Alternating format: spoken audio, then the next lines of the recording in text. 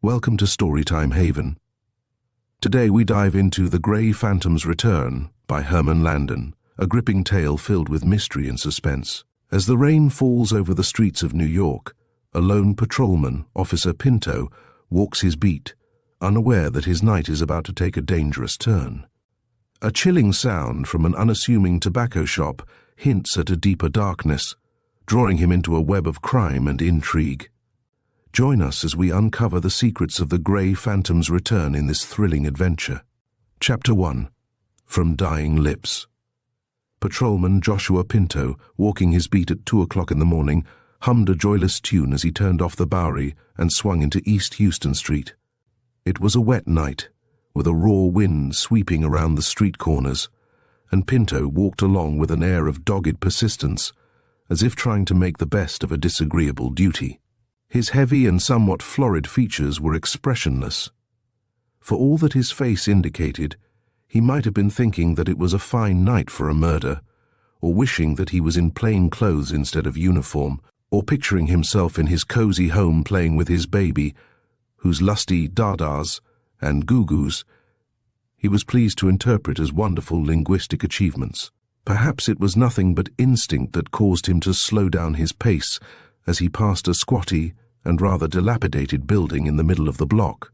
So far as appearances went, it did not differ greatly from its drab and unprepossessing neighbors, yet Pinto cast a sharp glance at the ground-floor window, which bore a lettered sign proclaiming that the premises were occupied by Sylvanus Gage, dealer in pipes, tobacco and cigars.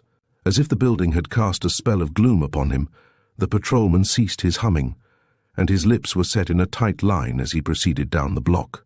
Being an ambitious and hard-working officer, Pinto made it a practice to cultivate the acquaintance of as many as possible of the people living along his beat.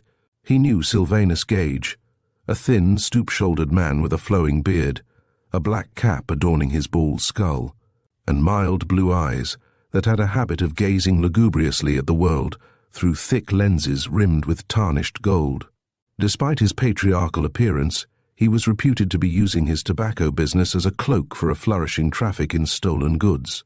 So deftly did the old man manage his illicit enterprises that the police, though morally certain of their facts, had never been able to produce any evidence against him. Little was known of his housekeeper, a sour and sharp-tongued slattern of uncertain age, but there were those who suspected that she was not entirely innocent of complicity in her employer's clandestine activities. It may have been of this Pinto was thinking as he plodded along with the measured gait of the seasoned patrolman. The soggy sidewalks glistened in the light from the street corner lamps, and here and there along the pavement water was forming in little pools. Most of the windows were dark, and save for an occasional shifty-eyed and furtively slinking pedestrian, the streets were deserted. Pinto halted for a moment to look at his watch, then quickened his steps, pulled the buff-colored box on the corner, and trudged on again. Once more he was humming a tune. Each of the scattered prowlers he met was subjected to a critical scrutiny out of the corner of his eye. Now and then he dodged into a dark doorway and tried a lock. From time to time he glanced through the window of a store or shop. It was all a matter of habit with Joshua Pinto. For 7 years he had pursued the same dull routine, varied only by an occasional transfer to another part of the city, or by a change from night to day duty, or vice versa. He had broken up a few nocturnal street brawls. Now and then he had foiled the designs of a second-story artisan, and on 2 or 3 occasions he had caught a safe blower red-handed. But nothing very exciting had ever happened to him. On this particular night, however, an acute observer might have noticed an air of disquietude about Officer Pinto. There was the merest hint of uneasiness in the way he twirled his nightstick as he walked along, in the intensified alertness with which he inspected the occasional passers-by, in the quick and somewhat nervous glances he cast up and down the shabby streets. Likely as not, the rain and the wind, together with the gloom pervading the district, were responsible for his state of mind, and possibly his physical discomfort was aggravated by a premonition, though Pinto himself would have called it a hunch that a tragic event was soon to enliven the tedium of his existence. Again his footsteps dragged as once more he strolled past the establishment of Sylvanus Gage. The building was dark and still, like most of the others in the block, yet something prompted Pinto to cast a suspicious glance at the door and windows, as if he sensed an omen in the shadows clinging to the wall. He stopped abruptly as a door slammed, and a shrill feminine voice called his name. A woman, scantily dressed and with loosened hair fluttering in the wind, was hurrying toward him with excited gestures. "Officer!" She clutched his sleeve and pointed toward the tobacco shop. "There, hurry!" The patrolman's eyes followed her pointing finger. A second-story window opened above their heads, and a frowsy person, disturbed by the woman's harsh voice, looked down into the street. Pinto regarded the speaker with apparent unconcern, recognizing the housekeeper of Sylvanus Gage. Another window opened across the street, and a second face looked down on them. Officer Pinto, schooled by previous experiences with overexcited females, casually inquired what might be the matter. "Matter," retorted the woman. "Murder, that's what's the matter. Why don't you get a move on?" Pinto permitted himself to be led along. The driver of a milk wagon halted his nag to watch the commotion. The woman, jabbering and shivering, opened the door of the tobacco store, pushed the officer inside and switched on the light above the counter. "There." She pointed at a door in the rear of the dingy shop. "Mr. Gage sleeps back there." "Well, what of it?" An impatient look cloaked Pinto's real feelings. "He's got to sleep someplace, ain't he?" The woman's eyes blazed. "You stand there handing out sass while he may be dying back there." Trying to steady herself, she gathered up the folds of the tattered robe she wore. "My room's right above his," she explained. "A few moments ago I jumped out of bed, thinking I'd heard a sound." "A sound, eh? This town is chock full of them things." Pinto leveled an uneasy glance at the door in the rear. "What kind of sound was it you thought you heard?" "What kind of sound? You ain't paid for asking fool questions, Officer Pinto." "All day long I felt in my bones that something awful was going to happen, and when that noise woke me up I was scared stiff. I grabbed a few clothes and ran down here, but the door to Mr. Gage's room was bolted on the inside. He always shoots the bolt before he goes to bed. I knocked, but not a sound came from the inside. Then I shouted loud enough to raise the dead, but your boss is hard of hearing, ain't he?" "A little. Say, why don't you do something?" Pinto walked to the outer door, shooed away a knot of curious spectators, then sauntered back to where the woman stood. There was a supercilious grin on his lips, but deep in his eyes lurked an uneasy gleam. "So you've been feeling in your bones that something awful was going to happen," he jabbingly observed. "Then you hear a noise, and right away you yell murder. You've got some imagination, you have. I ain't going to break in on a sleeping man just because your bones feel funny. Mine do too, once in a while, but I don't make any fuss about it." "No, siree. You might as well trot back to bed." The woman pulled at the folds of her robe. "I haven't told you all yet." She spoke fast and low, gazing fixedly at the door in the rear. "Yesterday afternoon, Mr. Gage got a letter from a party he's got good reason to be scared of. He hadn't heard from him in years, and he'd been hoping he was rid of him for good. Well, I was watching him while he read the letter, and I saw him turn white as a sheet. Later, while he was out to lunch, I went to his desk and read the letter. I was just that curious. It told Mr. Gage that the writer would call on him inside 48 hours. Was that all? All but the name at the bottom, and the name was the main thing, eh? It was the name of the man Mr. Gage has been afraid of all these years. When I saw that name at the bottom of the note, I felt a chill all over. Say," raising her voice, "why don't you break in that door?" Pinto stroked his chin, as if strongly impressed by what the woman had told him. Another group of spectators had gathered at the entrance, and he gruffly ordered them to disperse. Then he faced the inner door, turned the knob, pushed. The door did not yield, and he looked back over his shoulder. "Whose name was signed to the note?" he demanded. A look of awe crossed the housekeeper's face. She raised a bony arm and steadied herself against the counter. A greyish pallor had suffused her shriveled features. I can't tell you," she whispered. "I mustn't. Hurry, for heaven's sake." Something of her excitement seemed to have been communicated to Pinto, but even now he appeared loath to attack the door. If your boss was so all-fired scared of the guy that sent him the note, why didn't he call up the police?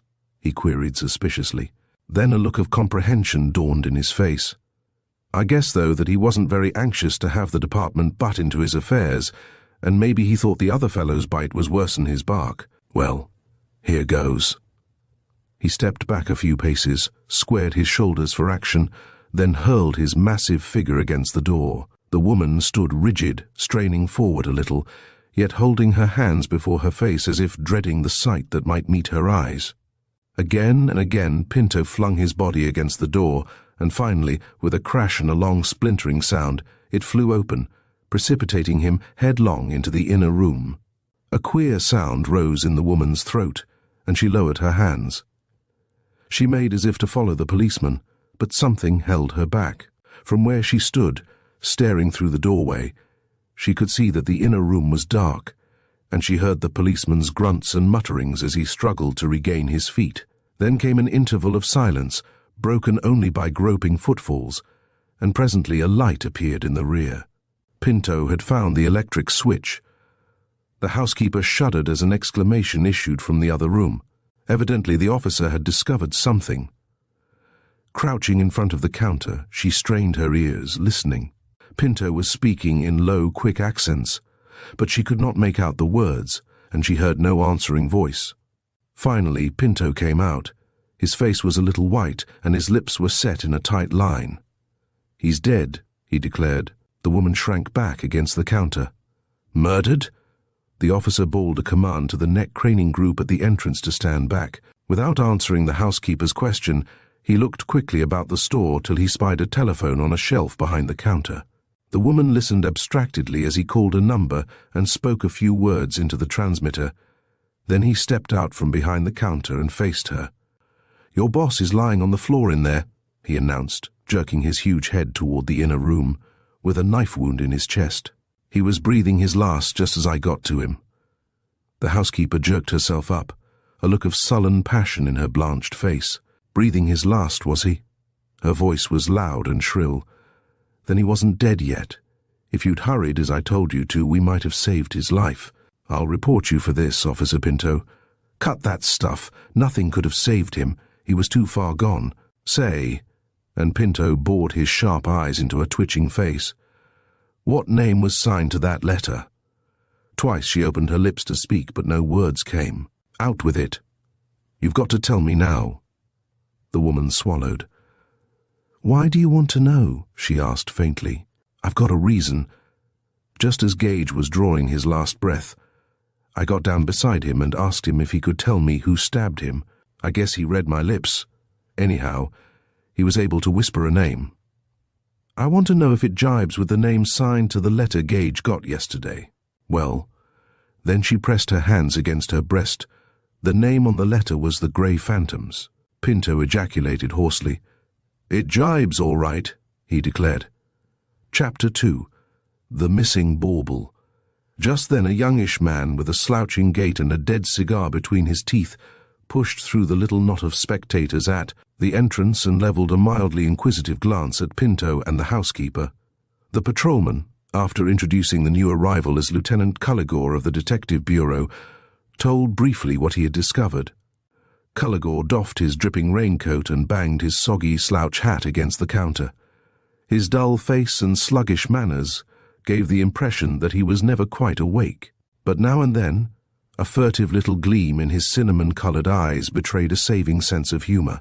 He seemed unimpressed until Pinto reached that point in his story where the dying man had told the name of his assailant.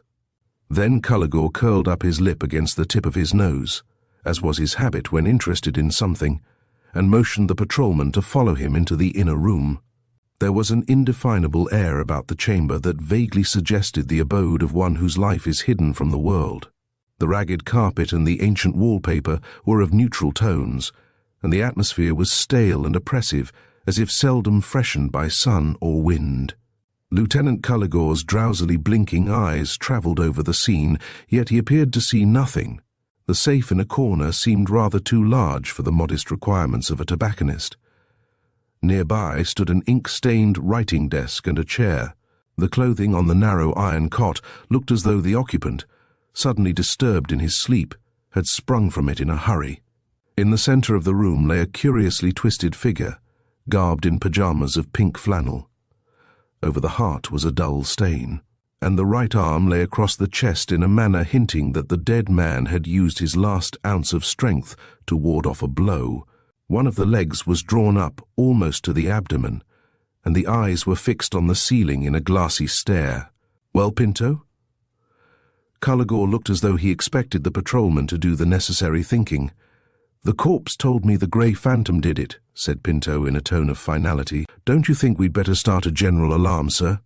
Corpses are sometimes mistaken, Pinto." The lieutenant fumbled for a match and slowly kindled his cigar. "I'll bet a pair of pink socks that the Phantom had nothing to do with this. The Phantom always fought clean. I'd hate like blue blazes to think that he pulled off this job."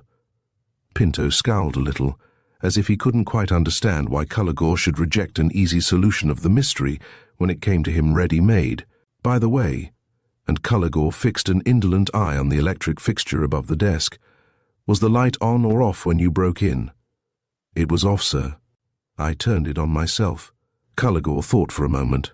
"Well, that doesn't mean much. The murderer might have switched it off before he made his getaway, or the room might have been dark all the time. I'd give a good smoke to know whether the murder was done in the light or the dark." Pinto's eyes widened inquiringly. "You see, Pinto, if the light was on, we can take it for granted. Gage saw the murderer's face. If the room was dark, then he was just guessing when he told you it was the Phantom. It would have been a natural guess, too, for he would be very apt to suppose that the murderer was the man who had sent him the threatening letter.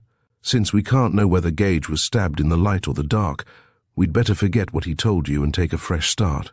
His eyes flitted about the room, and a flicker of interest appeared in their depths. "How do you suppose the murderer got out, Pinto?" The patrolman looked significantly at the single window in the room. Carrados took a spiral tape measure from the little black box he always carried when at work on a homicide case and measured the width of the narrow sash. "Too small," he declared. "You'd have to yank in your belt several notches before you could crawl through a window of this size, Pinto. Anyhow, it's latched from the inside." A look of perplexity in his reddish face, Pinto turned to the door.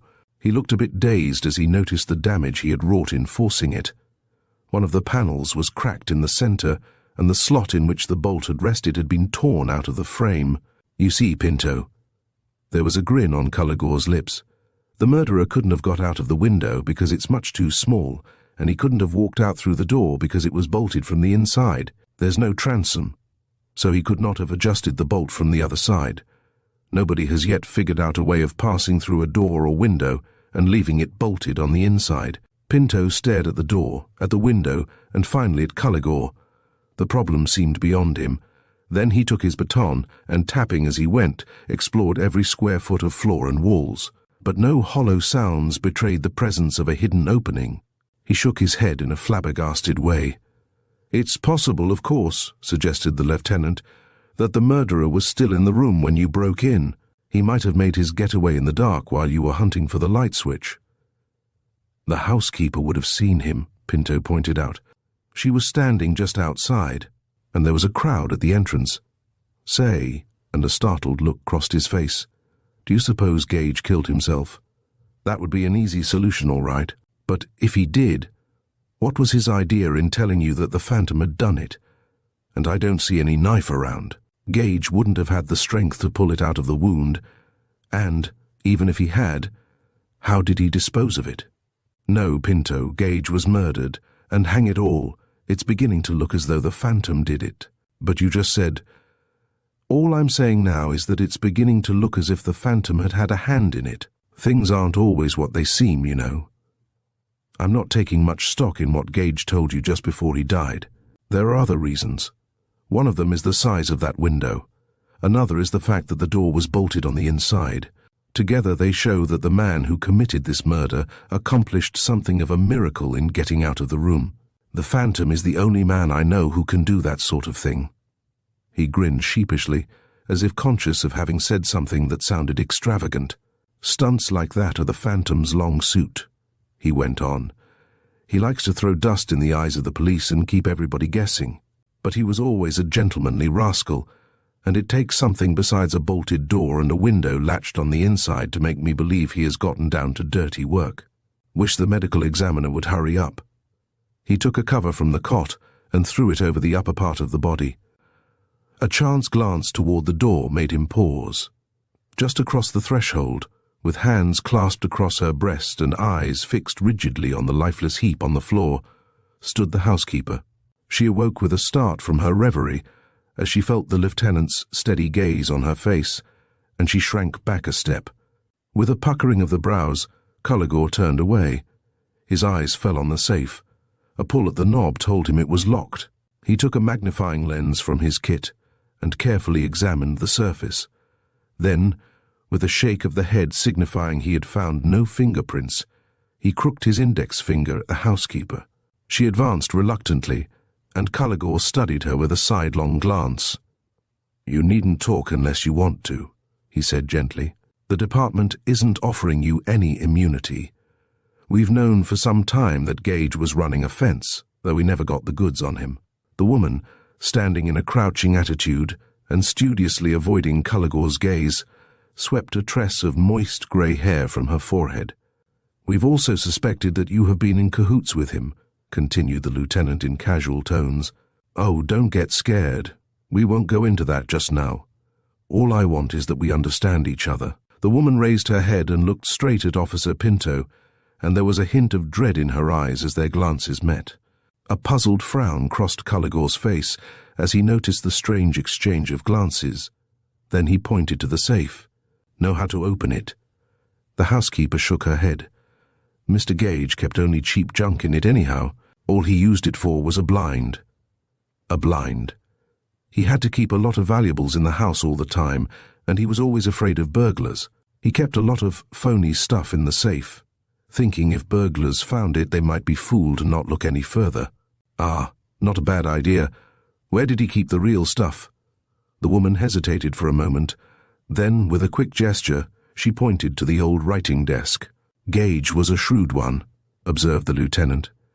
"With a safe in the room, nobody would think of looking for valuables in a broken-down desk. Now," drawing a little closer to the woman and trying to catch her shifty eyes, "I wish you would tell us who killed him. I think you know." A tremor passed over the woman's ashen face, and she fixed Pinto with a look that caused the lieutenant to lift his brows in perplexity. Finally, she pointed a finger at the patrolman. "You heard what he said, didn't you? Mr. Gage told him the Grey Phantom did it. Isn't that enough?" Culligore regarded her narrowly, as if sensing an attempt at evasion in what she had just said. Then he nodded and seemed to be searching his memory. "Let me see, Gage and the Phantom had some kind of row a few years back." The housekeeper's yes was scarcely audible. "What was it about?" Her lips curled in scorn. "That's what I could never understand. They were quarreling like two overgrown boys over a piece of green rock. Imitation jade was what Mr. Gage called it. I never got the story straight, but it seems the Phantom had been carrying it around as a kind of keepsake for years. He lost it finally, and somehow it got into Mr. Gage's hands. The Phantom wanted it back, but Mr. Gage was just stubborn enough to hang on to it. They had an awful rumpus, and I think the Phantom threatened to get Mr. Gage someday. All that fuss about a piece of phony jade? The Phantom must have had some particular reason for wanting it back. What was it shaped like?" "It was a funny kind of cross, with 8 tips to it. A Maltese cross, maybe." Lieutenant Culligore whistled softly. "The Phantom's a queer cuss. Likely as not, he thought more of that piece of imitation jade than most people would of $1,000. What I don't see is why Gage wouldn't give it up. Unless," he added with a shrewd grin, "he knew how badly the Phantom wanted it and hoped to make him cough up some real dough for it. Wasn't that it?" A shrug was the housekeeper's only response, and the Phantom, of course, balked at the idea of paying good money for his own property, but it seems Gage would have given it up when he saw that it was putting his life in danger. I suppose, though, he thought the Phantom was only bluffing. He didn't believe anybody would commit a murder over a thing that could be bought for a few cents. Again the housekeeper shot Pinto a queer glance. "If you don't want me any more, I think I'll—" "Just a moment," interrupted Culligore. "I want you to show me the letter Gage got yesterday."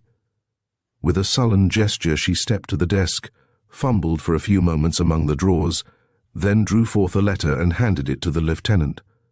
Culligore examined the envelope and the superscription under the light, then pulled out the enclosure. "The Grey Phantom neither forgives nor forgets," he read aloud. "Short and to the point.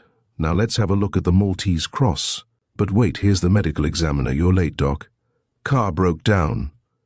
The examiner, a thick-set, bearded, crisp-mannered individual, put a few questions to Culligore and Pinto, then uncovered the body, explored the region of the wound with an expert touch, and finally jotted down a few notes in a red-covered book. As he rose from his kneeling position, the lieutenant gave him a signal out of the corner of his eye, and the two men left the room together. "Just one question, Doc."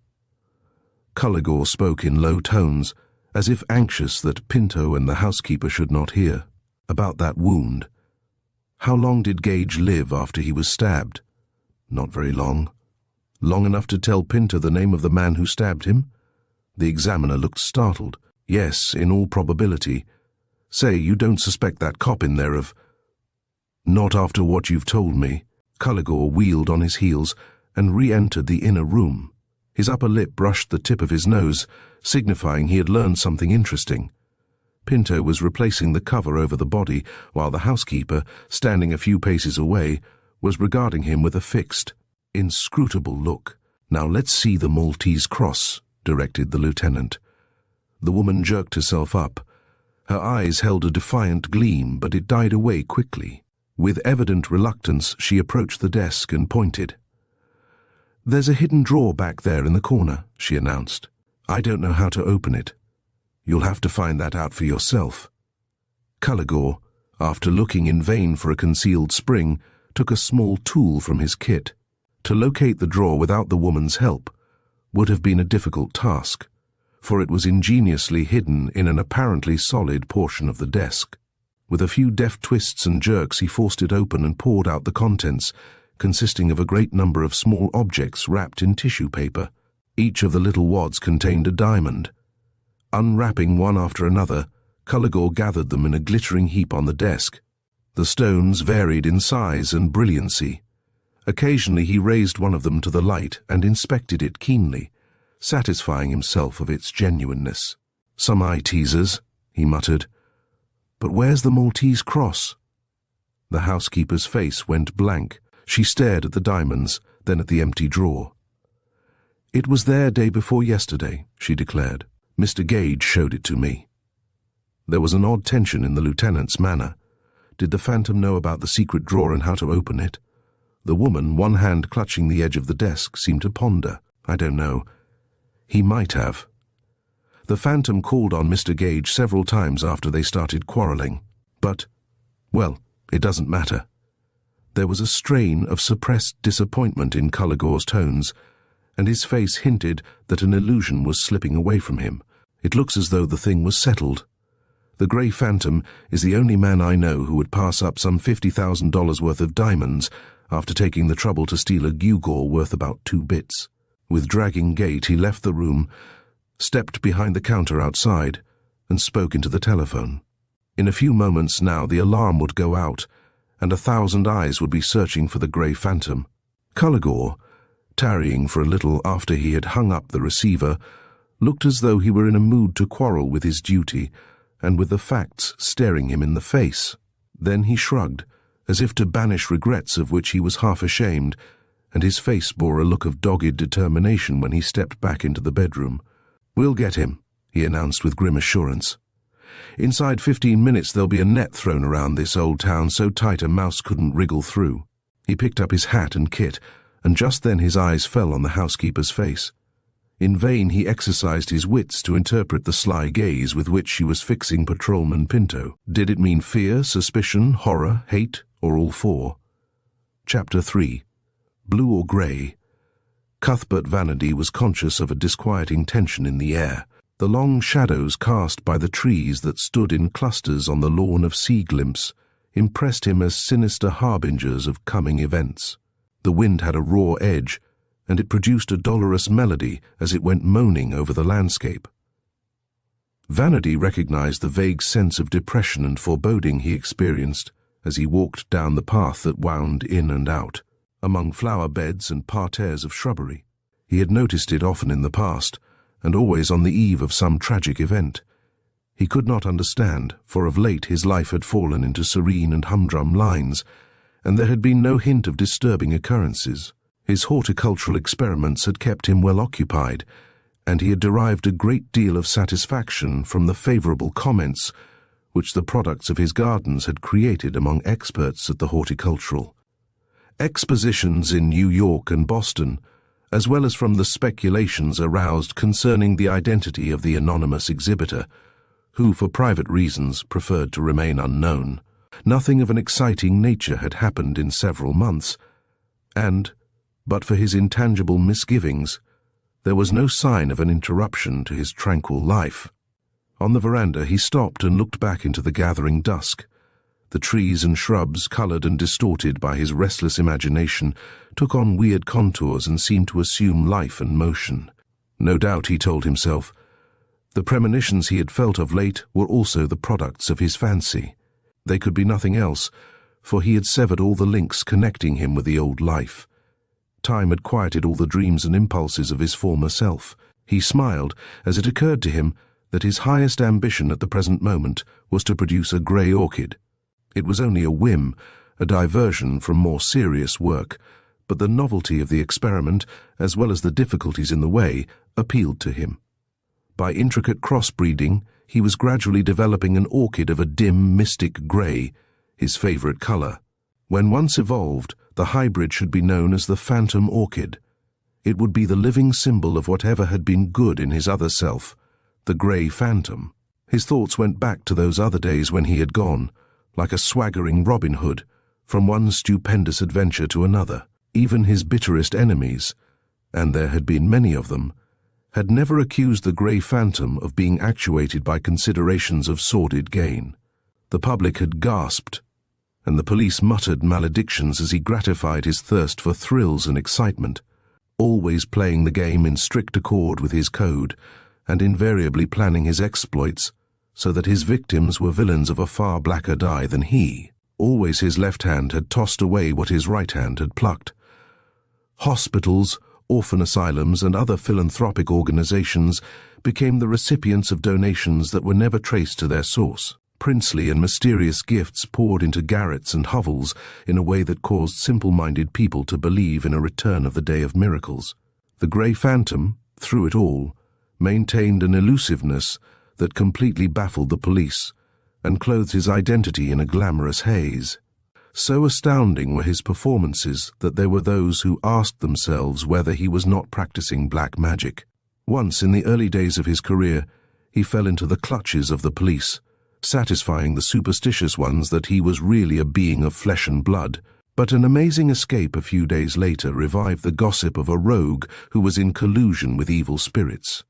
The phantom was greatly amused, and spurred his energies to even more dizzying flights, but there were times when a softer mood came upon him, and then he wondered why his restless spirit could not have found a different outlet. Perhaps the reason was to be found in the remote and dimly remembered past when, friendless and homeless, he had derived his philosophy of life from thieving urchins and night-prowling gangsters.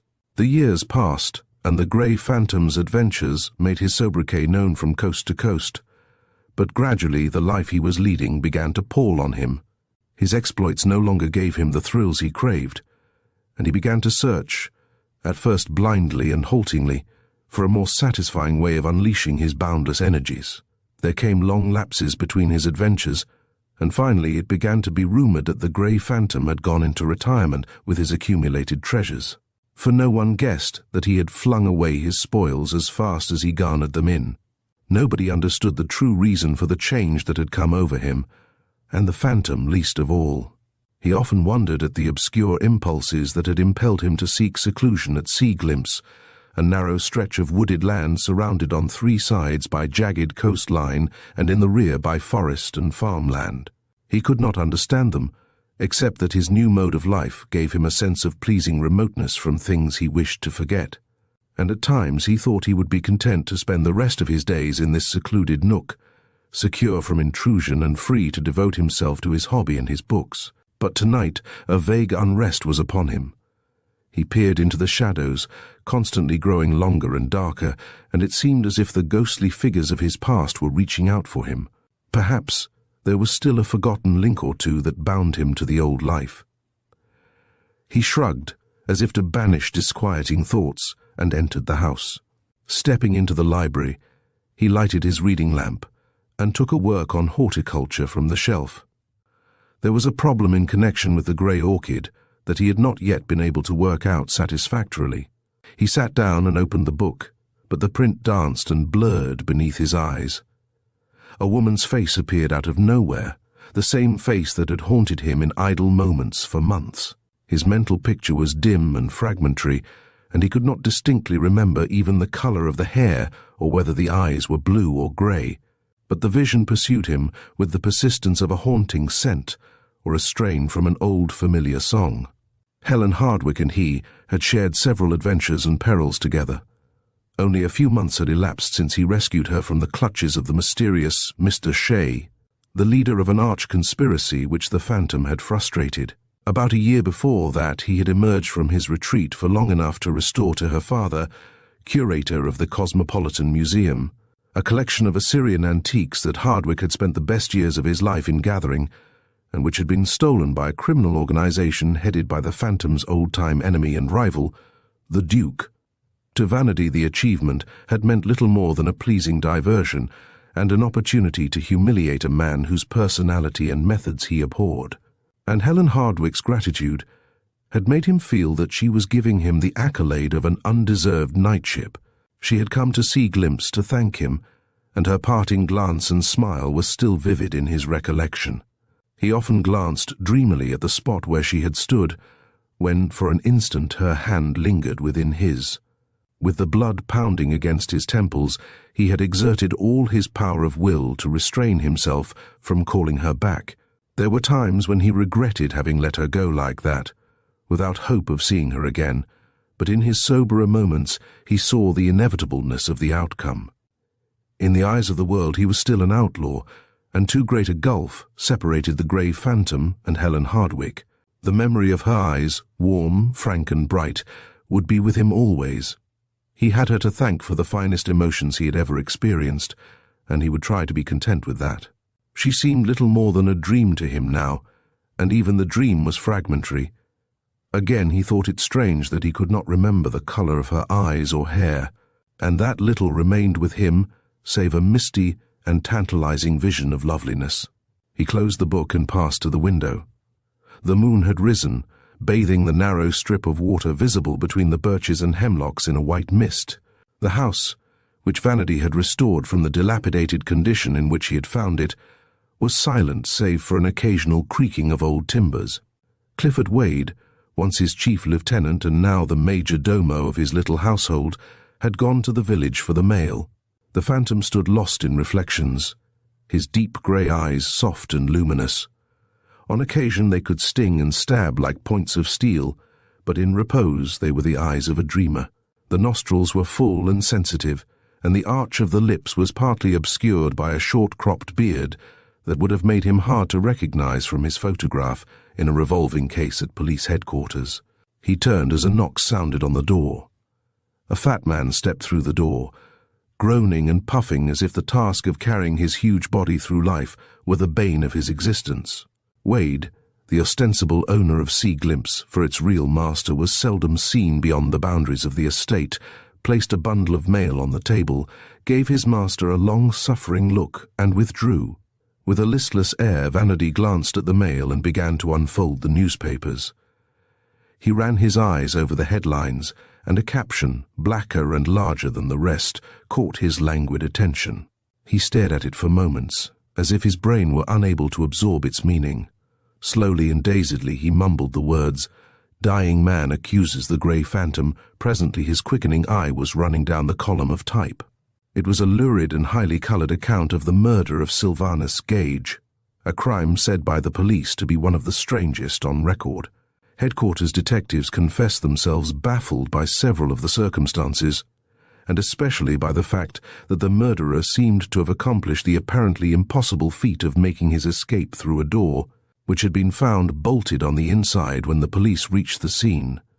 The murder, it was stated, would probably have gone down in the annals of crime as an unsolved mystery, but for the fact that the dying man had whispered the name of his assailant to Patrolman Pinto, who had been summoned to the scene by the housekeeper, Mrs. Mary Tripp, after the latter had been disturbed by a mysterious sound. The name mentioned by the victim was that of Cuthbert Vanity, known internationally as the Grey Phantom, and regarded by the police as one of the most ingenious criminals of modern times. However, the account went on, the Grey Phantom's guilt would have been clearly established even without his victim's dying statement.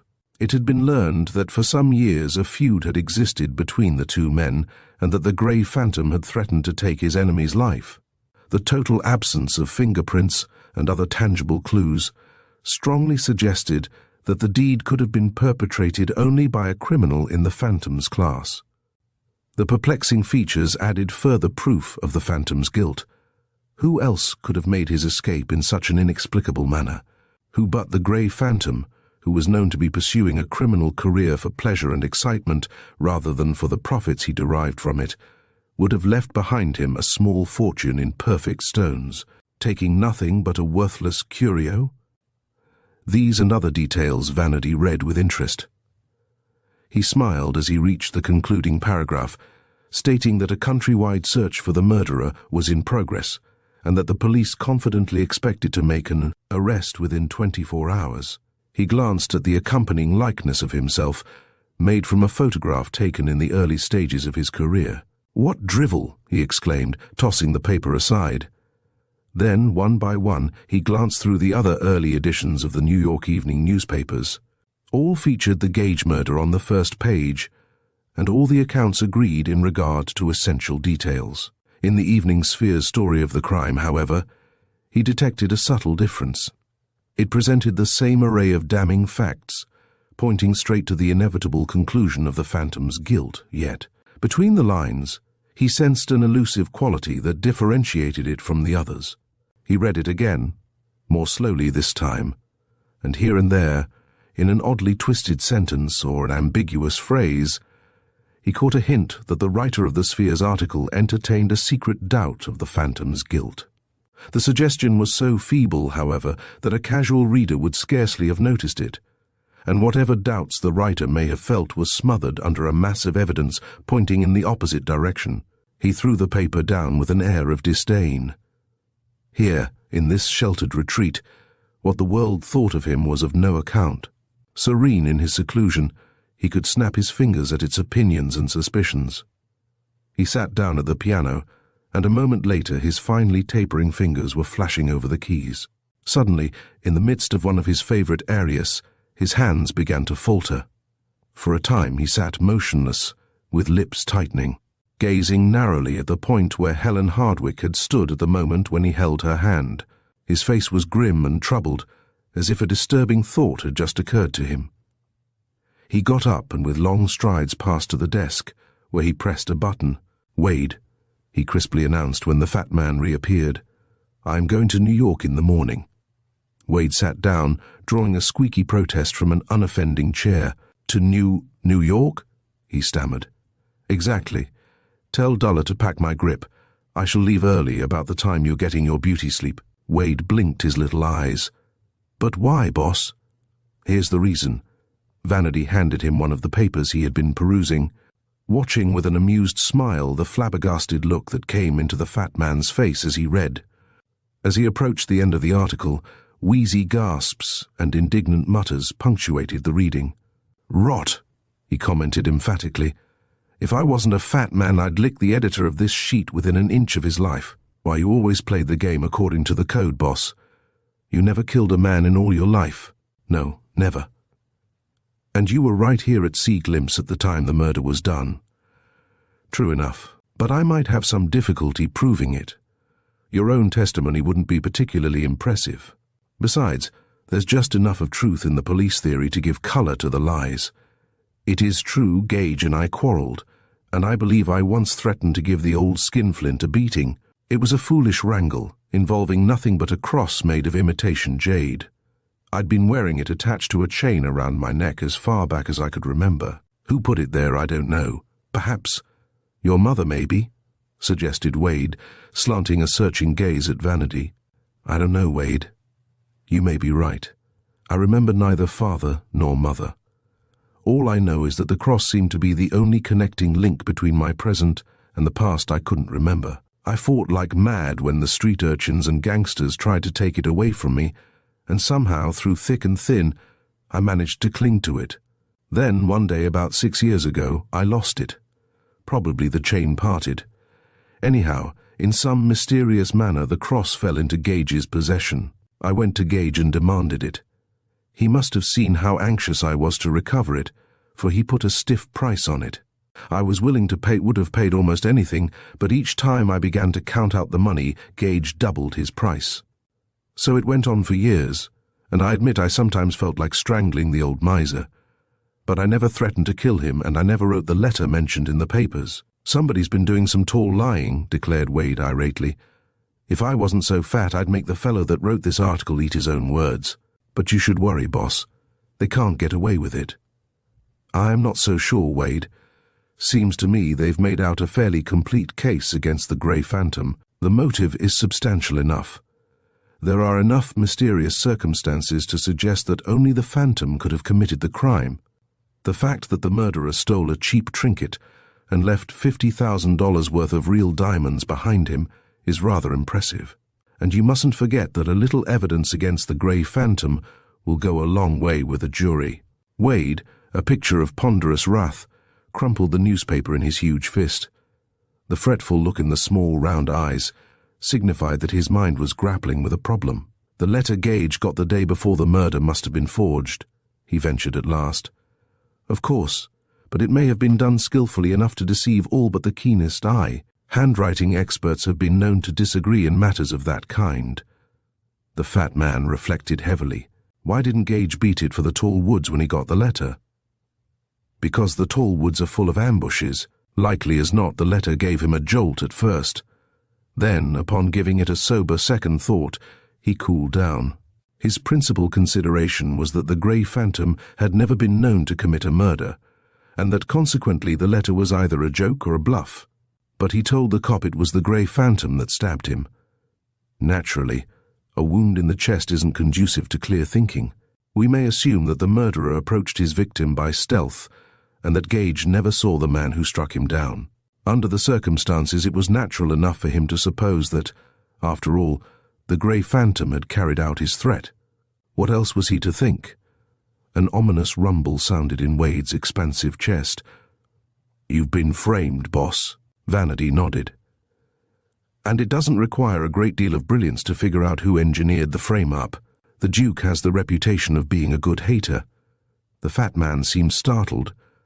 "But the Duke's in stir," he argued. "You sent him there yourself." "So I did." A pleased smile lighted Vanity's features. "But 2 or 3 members of his gang were not present at the roundup. And I have received tips to the effect that they have been organizing a new crowd. I suppose the Duke has been communicating with them through underground channels and instructing them in regard to this frame-up. The Duke has sworn to get me, and undoubtedly this is his method of accomplishing his aim. He chose the mode of revenge which he thought would hurt me most. If I wasn't a fat man, I would," began Wade. "Save your threats. The Duke is a crafty rascal, just as clever as he's vindictive. That kind of a man makes a bad enemy. The only way to queer his game is to track down the man who did the crime. That's why I'm going to New York in the morning. The police will never find the culprit, for they are wasting their time and energies looking for the Grey Phantom. Therefore it's up to me." A scowl deepened in Wade's rubicund face. "The world must be coming to an end when the Grey Phantom turns detective. It's the maddest, craziest thing you ever did yet, boss." "It will be quite an adventure." Vanity's eyes twinkled. "It's too risky, boss. Why, every dick and harness bull and amateur sleuth on the American continent is on the lookout for you, very likely. The police have enough on you to send you to the jug for 1,000,000 years, even without the Sylvanus Gage job, and you can just bet the Duke's gang will have their eyes peeled, watching their chance to lead you into a trap." "I suppose so." The fat man sighed. He knew from long experience that his chief, once his mind was made up, was impervious to pleas and arguments.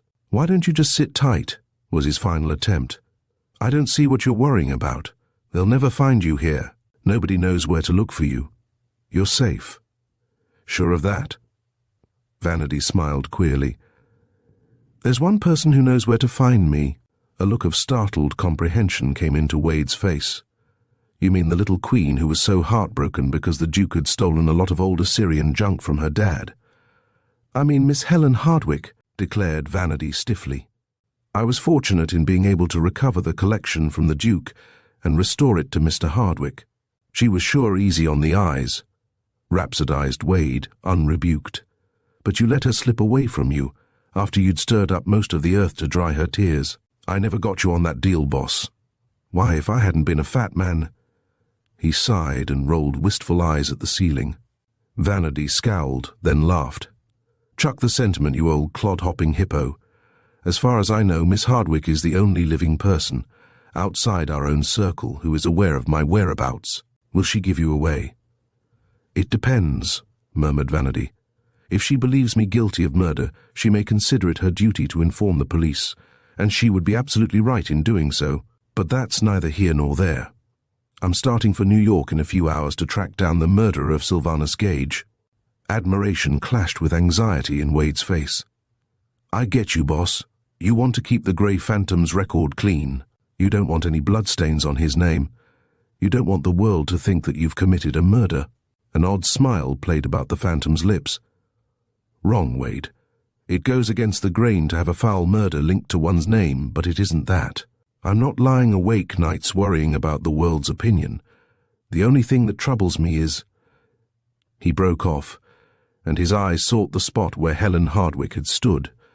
"You needn't say it, boss." Wade's voice was a trifle thick as he struggled out of the chair and gripped the other's hand. "If I wasn't a fat man, I'd tag right along, but I guess I'd only be in the way. Good luck, and give my regards to the little wren." With slow, trundling strides he left the room. A moment later the door had closed behind him, and the Grey Phantom was alone. Once more, as he paced the floor, his eyes were soft and luminous. Suddenly he paused and bent a reverential look on the rug at his feet, as if he were standing in a hallowed spot. "Blue or grey?"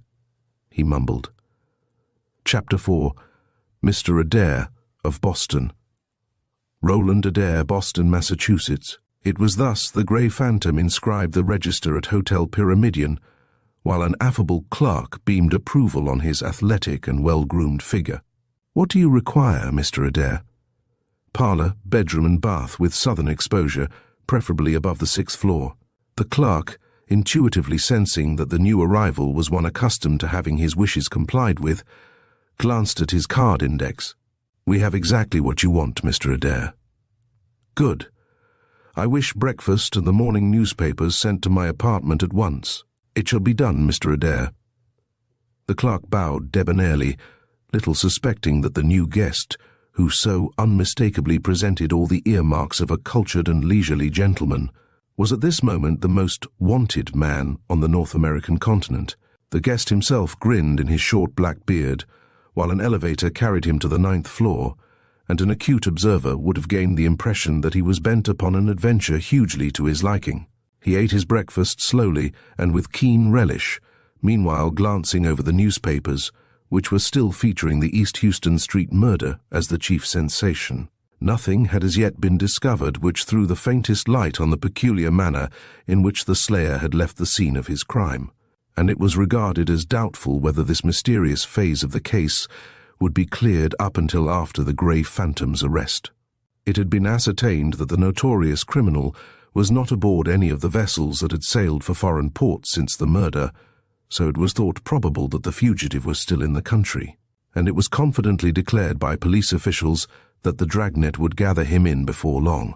The accounts in the various papers were substantially similar, but again the Phantom detected a faintly dissenting note in the Sphere's article. It was so slight as to be scarcely discernible, but to the Phantom it signified a lurking doubt in the writer's mind, and a suggestion that the Sphere's reporter sensed a weak link in the chain of evidence. "I'll have a talk with the fellow," he decided. "I might ask him to take dinner with me this evening. He may prove interesting." He finished his coffee and lighted a long, thin cigar, then passed to the window and watched the procession below. After his long and monotonous seclusion at sea, glimpsed the life of the city acted as a gentle electric stimulant on his nerves. He glowed and tingled with sensations that had lain dormant during long months of tedium, and the strongest and raciest of these was a feeling of ever-present danger. The grey phantom did not deceive himself. His present adventure was by far the most hazardous of his career. On the one hand, he was threatened by the nimble-witted man-hunters of the police department, and on the other by the henchmen of the Duke. His only hope of safety lay in his subtler intelligence, which had seldom failed him in moments of danger, and the temporary protection afforded by his beard. Luckily, the only photograph of him in existence, the one the newspapers had displayed on their front pages the morning after the murder, showed him smooth-shaven. The beard, giving him a maturer and somewhat more professional appearance, afforded a thin and yet fairly satisfactory disguise, but it would be of scant use if by the slightest misstep or careless move he should attract suspicion to himself. In such an event, certain records filed away in the archives of the police would quickly establish his identity as the Grey Phantom. Nevertheless, he was pleased that the descriptions carried by the newspapers had made no mention of a beard. There was a measure of safety, too, in the sheer audacity with which he was proceeding. The man-hunters might look everywhere else, but they would scarcely expect to find their quarry living sumptuously at a first-class hotel. His free and easy mode of conduct, unmarked by the slightest effort at concealment, afforded a protection which he could not have found in the shabbiest hovel and under the most elaborate disguise. Yet, despite all the safeguards his brain could invent, the situation was perilous enough to give the Grey Phantom all the excitement his nature craved. His pulses throbbed, and there was a keen sparkle in his eyes as he left the hotel and went out on the streets. The very air seemed charged with a quality that held him in a state of piquant suspense. The policeman appeared more alert than usual, and now and then snatches of conversation reached his ears from little groups at street corners and in doorways, who were avidly discussing the Gage murder and the chances of the Grey Phantom being caught.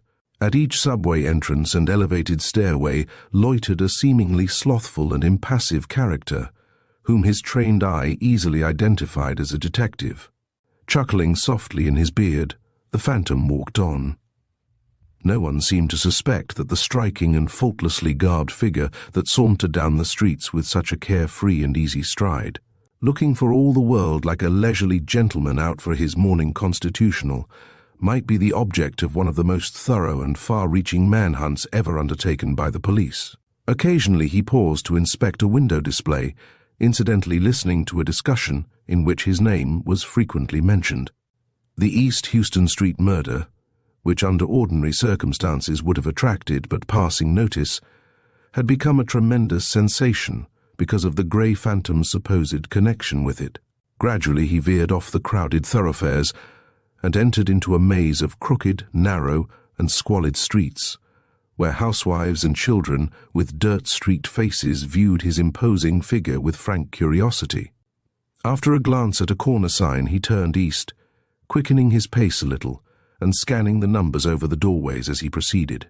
One of the buildings, a murky brick front with a funeral wreath hanging on the door and a tobacconist's sign lettered across the ground-floor window, he regarded with more than casual interest. Sylvanus Gage, dealer in pipes, tobacco, and cigars, he read in passing. Then, after a moment's hesitation, he pursued his eastward course, a thoughtful pucker between his eyes. He was trying to outline a course of procedure, a matter to which hitherto he had given scant attention, for the Phantom was the veriest tyro in the science of criminal investigation. It occurred to him that one of his first steps should be an inspection of the scene of the murder. A few blocks farther east he turned into a once-famous restaurant and ordered luncheon. He dallied over the dishes, smoked a cigar while he drank his coffee, and it was after 3 o'clock when he left the place and headed in the direction of the tobacco store. This time he paused in front of the establishment, looked through the window, and finding the interior deserted, resolutely rang the bell. Some time passed before the side door was opened by a flat-chested woman with sharp features and unkempt grey hair. "What do you want?" she demanded sulkily, regarding the caller with oddly piercing eyes. Can't you see the store's closed?" The Phantom lifted his hat and smiled urbanely. "Sorry to intrude," he murmured. "You are Mrs. Tripp, I believe." "Well, suppose I am. The late Mr. Gage's housekeeper. What's that to you?" "I'm Mr. Adair of Boston," explained the Phantom, unruffled by her churlish demeanour. He and the woman had met once or twice during his stormy interviews with Gage, but he felt sure she did not recognize him. "You may have heard of me as an amateur investigator of crime," he went on easily. "I have established a modest reputation in that line. This morning I happened to read an account of Mr. Gage's tragic death, and some of the circumstances impressed me as interesting. Could I trouble you to show me the room in which the crime was committed?" His hand was in the act of extracting a banknote from his pocket, but he checked it in time, a sixth sense warning him that Mrs. Tripp might resent an attempt to grease her palm. "I don't see what you want to pester me for," she muttered sullenly, fixing him with a look of obvious suspicion. "The police have almost worried the life out of me with their fool questions and carryings on. The case is settled, and there's nothing more to investigate." "Sure of that, Mrs. Tripp?" He had detected a faint hesitancy in her speech and manner, and he was quick to take advantage of it. Incidentally, he noticed that she had aged a great deal since he last saw her, and he doubted whether he should have recognized her if they had met by chance. "What about the murder's manner of escape?" he added. "I understand that hasn't been explained yet." "Well, he escaped, didn't he? I don't see that it makes any difference how he did it. The Grey Phantom always did things his own way, but, after a few moments wavering, you can come in and look around."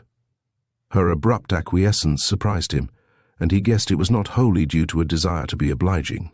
He wondered, as he followed her through the store, whether her decision to admit him was not prompted by a wish to see what deductions he would make after inspecting the scene of the crime. She opened the inner door, remarking that the damage wrought by Officer Pinto had been repaired a few hours after the murder, and that the police department's seal had been removed only a short while ago. The Phantom passed into the narrow chamber, only slightly altered in appearance since the time of his last visit. The realization that he was viewing the scene of a crime supposed to have been perpetrated by himself appealed strongly to his dramatic instinct, and the thought that at this moment the police were searching for him with a fine-toothed comb lent a touch of humor to the situation. The woman stepped to the small window in the rear and raised the shade, then stationed herself at the door, peering at him out of wary, narrow-lidded eyes, as if intent on his slightest move. The Phantom glanced at the rickety desk at which Gage had sat, while haggling over petty sums and figuring percentages to the fraction of a cent. "I see one of the drawers has been forced open," he remarked. "Lieutenant Culligore did that," explained the woman. "That was the drawer where Mr. Gage kept most of his valuables." "Including the Maltese cross," the Phantom smilingly put in. Mrs. Tripp nodded. "There's a spring somewhere that opens and shuts it, but none of us could find it, and so Lieutenant Culligore had to break the drawer open. Yet the cross was gone," observed the Phantom, "and the drawer was intact when Lieutenant Culligore found it.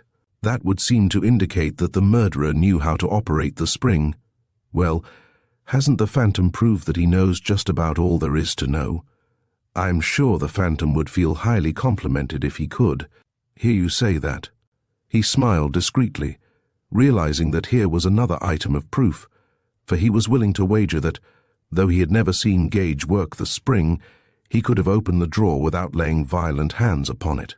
He turned to the window, carefully examined the catch, then raised the lower half and endeavored to thrust his shoulders through the opening. The attempt satisfied him that even a smaller man than himself would have found it impossible to squeeze through. That left only the door as a means of egress and ingress, and the door had been bolted on the inside when Officer Pinto arrived, which circumstance seemed to render it flatly impossible for the murderer to have escaped that way. He tried the lock and examined the stout bolt, then stepped through to the other side, closing the door behind him. A wrinkle of perplexity appeared above his eyes. Even the Phantom's nimble wits could not devise a way of passing through the door and leaving it bolted on the inside. The feat did not seem feasible, and yet the murderer must have accomplished it. His face wore a frown as he re-entered the little chamber. "Can't figure it out, eh?" The housekeeper seemed to have read his mind. "Well, you needn't try." The police did, and they had to give it up as a bad job. The Phantom has a cute little way with him, doing things so they can't be explained. And yet, facing her squarely, you don't think the Phantom committed the murder? A scarcely perceptible shiver ran through her shrunken figure. What else can I think? She parried. He shrugged his shoulders. The impression haunted him that she was not so sure of the Phantom's guilt as she appeared. He ran his eyes over the floor, the walls, and the murky ceiling. And you needn't try to find any hidden openings either, she told him, again reading his unspoken thoughts. A bunch of headquarters detectives spent half a day tapping the walls and the ceiling and ripping up boards in the floor. The Phantom, the jangle of the bell at the outer door interrupted her, and she looked scowlingly toward the front of the store. I guess that's Officer Pinto, she muttered. He's on night duty, but he's been prowling around here most of the time since the murder, asking silly questions when he ought to be in bed. A hard, wary glitter appeared in the Phantom's eyes as she left the room. In an instant he had scented danger. Chapter 5. Danger. Coolly, though every nerve and muscle in his body were on the alert, the Phantom took a case from his pocket and lighted a cigarette. He stood face to face with a peril of a tangible and definite kind. The protecting beard was dependable, only so long as he did not attract the attention of the police and invite a closer scrutiny. It would not for long deceive an officer whose training had made him habitually suspicious of appearances and who had been drilled in the art of seeing through disguises. Voices came from the outer room, Mrs. Tripp's surly tones clashing with the gruff accents of Officer Pinto. The Phantom felt a tingle of suspense. It was the kind of situation he would have thoroughly enjoyed, but for the fact that in this instance he could not jeopardize his liberty without also endangering his purpose. Footsteps approached, and presently a stocky figure, with the housekeeper hovering behind, stood framed in the doorway. The Phantom, smiling serenely, felt instant relief the moment he glanced at the heavy and somewhat reddish features, with the unimpressive jaw and the stolid look in the eyes. Pinto might be a faithful plodder and a dangerous adversary in a physical encounter, but it was plain that he possessed only ordinary intelligence. Well, who bluntly demanded the officer? It was the housekeeper who answered. He says he is Mr. What did you say your name was? Mr. Adair of Boston, replied the Phantom with an air of superb tranquility, adding the explanation he had already invented for Mrs. Tripp's benefit. Hope I'm not intruding, he concluded. Pinto stepped inside, his eyes fixed on the Phantom's face in a hard stare. Then, by slow degrees, the churlish expression left his features and a slightly contemptuous grin took its place. You're welcome, he declared. Go as far as you like. I suppose you're trying to dope out how the Phantom got out of the room. Well, believe me, you'll have to do some tall thinking. The Phantom chuckled affably. Evidently Pinto had classified him as one of the harmless cranks who flock in the wake of the police whenever a mysterious crime is taken place. I was just discussing the problem with Mrs. Tripp, he announced easily. It's a fascinating riddle. I infer it has gripped you too, since you come here in civilian clothes while not on duty. Well, I've been kidding myself along, thinking maybe I would find the solution. Pinto's face bore a sheepish look. There's got to be a solution somewhere, you know, and it would be a feather in your cap if you were the one who found it first, put in the Phantom genially. Perhaps it would mean promotion, too, who knows? But has it occurred to you that the murderer's exit is no more mysterious than his entrance? If he accomplished a miracle getting out, he also accomplished a miracle getting in. The Phantom's strong for the miracle stuff, all right, but it's possible Gage himself let the murderer in. Maybe he expected somebody to call. Anyhow, we know the villain got in somehow. What I'd like to know is how he got out. The Phantom's eyes had been on the floor, near the point where, according to the newspaper articles he had read, Gage's body must have been found. Of a sudden he looked up, and the gaze he surprised in Pinto's slyly peering eyes sent a tingle of apprehension through his body. He wondered whether the patrolman was as obtuse as he seemed. I understand, he said without a tremor in his voice, that you found the room dark upon breaking in. Couldn't the murderer have slipped out while you were looking for the light switch? Huh! The contemptuous snort came from Mrs. Tripp, who, with arms crossed over her chest, stood in the rear of the room. How could he, I'd like to know, with me standing right outside the door and a crowd of rubbernecks at the main entrance? The phantom seemed to ponder. The theory he had just suggested did not seem at all plausible, and his only purpose in mentioning it had been to turn Pinto's thoughts in a new direction. "I'd swear the rascal wasn't in the room when I broke in," declared the patrolman with emphasis. "And he couldn't have got out before," remarked the phantom with a grin. At the same moment, he felt Mrs. Tripp's eyes on his face.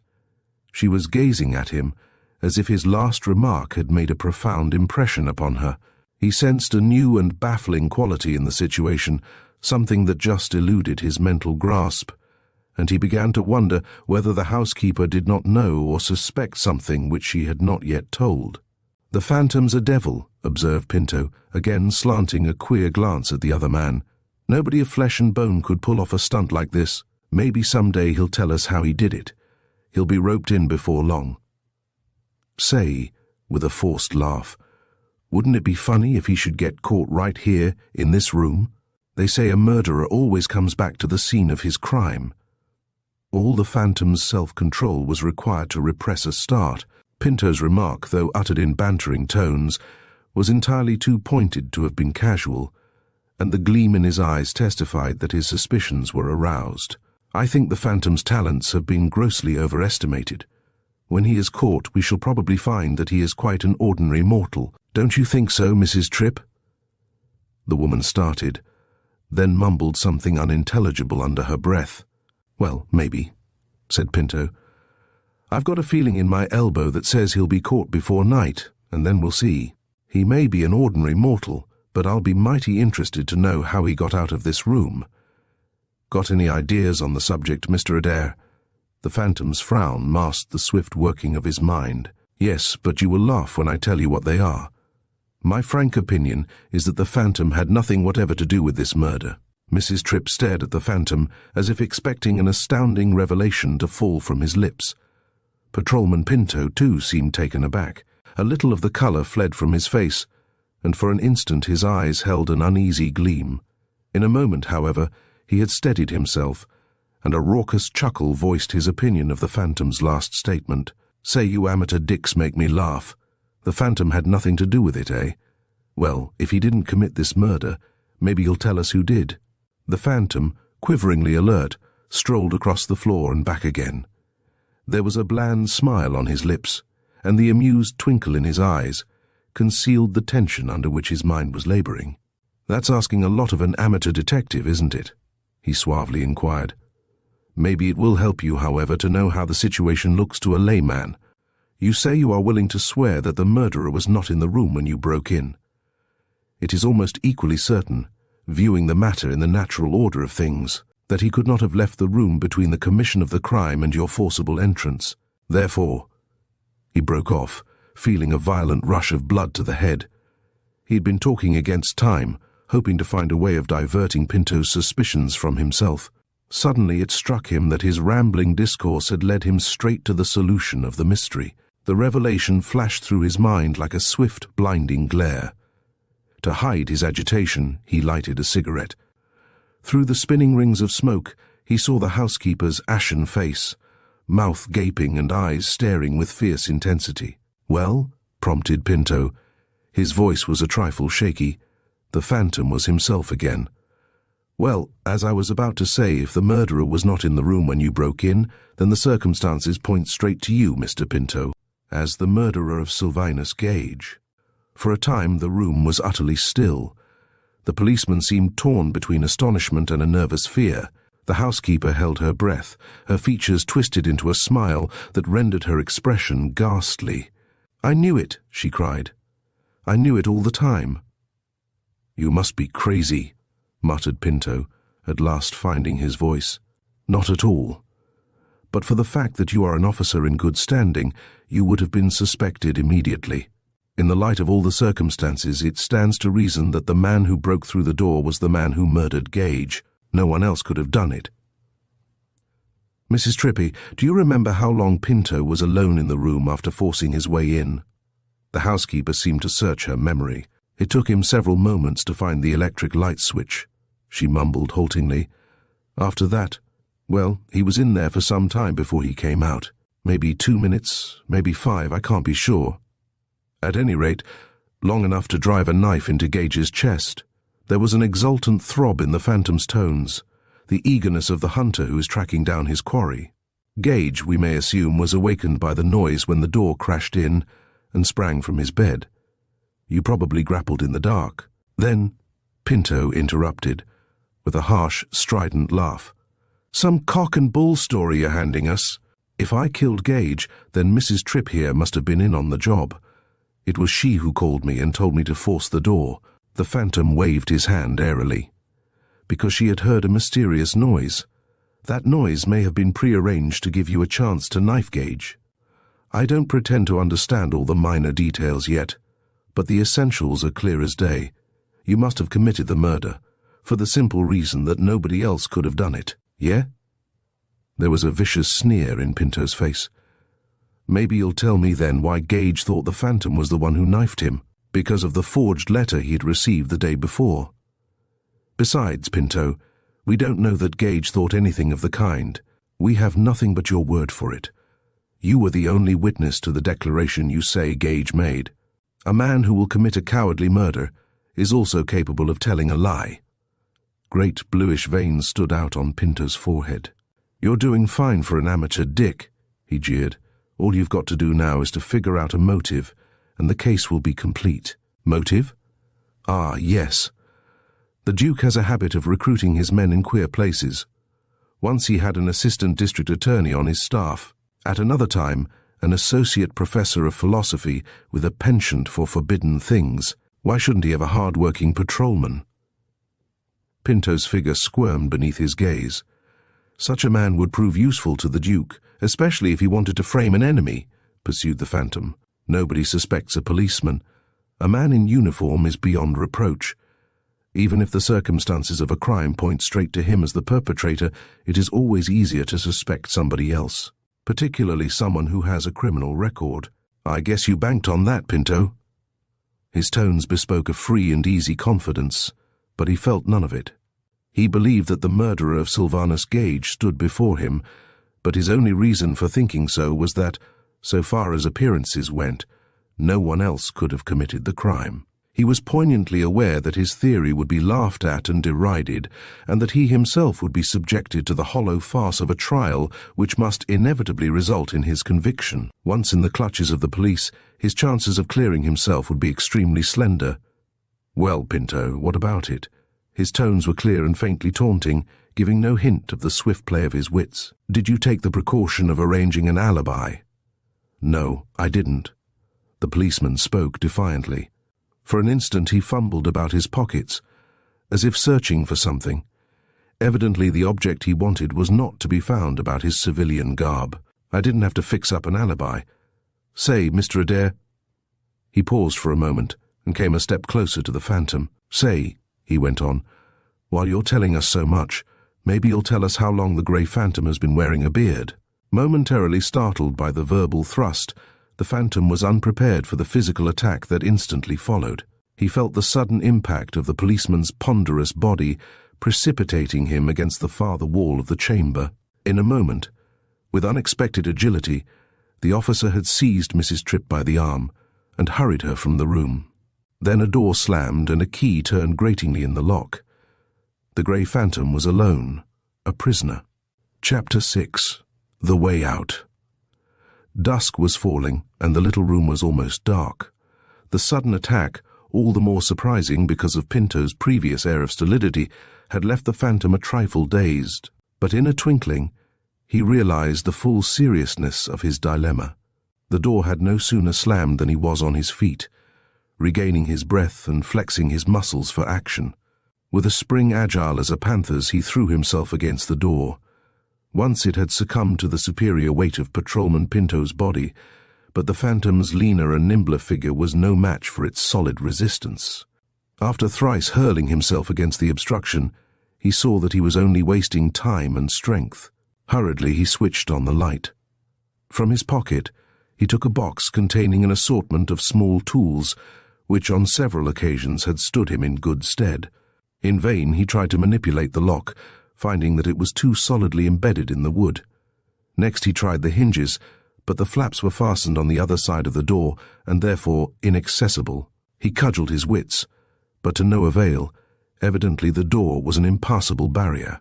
It seemed by far the most substantial part of the room, suggesting that Gage might have had it specially constructed as a protection against burglars. He sprang to the window, then recalled that he had already ascertained that it was too narrow to permit him to crawl through. Another precaution of the wily Sylvanus Gage, he grimly reflected. His eyes, quick and crafty, darted over floor, ceiling, and walls, but nowhere could he see a sign of a movable panel or a hidden passage, and he remembered Mrs. Tripp's statement that headquarters detectives had spent half a day searching for a secret exit. Though he worked his wits at furious speed, the situation baffled his ingenuity. The Phantom perceived he was trapped. The amazing luck that had attended him in the past had made him reckless and indiscreet, and now it seemed to have deserted him like a fickle charmer. He supposed that Pinto, too shrewd to attempt to deal single-handed with such a slippery and dangerous adversary as the Grey Phantom, was already in communication with headquarters, summoning reinforcements. In a few minutes he would be hemmed in on all sides and pounced upon by overwhelming numbers of policemen, and in a little while the newspapers would shriek the sensation that at last the Grey Phantom had been captured. It surprised him that he could view the end of his career with philosophical calm, unaffected by vain regrets. He had always suspected that someday an overbold play on his part would result in his undoing, and he had trained himself to look upon his ultimate defeat with the indifference of a cynic and fatalist. But he had never guessed that the crisis would come like this. He smiled faintly as it dawned on him that the disaster which now stared him in the face was the direct result of his determination to vindicate himself in the eyes of a woman. He had played for high stakes in the past, but Helen Hardwicke's faith in him was the highest of them all. His smile faded as quickly as it had come. There was a sting in the realization that his boldest and biggest game was foredoomed to failure. Only a few more minutes of liberty remained, and after that, all chance of exculpating himself would be gone.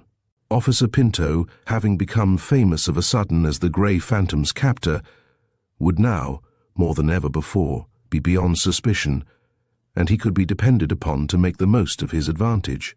The Phantom, whose hands had never been sullied by contact with blood, would be an object of horror and loathing as the perpetrator of a vile and sordid murder.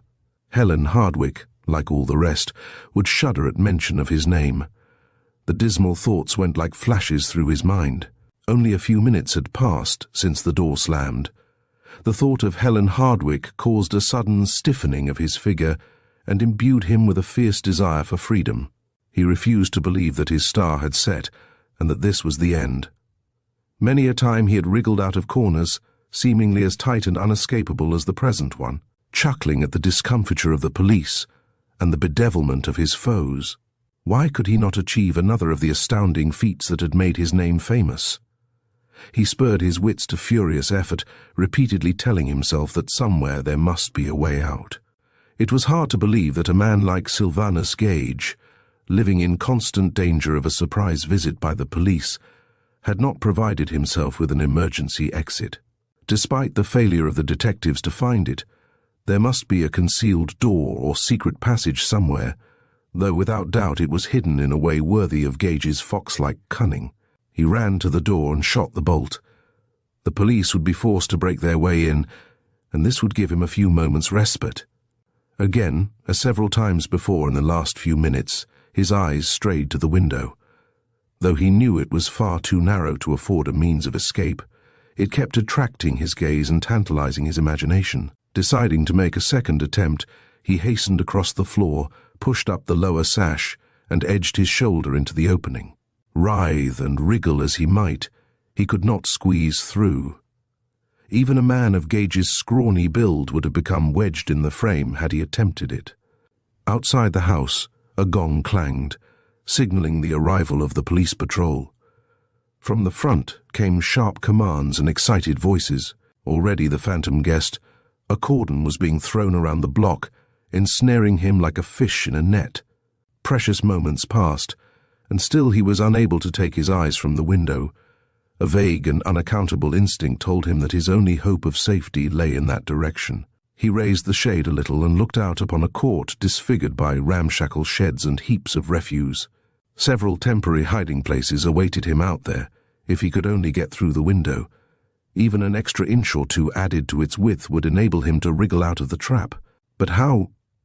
The answer came to him with sudden, blinding force.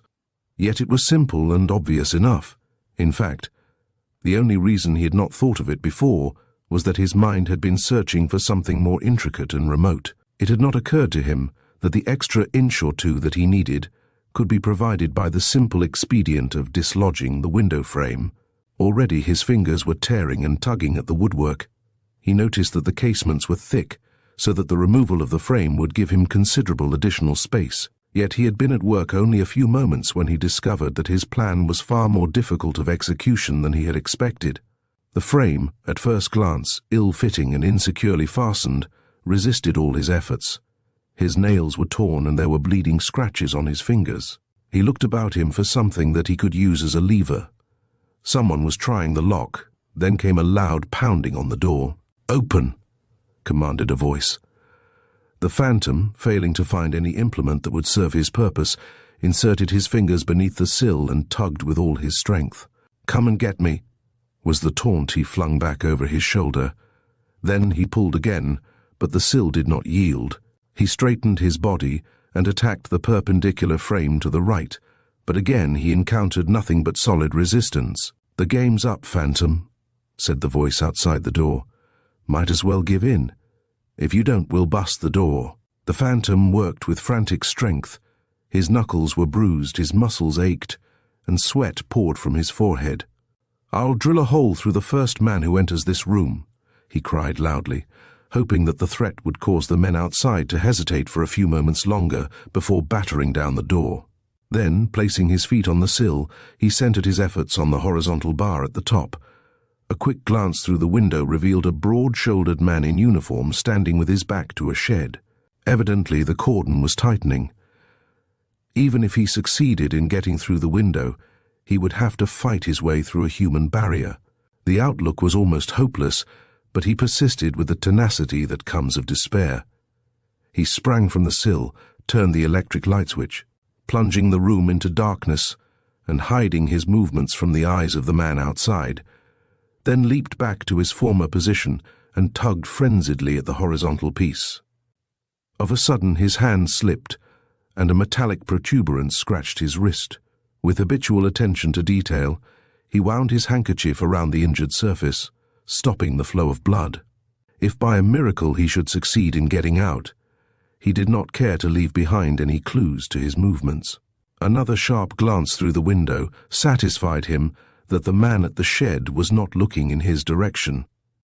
Then he ran his fingers along the horizontal frame, found the object that had wounded him, and discovered that it was a nail. The hubbub outside the door had ceased momentarily. Suddenly there came a loud crash, as if a heavy body had dashed against the door. The Phantom, a suspicion awakening amid the jumble of his racing thoughts, fingered the nail, twisting it hither and thither. It occurred to him in a twinkling that it was an odd place for a nail, since it could serve no apparent purpose.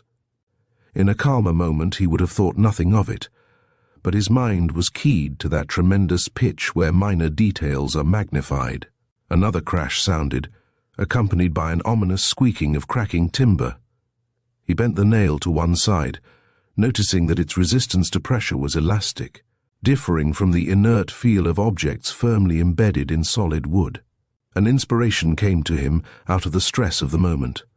He twisted the nail in various directions, at the same time tugging energetically at a corner of the frame. Once more a smashing force was hurled against the door, followed by a portentous splintering crack. Quivering with suspense, his mind fixed with desperate intentness on a dim, tantalizing hope, the Phantom continued to bend and twist the nail at all possible angles. He knew that at any moment the door was likely to collapse, and then he uttered a hoarse cry of elation. Of a sudden, as he bent the nail in a new direction, it gave a quick rebound, and in the same instant the frame yielded to his steady pull, as if swinging on a hinge.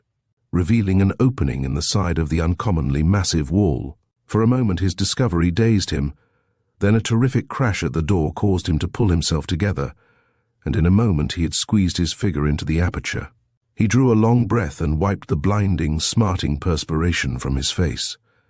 Thanks to an accidental scratch on the wrist, he had discovered Sylvanus Gage's emergency exit. And none too soon, for already, with a splitting crash, the door had collapsed under the repeated onslaughts of the men outside, and several shadowy forms were bursting headlong into the room. The phantom, wedged in the narrow opening, seized the side of the revolving frame and drew it to. A little click signified that a spring had caught it and was holding it in place. Excited voices, muffled by the intervening obstruction, reached his ears. He smiled as he pictured the consternation of the detectives upon discovering that once more the grey phantom had lived up to his name and achieved. Another of the amazing escapes that had made him feared and secretly admired by the keenest sleuths in the country. He had no fear that the police would follow him, for his discovery of the secret exit had been partly accidental and partly due to the accelerated nimbleness of mind that comes to one labouring under tremendous pressure. To the police, the nail on the top of the window frame would be nothing but a nail.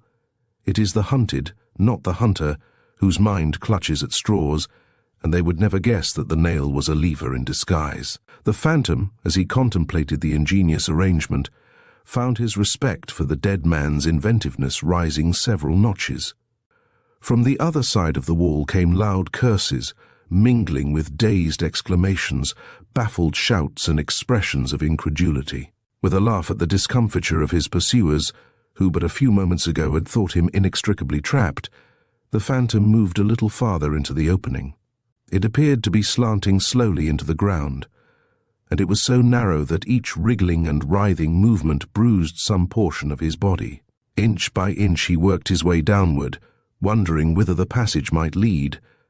Now the voices in the room were almost beyond earshot, and he could hear nothing but a low, confused din. Presently he felt solid ground at his feet, and at this point the passage turned in a horizontal direction. There was a slight current of dank air in the tunnel, suggesting that its opposite terminus might be a cellar or other subterranean compartment. Limbs aching, he moved forward, with slow twists and coilings of the body. He estimated that he had already covered half a dozen yards, and he wondered how much farther the passage might reach. One thing puzzled him as he writhed onward. Why had Gage not made use of the secret exit on the night of the murder? Was it perhaps because the murderer had come upon him so suddenly that he had not had time to reach the hidden opening? He dismissed the question as too speculative. A few more twists and jerks, and he found himself in an open space where he could stand upright and move about freely. For a few moments he fumbled around in the inky darkness, finally encountering a stairway. He ascended as quietly as he could, taking pains that the squeakings of the decaying stairs should not disturb the occupants above. Reaching the top, he listened intently while his hand searched for a doorknob. Slowly and with infinite caution, he pushed the door open. Again he stopped and listened. The room was dark and still, and he could distinguish no objects, yet his alert mind sensed a presence, and he felt a pair of sharp eyes gazing at him through the shadows. Then, out of the gloom and silence came a voice, "Don't move." The words were a bit theatrical, but the voice caused him to start sharply. A few paces ahead of him, he saw a blurry shape. His hand darted to his hip pocket. Then he remembered that he had left his pistol in the grip at his hotel, for when he started out, he had not expected that his enterprise would so soon take a critical turn. "Hold up your hands," commanded the voice, and again, an odd quiver shot through the phantom. Nonchalantly, he found his case and thrust a cigarette between his lips. Then he struck a match, advanced a few paces, gazed sharply ahead as the fluttering flame illuminated the scene, and came to a dead stop. He was looking straight into the muzzle of a pistol, and directly behind the bluishly gleaming barrel, he saw the face of Helen Hardwick. Chapter 7. Dr. Bimble's Laboratory. She was the last person the grey phantom had expected to see at that moment, and this was the last place where he would have dreamed of finding her. He stared into her face until the flame of the match bit his fingers. "You!" He dropped the stub and trampled it under his foot. She stood rigid in the shadows, and the one glint of the pistol barrel told that she was still pointing the weapon at him. Her breath came fast, with little sob-like gasps, as if she were trying to stifle a violent emotion. "How did you get here?" she demanded, her voice scarcely above a whisper. "By a tight squeeze," he said lightly. "I must be a sight." "You came through the tunnel?" "I did, as a matter of fact, though I don't see how you guessed it." Staring at her through the dusk, the phantom was conscious that his statement had exerted a profound effect upon her. She drew a long breath, and her figure, scarcely distinguishable in the gloom, seemed to shrink away from him. "Oh," she exclaimed, an odd throb in her voice. "Then you did it." "Did what?" "Murdered Sylvanus Gage." The phantom shook his head. "You deduce I'm a murderer from the fact that I got here through a tunnel. Well, that may be very good feminine logic, but—" "It is excellent logic, my friend," interrupted a voice somewhere in the darkness, and in the same moment there came a click, and a bright electric light flooded the scene. The phantom had a brief glimpse of a ludicrous little man, with an oversized head, a round protuberance of stomach, and short, thin legs encased in tightly fitting trousers. Then he turned to Helen Hardwicke and gazed intently into her large, misty-bright eyes. "Oh, they're brown, I see," he murmured. "I had a notion they were either blue or grey. Queer how one forgets." The girl looked as though utterly unable to understand his levity, for as such she evidently construed his remark. The thin-legged man stepped away from the door through which he had entered and approached them slowly, giving the phantom a gravely appraising look over the rims of his glasses. The phantom had eyes only for Helen Hardwicke. He studied her closely, almost reverentially, noticing that her eyes, which upon his entrance had been steady and cool, were now strangely agitated, radiating a dread that seemed to dominate her entire being.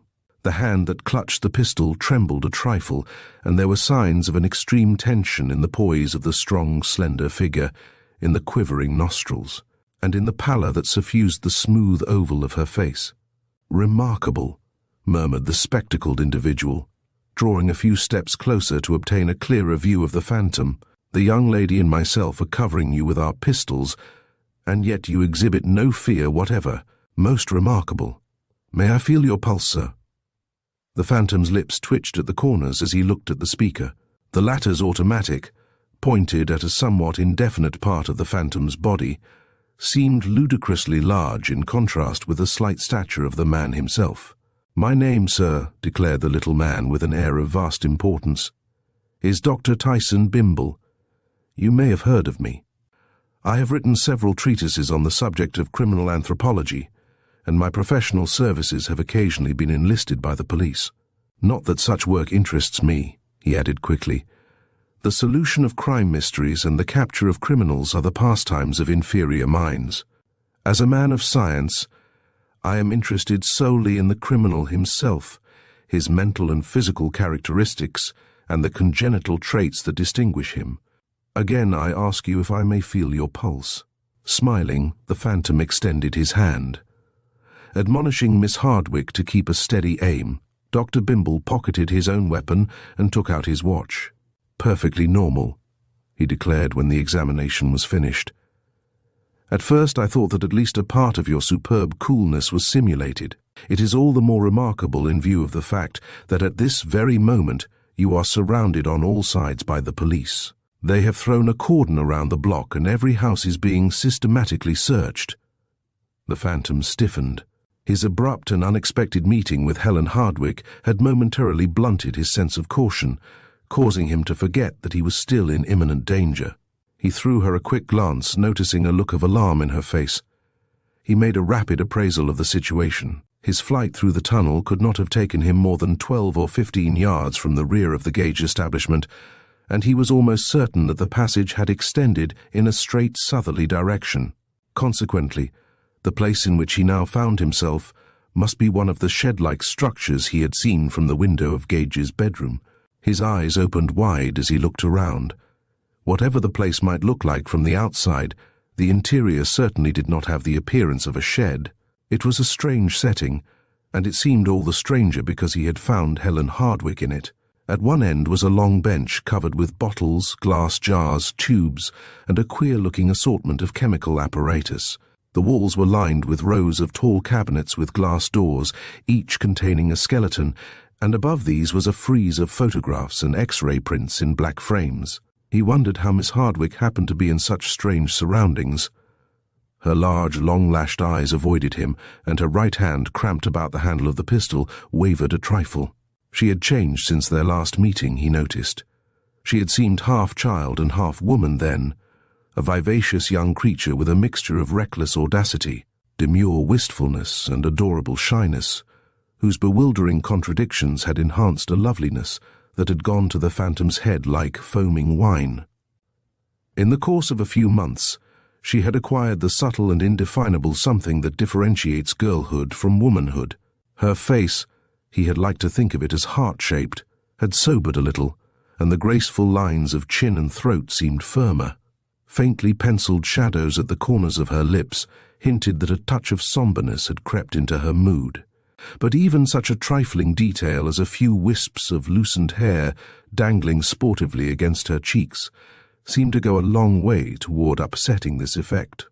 Dr. Bimble's thin and rasping voice startled the phantom out of his reverie. "My laboratory, sir," he explained with a comprehensive wave of the hand. "What you see here is probably the most remarkable collection of its kind in the world. Each of these skeletons represents a distinct criminal type. Here, for instance, are the bones of Rachanel, the famous Apache. They are supposed to be buried in a cemetery in Paris, but a certain French official for whom I once did a favor was obliging. In my private rogues gallery, you see photographs of some of the most notorious criminals the world has ever known. And these X-ray pictures illustrate various pathological conditions usually associated with criminal tendencies. Quite remarkable, you will admit."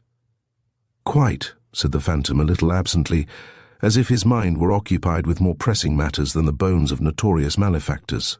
"You may feel perfectly at ease, my friend." The little doctor, noticing the phantom's abstraction, spoke soothingly. "I think I have already made it clear that the pursuit and capture of criminals don't interest me. Without doubt we shall arrive at some amicable understanding that will ensure your safety." "Understanding?"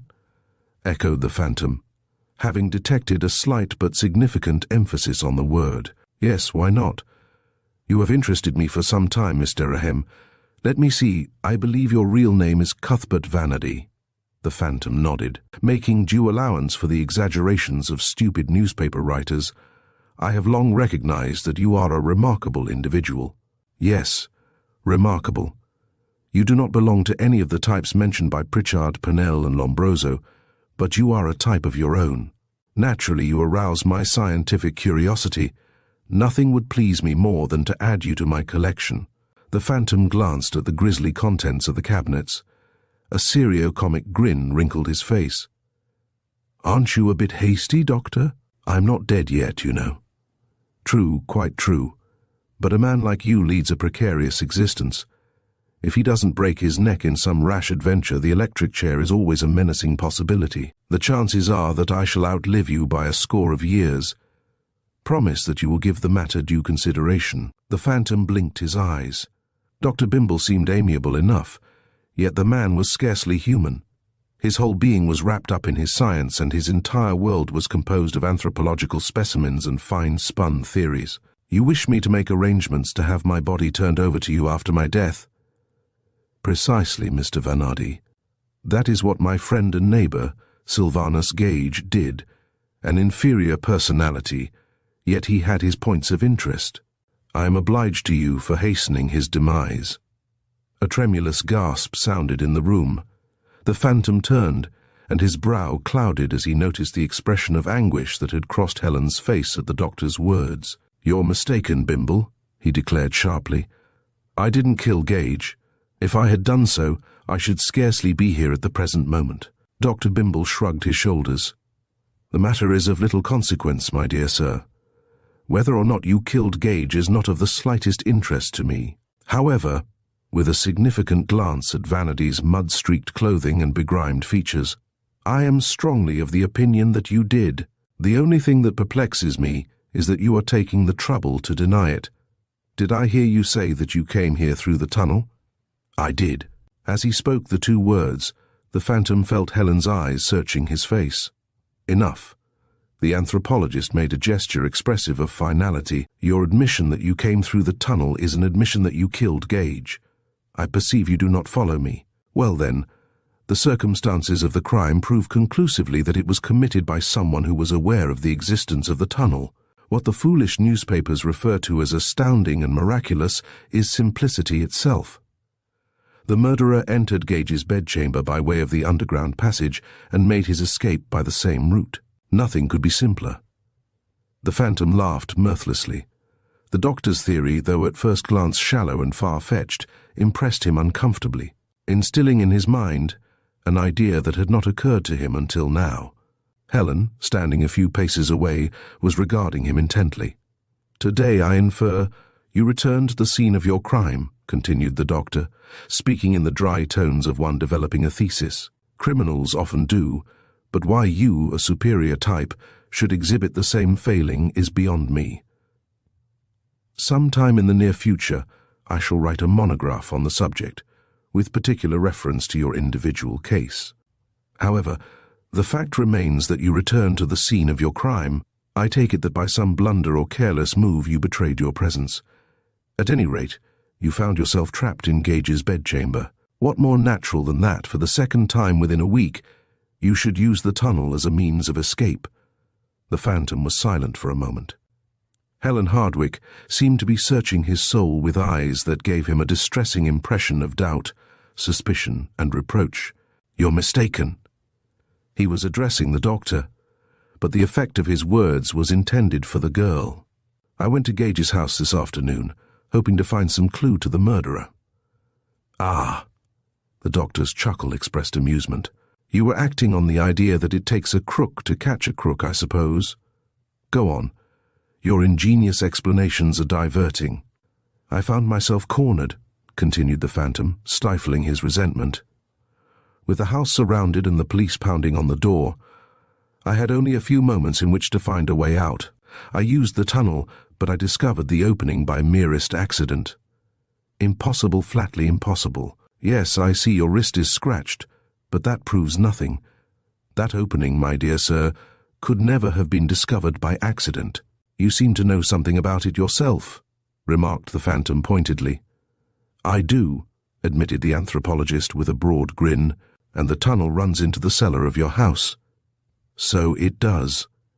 The doctor seemed not at all disturbed by Vanity's sharp gaze. "Years ago, when I was looking for an inconspicuous and out-of-the-way place in which to pursue my studies in quiet, I leased the house to which this laboratory forms an extension. I saw Gage now and then, and the man interested me. Even before we became confidential, I had noticed phrenological manifestations that seemed to classify him as belonging to one of the types described by Lombroso. Step by step, I became familiar with his history and mode of life. I learned that he was conducting an extensive traffic in stolen goods, and that he had a broad circle of acquaintances in the underworld. Gage proved useful, introducing me to criminals whom I wished to study at close range, and, in addition to that, the man himself interested me. I saw traits and peculiarities in him that were strangely contradictory, and so, when one day he confided to me that he was living in constant fear of the police, who were likely to raid his premises at any time and confiscate his valuables, I made a proposition to him.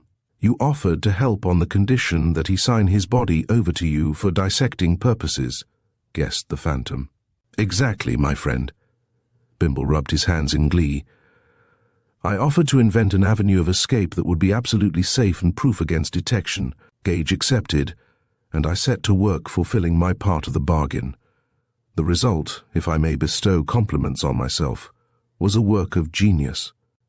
The phantom gazed in frank astonishment at the versatile anthropologist. "The police have a nasty name for that sort of thing," he observed. "The police and I are friends. I help them on occasions when the spirit moves me and the case interests me, and a scientific man, my dear sir, cannot afford to have moral scruples. The ends of science justify all other things, even assisting a criminal to escape. Incidentally, I derived a lot of entertainment out of the planning of the tunnel. In the first place, the window was purposely built so small that no one would consider it for a moment as a possible means of escape. Still less would anyone think of looking for an exit hidden behind the frame of such a window. You noticed the nail, of course. A lot of psychology is centered around that nail. So it's a psychological nail, eh? The Phantom looked at the scratch on his wrist. I knew from my observations of the workings of the human mind that not one person in 10 million would give a second thought to that nail. Even if, by remote chance, someone should touch it, he would never suspect that it was a part of a mechanism. If, by a still remoter chance, he would investigate more closely, he would not know how to operate it. So, you see, there is not one chance in a billion that a stranger would find the tunnel. Do you blame me for doubting your statement that you found it by accident? The Phantom looked at Miss Hardwicke. Dr. Bimble's explanation seemed to have impressed her strongly. He did not wonder at this, for he knew there was logic in the anthropologist's argument. Nothing but his firm belief that Gage had provided himself with an emergency exit of some sort had prompted the Phantom to give the nail a closer scrutiny. Dr. Bimble gave him a mildly amused look. You agree with me, don't you, Vanity? I think my logic holds together. Only a person familiar with the tunnel could have committed the murder. Conversely, a person betraying a knowledge of the tunnel is a worthy object of suspicion. Haven't you forgotten something? The Phantom suddenly called to mind his own theory of the crime. One other person could have committed the murder without a knowledge of the tunnel. Yes, I know, said the doctor wearily. You are thinking of Officer Pinto. The possibility that he might be the guilty one occurred to me as soon as I saw the newspaper account, but the probabilities of the case controverted that view.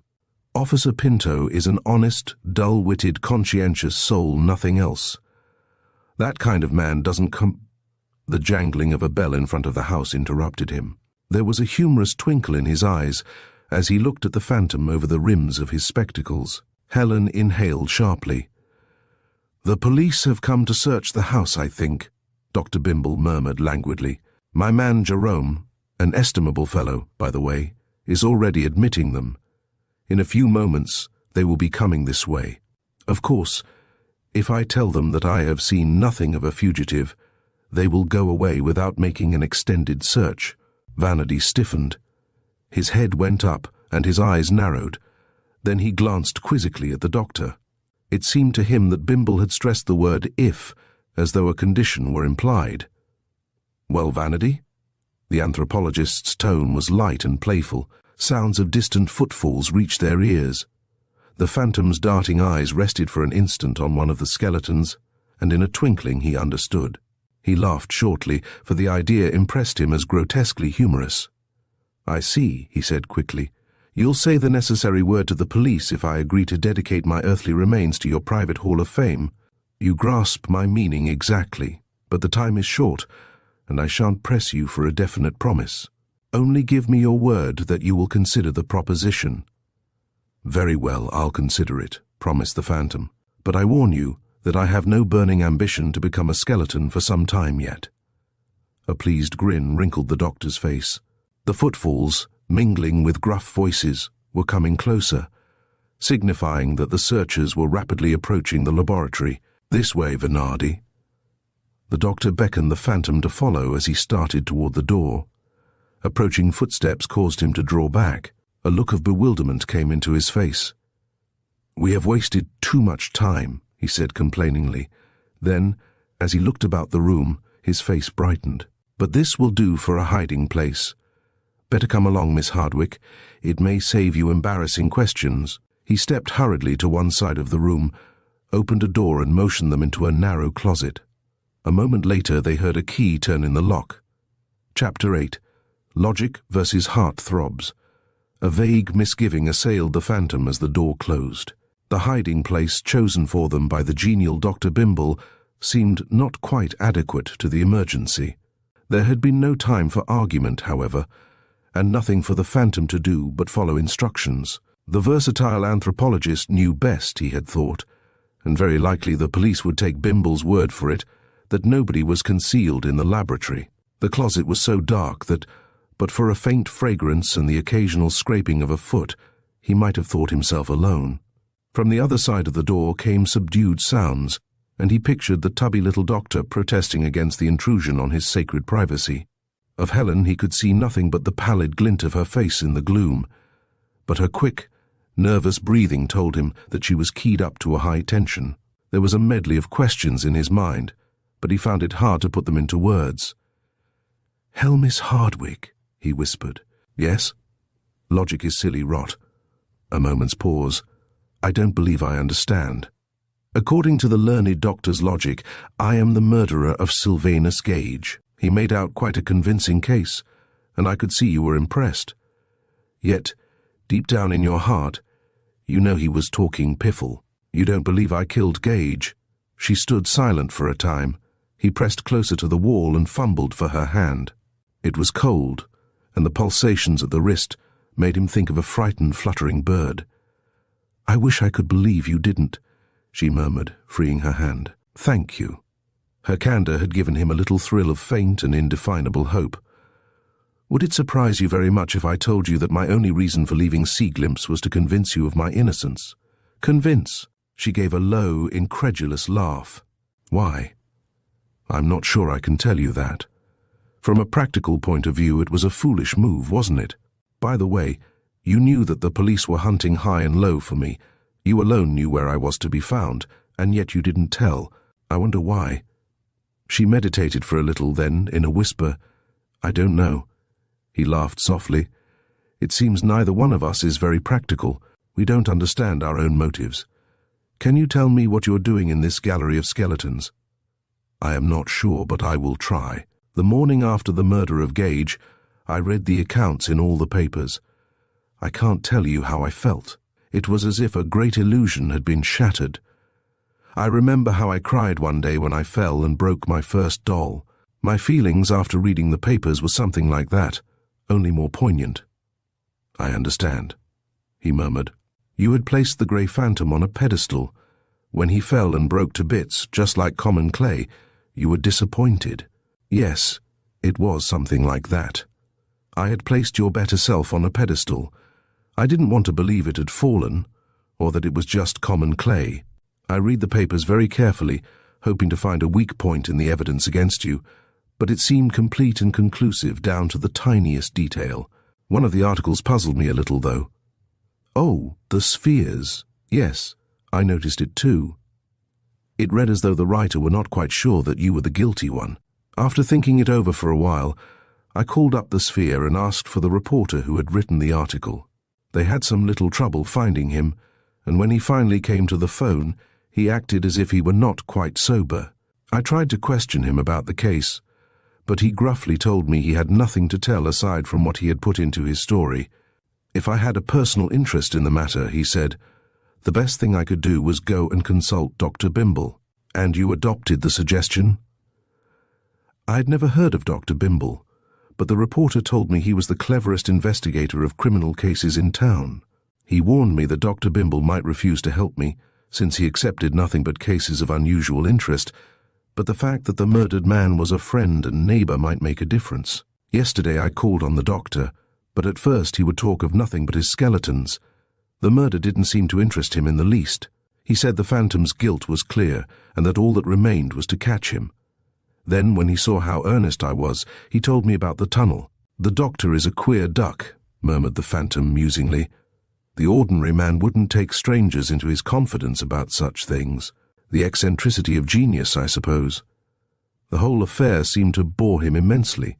He told me the man who killed Gage must have used the tunnel, since he could not have left the room any other way. He thought it possible the murderer was still hiding there, lying low until the excitement should die down, and if I didn't have anything better to do, I might watch for him at this end.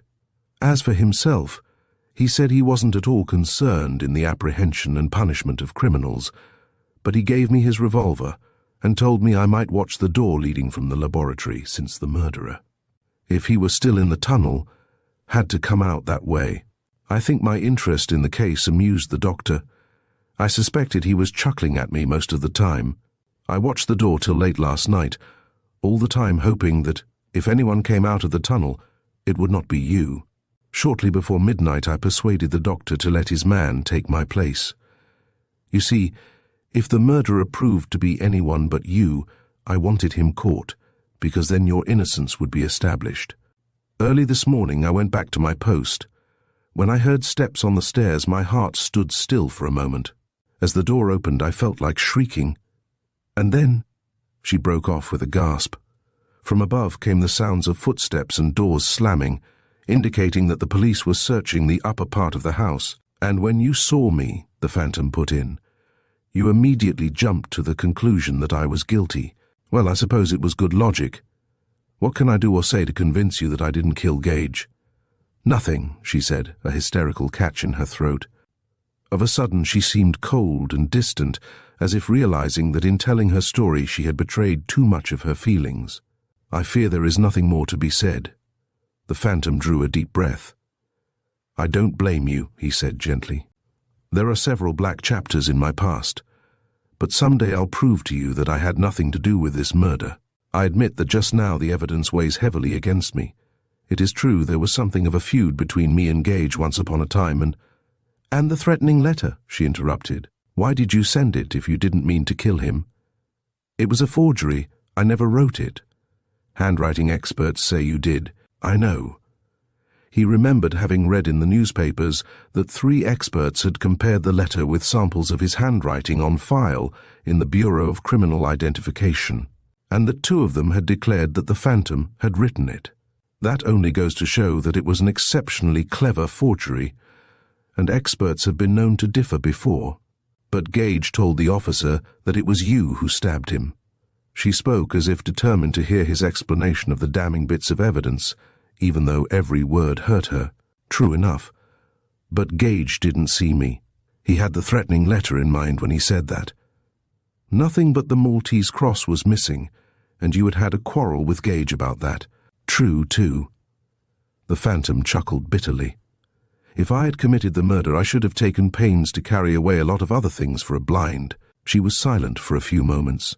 Footsteps were coming down the stairs, and the Phantom knew that the searchers would soon be in the laboratory. Again he found her hand, but she quickly drew it away. You knew about the tunnel, she reminded him, her shaky accents betraying the struggle going on within her. I swear that I found it by accident. He could not see her face, but he sensed that she doubted him, and that the remnant of faith in her heart was unable to withstand the corroding effect of a growing suspicion. The footsteps were drawing closer, and now they could hear voices outside the door. He recognized the rasping accents of Dr. Bimble. I tell you, my dear sir, that the closet contains nothing but chemicals which I use in my laboratory work. Some of them are very valuable. That's why I keep them under lock and key. Tensing every muscle as if preparing for an attack, the Phantom stepped in front of the girl. She made no protest as he took her pistol, which she had been holding all the time, and which now hung limply from her fingers. I don't doubt your word, answered a gruff voice outside. But orders are to search everywhere and make a good job of it. Hate to trouble you, but it's got to be done. The doctor, evidently sparring for time, insisted that he had been in his laboratory all day, and that nobody could have slipped into the closet unnoticed by him. But the other was obdurate. Very well, then, finally grumbled the anthropologist. But I shall make complaint to Inspector Wadham. Jerome, where are my keys? Despite the suspense under which he was laboring, the Phantom grinned. He strongly suspected that Bimble was working a ruse in order to gain time. Yet he wondered what the outcome was to be, for unless the keys were promptly produced, the officers would undoubtedly force the door. His next sensation was one of astonishment. A curious calm appeared to have fallen over the group outside, for moment after moment passed without a word being spoken. The Phantom wondered what it could mean. It seemed as though the speakers had been suddenly stricken dumb. After what seemed a long period of silence, somebody uttered an exclamation of astonishment. Then a laugh sounded, and next footsteps moved away from the closet door. A minute or so passed, then someone fumbled with the lock, and presently the door was opened by Dr. Bimble. He was smiling blandly, but the Phantom thought he detected an uneasy gleam behind the spectacles. "What's happened?" he inquired, looking about him dazedly and noticing that the girl and himself were alone with the doctor. The anthropologist waved a hand toward the front of the house. "Listen!" From the streets came loud and raucous shouts, and a blank look crossed the phantom's face as he made out the words, "Uxtra! Grey Phantom captured! All about the big pinch, Uxtra!" Chapter 9. The Phantom Ice Mystified. For a time the little group in the laboratory stood as if turned into inanimate shapes, their senses under the spell of the hoarse shouts in the street. The Phantom felt a curious churning in his head. The anthropologist was still smiling, but the smile was gradually growing thin and hard. Helen fixed the Phantom with a stony look. "It appears a mistake of some kind has been made," muttered the doctor at length. "It was a fortunate one for you, my friends, for the officers were becoming quite insistent." Luckily the cries diverted their attention from the closet, and they went away apologizing after telephoning headquarters and verifying the report. The Phantom, still feeling Helen's gaze on his face, pocketed the pistol he had been holding. The newsboy's cries had given him a jolt that left him a little dazed and caused his mind to turn to trivial things. He found himself admiring Helen's simple little hat and plain but tasteful dress, noticing that they seemed as much a part of her as her hair and her complexion. He saw that she tried to be brave despite a crushing disaster to her illusions, and somehow he felt sorry for her. Dr. Bimble turned on him with a frown. "Sir," he demanded, "are you the Grey Phantom or merely a clumsy impostor?" The question seemed so ludicrous that the Phantom could only chuckle. "It has long been my desire to meet the Grey Phantom," pursued the doctor, still scowling darkly. "I should dislike to think I have been imposed upon. But that can't be, unless with another suspicious look, you are acting as a foil for the Phantom. Well, we shall see presently, I suppose. In the meantime, you may consider yourself at home under my roof." Without knowing why, the Phantom hesitated before accepting the invitation. To take advantage of the doctor's hospitality was clearly the proper thing to do. In a little while the police would learn they had blundered, and then the manhunt would be resumed with redoubled vigor. To venture forth on the streets after that would be little short of madness. The Phantom, conquering his misgivings, which after all were nothing more than a vague doubt in regard to the doctor, murmured his appreciation. Bimble's manservant, a lanky, thin-faced individual with a gloomy expression and wary eye, entered with a copy of the extras. The Phantom gave him a quick and keenly searching glance, and again he felt strangely bewildered. The man looked innocent enough, and it was nothing but an intangible something in his gait and his manner of carrying himself that caused the Phantom to look twice. Dr. Bimble took the damp sheet, still redolent of ink, and read aloud the triple-leaded article under the scarehead. During the perusal, Helen regarded him with strange, expressionless eyes, while now and then the servant shot the Phantom a stealthy glance which the latter found hard to interpret. Evidently the extra had been hurriedly prepared, for the article contained only a few pithy facts. It seemed that the Phantom, with an audacity and a recklessness characteristic of him, had for some unaccountable purpose visited the East Houston Street establishment in which the murder of Sylvanus Gage had been perpetrated. Wearing no other disguise than a black beard, which he had evidently grown since his last appearance in public, he had approached the housekeeper, introduced himself as Mr. Adair, of Boston, a criminal investigator, and requested to inspect the scene of the murder. The unsuspecting housekeeper had admitted him, little guessing that her visitor was one of the most celebrated criminals of the age. The Grey Phantom had been in the room only a few minutes when Officer Joshua Pinto appeared on the scene. With laudable perspicacity, the officer recognized the Phantom almost immediately, despite the disguising beard, and by clever maneuvering, managed to lock him in the room, standing guard outside the door, while the housekeeper telephoned headquarters. In a few moments an impenetrable cordon had been thrown around the house, and the capture of the Phantom seemed an absolute certainty. Yet, when the door was battered down, the astonished officers saw that the room was empty, and that the notorious rogue had achieved another of his miraculous escapes. Apparently, so the article stated, the Phantom had accomplished the impossible, but then the Phantom's entire career had been a series of incredible accomplishments. How he had managed to leave the room and elude the cordon of police would probably remain a mystery forever, unless the criminal himself should divulge the secret. His capture, which had taken place while the police were making a systematic search of the houses in the block, had been due to one of the strange aberrations which seize even the astutest criminals. A brawl had occurred in a blind pig in Bleecker Street, and the commotion had attracted the attention of a passing sergeant. After sending in a hurry call for help, the sergeant had raided the place, and among the prisoners taken was one who was almost instantly recognized as the Grey Phantom. The identification was rendered all the easier by the fact that he had removed his beard after making his sensational escape from the East Houston Street establishment. The belief was expressed that the prisoner would be induced to make a statement as soon as he had recovered from the effects of the raw whiskey he had consumed in the dive, presumably in celebration of his latest coup. "Rot!" ejaculated the doctor, throwing the paper down with a gesture of disgust. A fool would know that a man of the Grey Phantom's temperament, whatever other folly he might commit, would not get intoxicated at a critical moment like this. This proves— But what's become of Miss Hardwick? The Phantom looked up with a start. The girl was gone. Evidently, she had taken advantage of the other's absorption in the newspaper article to slip out unnoticed. Jerome, a crestfallen look on his long face, hastily left the laboratory, returning in a few moments with the report that Miss Hardwick was nowhere in sight. The Phantom imagined that there was an expression of sharp reproach in the doctor's eyes as they rested on the servant, but the impression was fleeting. "The young lady has probably gone home," ventured the anthropologist.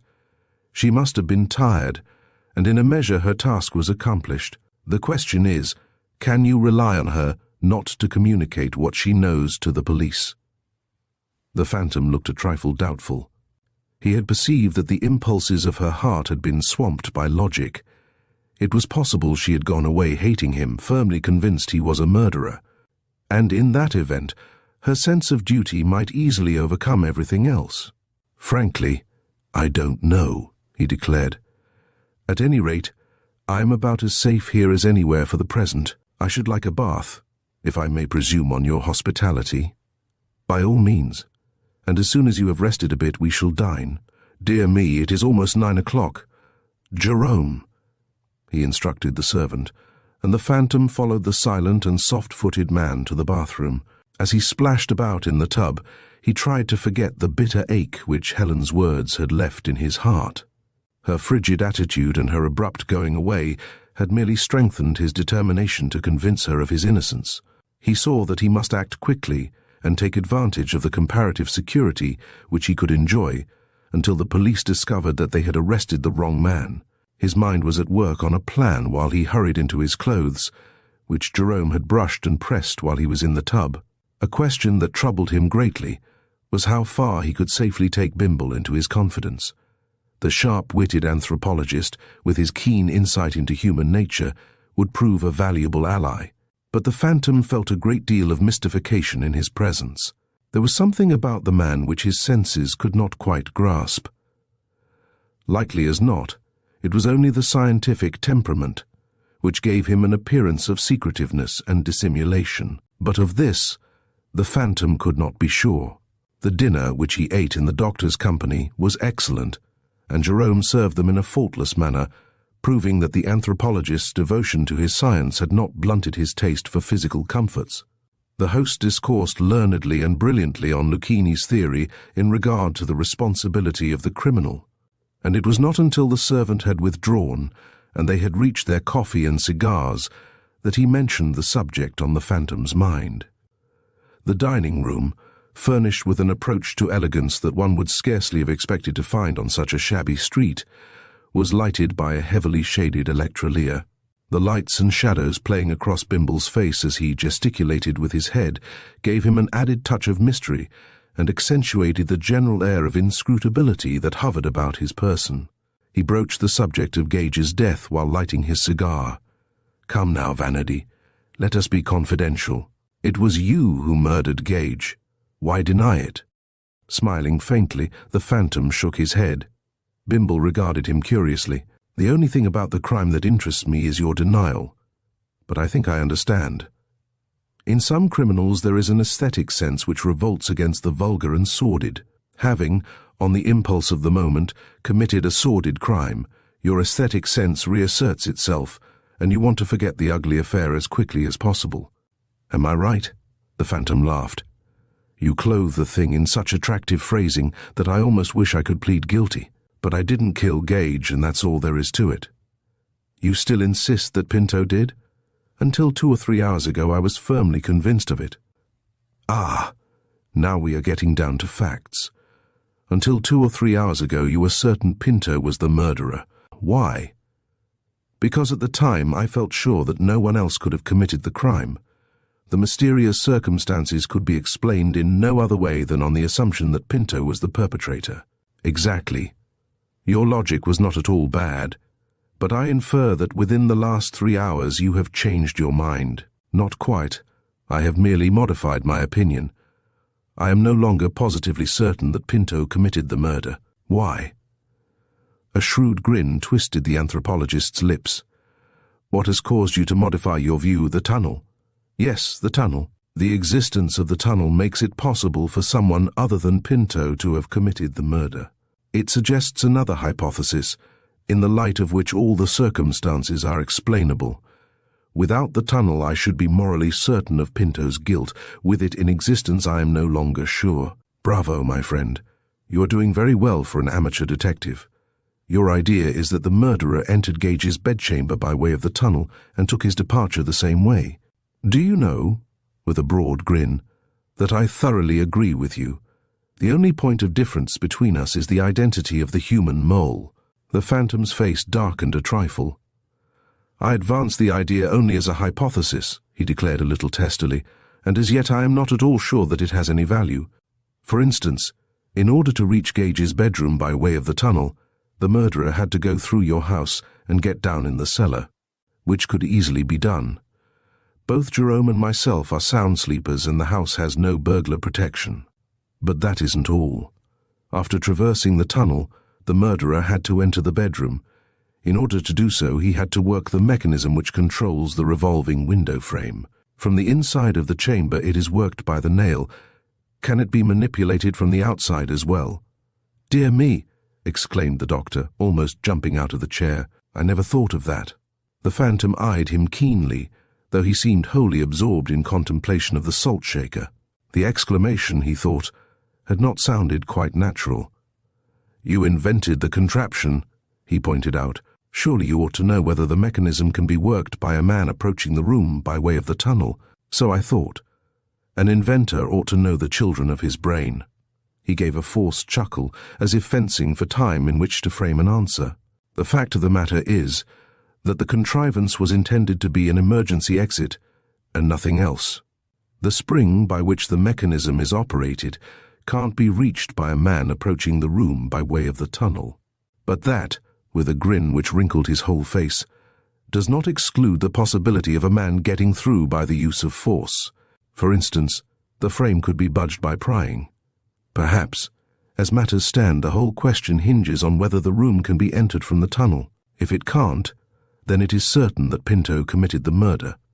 If it can, there is a possibility that someone else did it, though the preponderance of evidence still points in Pinto's direction, for it is extremely unlikely that the murderer was aware of the existence of the tunnel. However, he checked himself, deciding to let the thought remain unspoken. The anthropologist, having recovered from his temporary embarrassment, gave a hearty laugh. You are incorrigible, my friend. You are willing to admit almost any theory but the plain and obvious one, which is that the Grey Phantom committed the murder. Reminds me of Pinel's excellent treatise on the psychology of the criminal. But you must be tired. Please excuse me while I make a telephone call. The Phantom regarded him narrowly as he trundled from the room and closed the door behind him.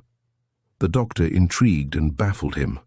He was almost certain that Bimble had been guilty of equivocation in regard to the tunnel and the revolving frame. On the other hand, this and other peculiarities might be due to an erratic temperament. His stubborn insistence on the Phantom's guilt could be the result of mental laziness and a disinclination to exert himself over a case, which did not interest him. Yet, after making all due allowances, the Phantom could not feel wholly at ease. The doctor, smiling placidly and without a sign of guile in his face, interrupted his reflections. "I've just had my friend Inspector Wadhane on the wire," he announced. "It has been decided to let the prisoner sleep off the effects of his debauch. He will not be questioned until along toward morning. So, my friend, you can sleep in peace. Shall I show you to your room?" The Phantom, blinking his eyes drowsily, expressed a desire to retire at once. Dr. Bimble conducted him to a pleasant bedroom with 2 large windows facing the street, saw that everything was in order, and wished his guest a hearty good night. Even before he was out of the room, the Phantom had started to remove his clothes. Yet no sooner had the door closed than he hurried back into the garments. Though only a few moments ago he had showed signs of great drowsiness, he was now fully awake, and his springy motions and the twinkle in his eyes hinted that sleep was farthest from his mind. Chapter 10. Indiana the Tunnel. The Phantom waited for 15 minutes, then he quietly opened the door and looked down the hall. The lights were turned low, and not a sound broke the stillness. Apparently the anthropologist and the manservant had retired. Stepping inside the room, he took from an inside pocket the little metal box he always carried, examined the snugly packed tools it contained, and made sure that each was in good condition. Finally he switched off the light, noiselessly closed the door behind him, and tiptoed down the stairs. Stealing down a corridor through the main part of the house, he reached the extension formed by the laboratory. He stopped at the door, tilted his ear to the keyhole, and listened carefully. It had occurred to him that Dr. Bimble might be at work, and an encounter with his host would have proved embarrassing. His keen ears detected no sounds, however, and in another moment he had passed through the door and was groping his way across the floor of the laboratory. Of a sudden he stopped. A faint sound seemed to come from the direction where the skeletons stood in their glass-framed cages. He strained his ears to catch a repetition, but none came. Evidently he had been mistaken.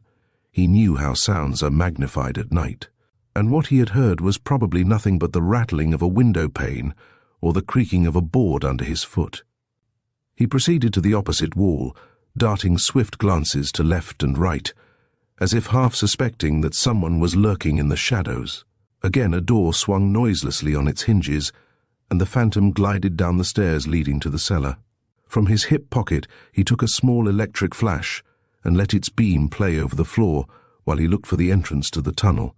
For a time he searched in vain, traversing the length of the murky brick walls and carefully scanning each square foot of space without finding a trace of the opening.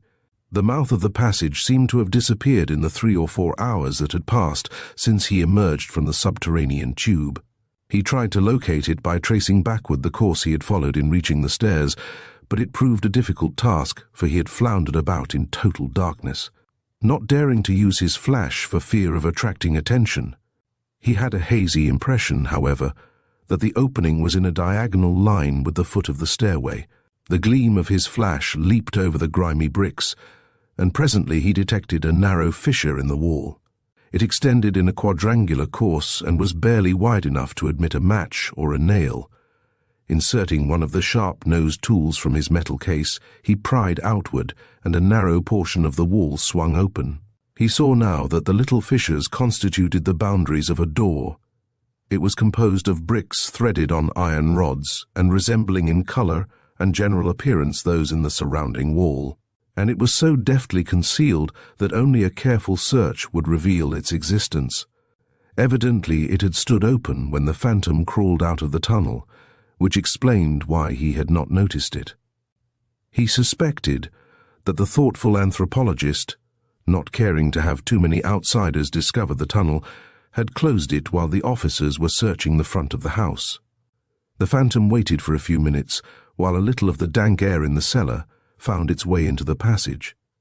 He did not relish the task ahead of him, but he was determined to settle a point on which the doctor had been singularly evasive. The problem he had set out to solve would be simplified to a great extent, and he would save himself needless efforts and loss of valuable time by ascertaining whether the bedchamber of the late Sylvanus Gage could be entered by way of the tunnel. Having buttoned his coat tightly and made certain that his instrument case was within easy reach, he inserted head and shoulders in the opening and began the weary crawl toward the other end. His progress was painfully slow, and the smell of the moist earth gave him a sense of oppression which he found hard to shake off. The air, dank and insufficient, was almost stifling, and the walls of the narrow passage, bruising his body at each twist and turn, seemed to exude a sepulchral atmosphere that insinuated itself into body and mind. At length he reached the point where the tunnel slanted upward into the wall, and here his progress became even more difficult. Time and again he slipped, and he could maintain a footing only by bracing the tips of his shoes against rough spots along the sides. He was puffing from exertion when finally he struck a solid obstruction, which told him he had reached the end of the passage. Finding a precarious foothold, he took out his flash and closely scrutinized his surroundings. On two sides were walls of brick, while directly in front of him was the flank of the window frame. He pushed against the latter with all his strength, but it presented a firm and solid resistance to his efforts. Next he went over it, inch by inch, looking for a hidden lever or spring, but the most careful search revealed nothing that suggested a means of operating the mechanism. Finally he took out one of his tools and, inserting it in the tiny rift between the wall and the edge of the frame, began to pry steadily. After several minutes of constant effort, he gave up the task as hopeless. He leaned back against the wall and bent the full force of his wits to the task of finding a way through the obstruction. Evidently there was none. He had tapped every inch of the surface and looked everywhere for a concealed knob or wire by which the mechanism might be operated. A larger and heavier tool than the instrument in his metal case would have been of no avail, for in those narrow quarters he could not have obtained leverage. His search, though thorough and infinitely painstaking, had netted nothing. The conclusion was clear. The revolving door could not be operated from the outside, hence the murderer of Sylvanus Gage could not have entered the room through the tunnel.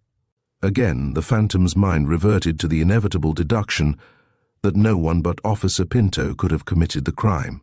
His lungs, which had been straining for air for the last quarter of an hour, felt as though they were on the point of bursting, and he was about to release his foothold and start back through the tunnel when a faint tapping sound caught his ears. He could not tell how long it had been going on, for until now his whole attention had been focused on the problem before him. For all he knew, it might just have begun, or it might have started long before he entered the tunnel. He pressed his ear against the side of the frame and listened. The sounds, quick and sharp, were coming in rapid succession, and at first he wondered whether someone was trying to attract his attention. Then he noticed that the sounds skipped and jumped, as if the tapping covered a considerable area, and his next surmise was that the person on the other side was making a systematic search for something. For what, he wondered, and in the next moment the answer flashed through his mind.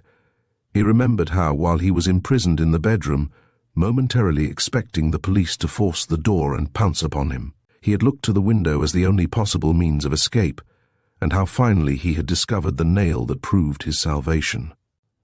Evidently the person on the other side was now doing the very thing the Phantom himself had been doing a few hours ago. But who could it be?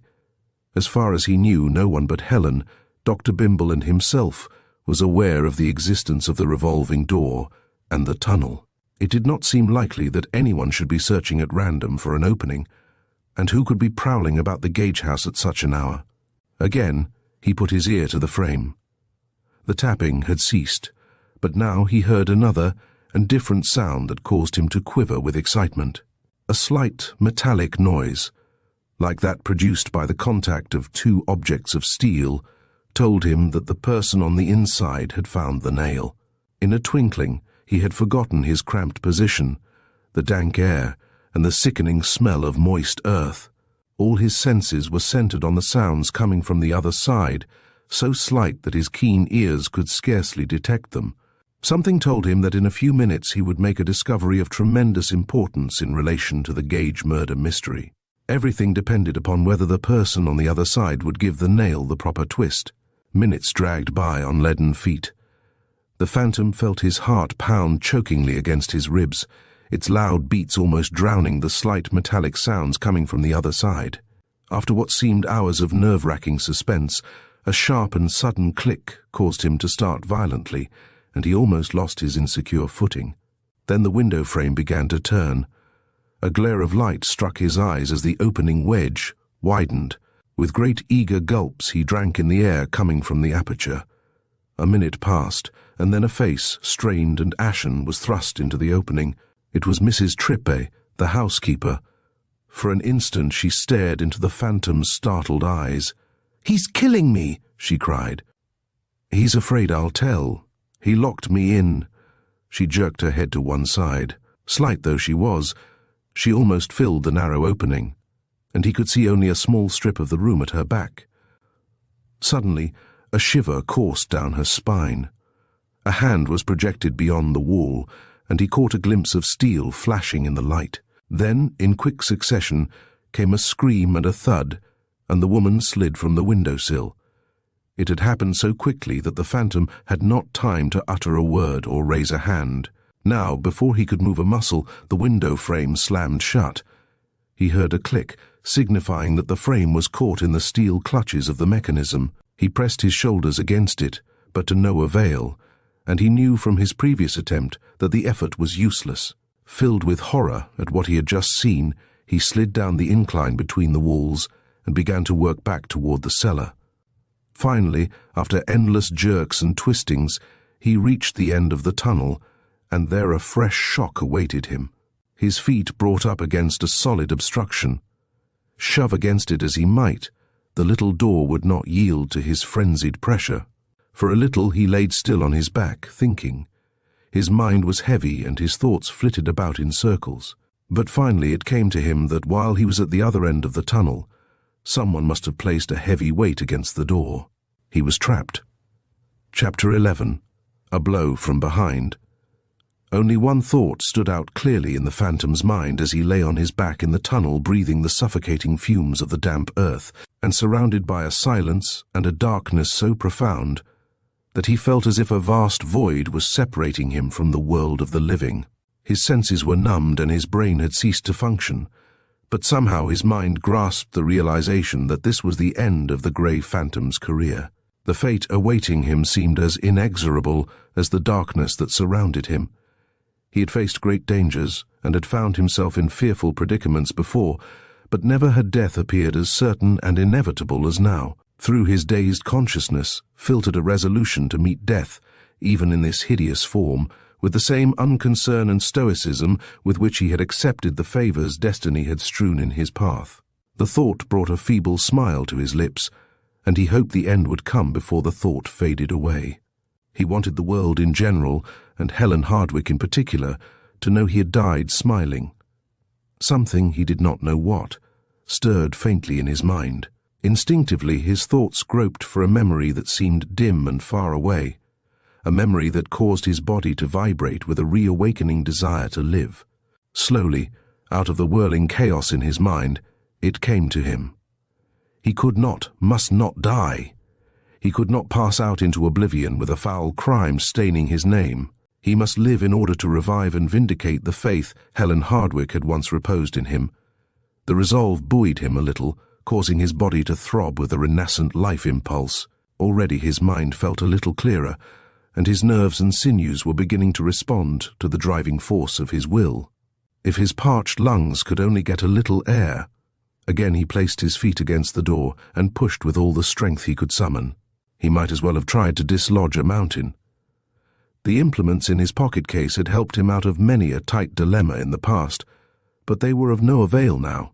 He still had the pistol he had taken from Helen's hand while they stood in the closet, and for an instant it occurred to him that the report of a shot might penetrate the roof of the tunnel and bring him assistance. A moment later he reconsidered bitterly. If the shot were heard, it would more likely bring the police. Besides, the fumes released by the explosion might smother him to death in a few minutes. With a great effort he crawled away from the door, thinking the air might be not so stifling toward the center of the tunnel. He moved only 2 or 3 paces when the terrific pounding of his heart and the protest of his tortured lungs forced him to lie still and rest.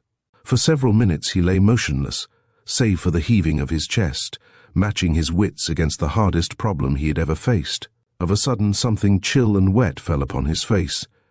It was a mere drop of moisture, but it felt like ice to his parched skin, causing every nerve to quiver. The contact acted like an electric stimulant on his mind.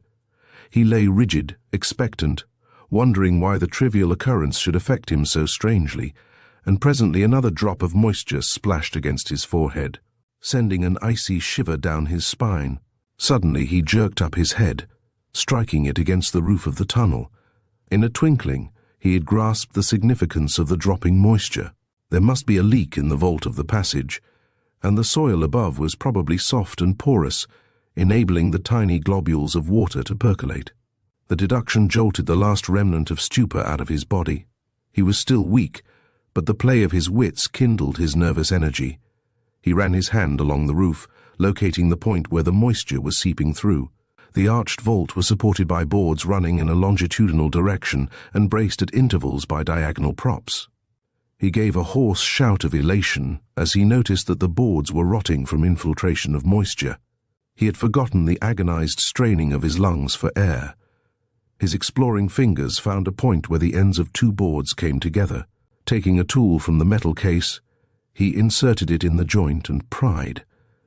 After a few vigorous wrenches, the board bent downward. Now he gripped its edges with his fingers, and lifting himself from the floor of the tunnel, forced it down by the sheer weight of his body. It snapped, and he pushed it down the passage, then attacked the next board. It gave more easily than the first, and now he began to claw and scratch his way through the damp earth. Remembering the length of the incline at the farther end of the passage, he judged that the layer of soil could not be more than 4 or 5 feet deep. More than once he felt on the point of utter exhaustion, but the prospect of ultimate release fortified him.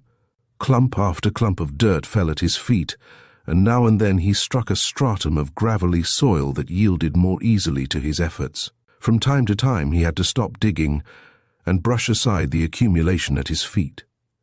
A wall of dirt was gradually forming on each side of him, cutting down the scant supply of humid air that had so far sustained him. But he kept at his work with the frenzied persistence of one battling for his life. There was a dull roaring in his head and a burning torment in his lungs, and there came moments of despair when he wondered whether his strength would last until he had clawed through the remaining layer of earth. Then, after what seemed hours of agonizing toil, a cascade of small stones and loose dirt tumbled down over his head and shoulders. Momentarily blinded, he could scarcely realize that his hand had thrust through the obstruction and was now clutching at empty air. The suspense over, he felt suddenly limp and shaky. His legs doubled up under him, and he sank back against the wall of the tunnel, greedily sucking in the fresh air that poured down through the opening. For a time he was content to do nothing but rest his racked limbs and drink in huge lungfuls of air. Through the rift overhead he caught a glimpse of leaden sky. A myriad of strident noises told that the city was awakening. The discordant sounds were like jubilant music in his ears. For a while ago he had thought he would never see the light of another day. After his terrifying experience in the subterranean passage, it was hard to realize that he was again one of the living. He struggled to his feet, lurched dizzily hither and thither, and rubbed the dirt out of his eyes. Then, steadying himself with one hand, he cautiously pushed his head through the opening. No one being in sight, he scrambled to the surface. He stood in the center of the narrow space between Dr. Bimble's laboratory and the rear of the gauge establishment. On the other sides of the enclosure were a squatty structure that might have been a laundry and a slightly taller building that, judging from the barrels and boxes piled against the wall, was probably a grocery. Evidently the stores and shops had not yet opened, for there was no sign of life in either direction. The phantom took a few steps forward, then stopped abruptly, his eyes fixed on the small window in the rear of the cigar store. A recollection sent a shiver through his body. He remembered the hand that had appeared so suddenly in the narrow opening, the swift, murderous stroke, and the groan that had died so quickly. There was an air of peace and tranquility about the building that struck him as weirdly incongruous, in view of the scene that had been enacted within. He was about to turn away when a quick, light step sounded behind him.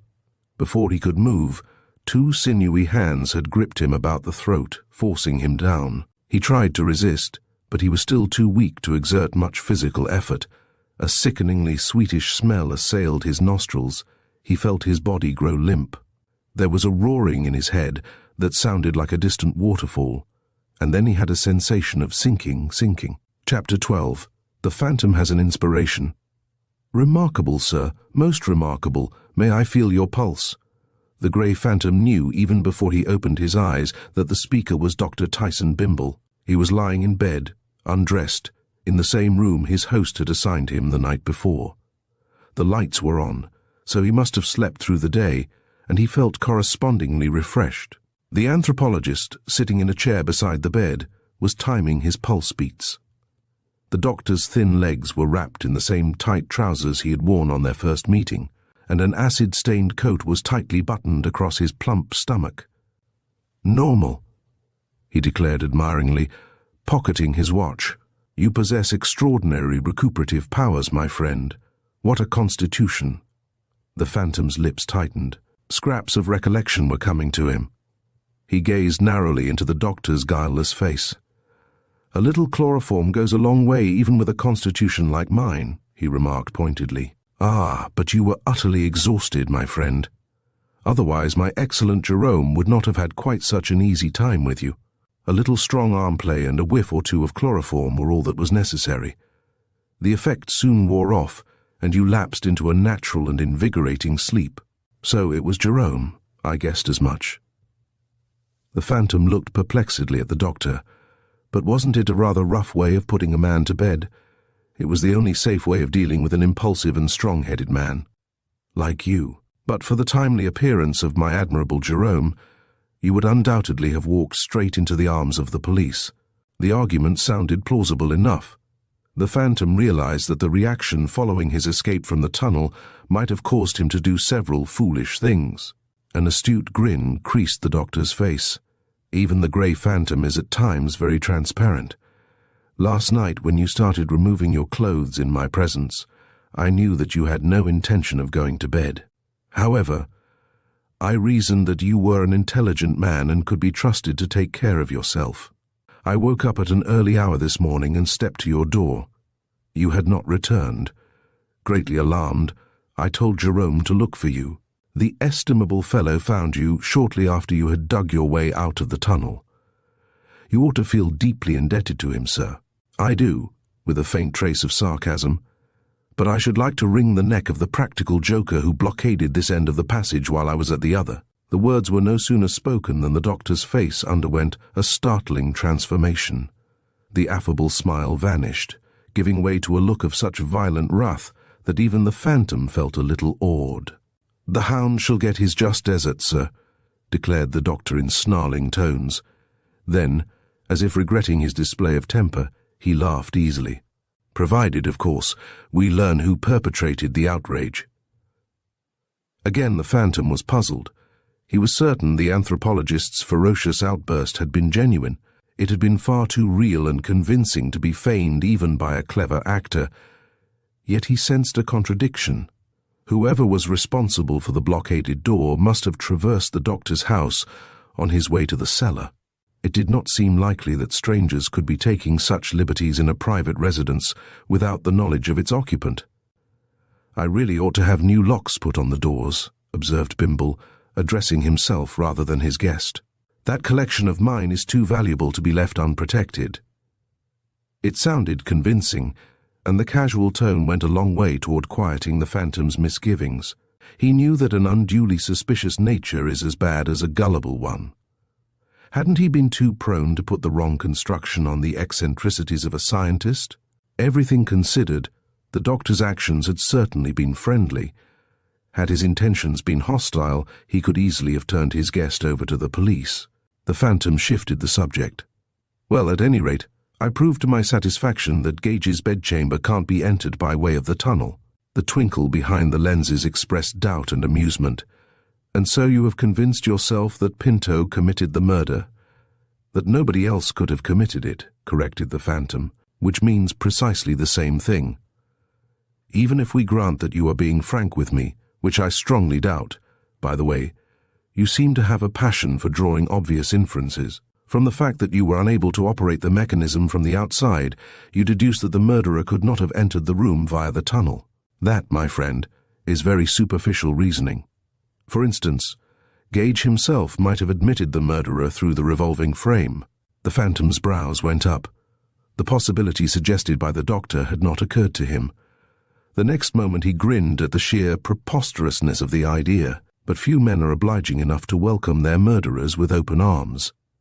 Not if they come as murderers. The doctor gave him a keen, searching look.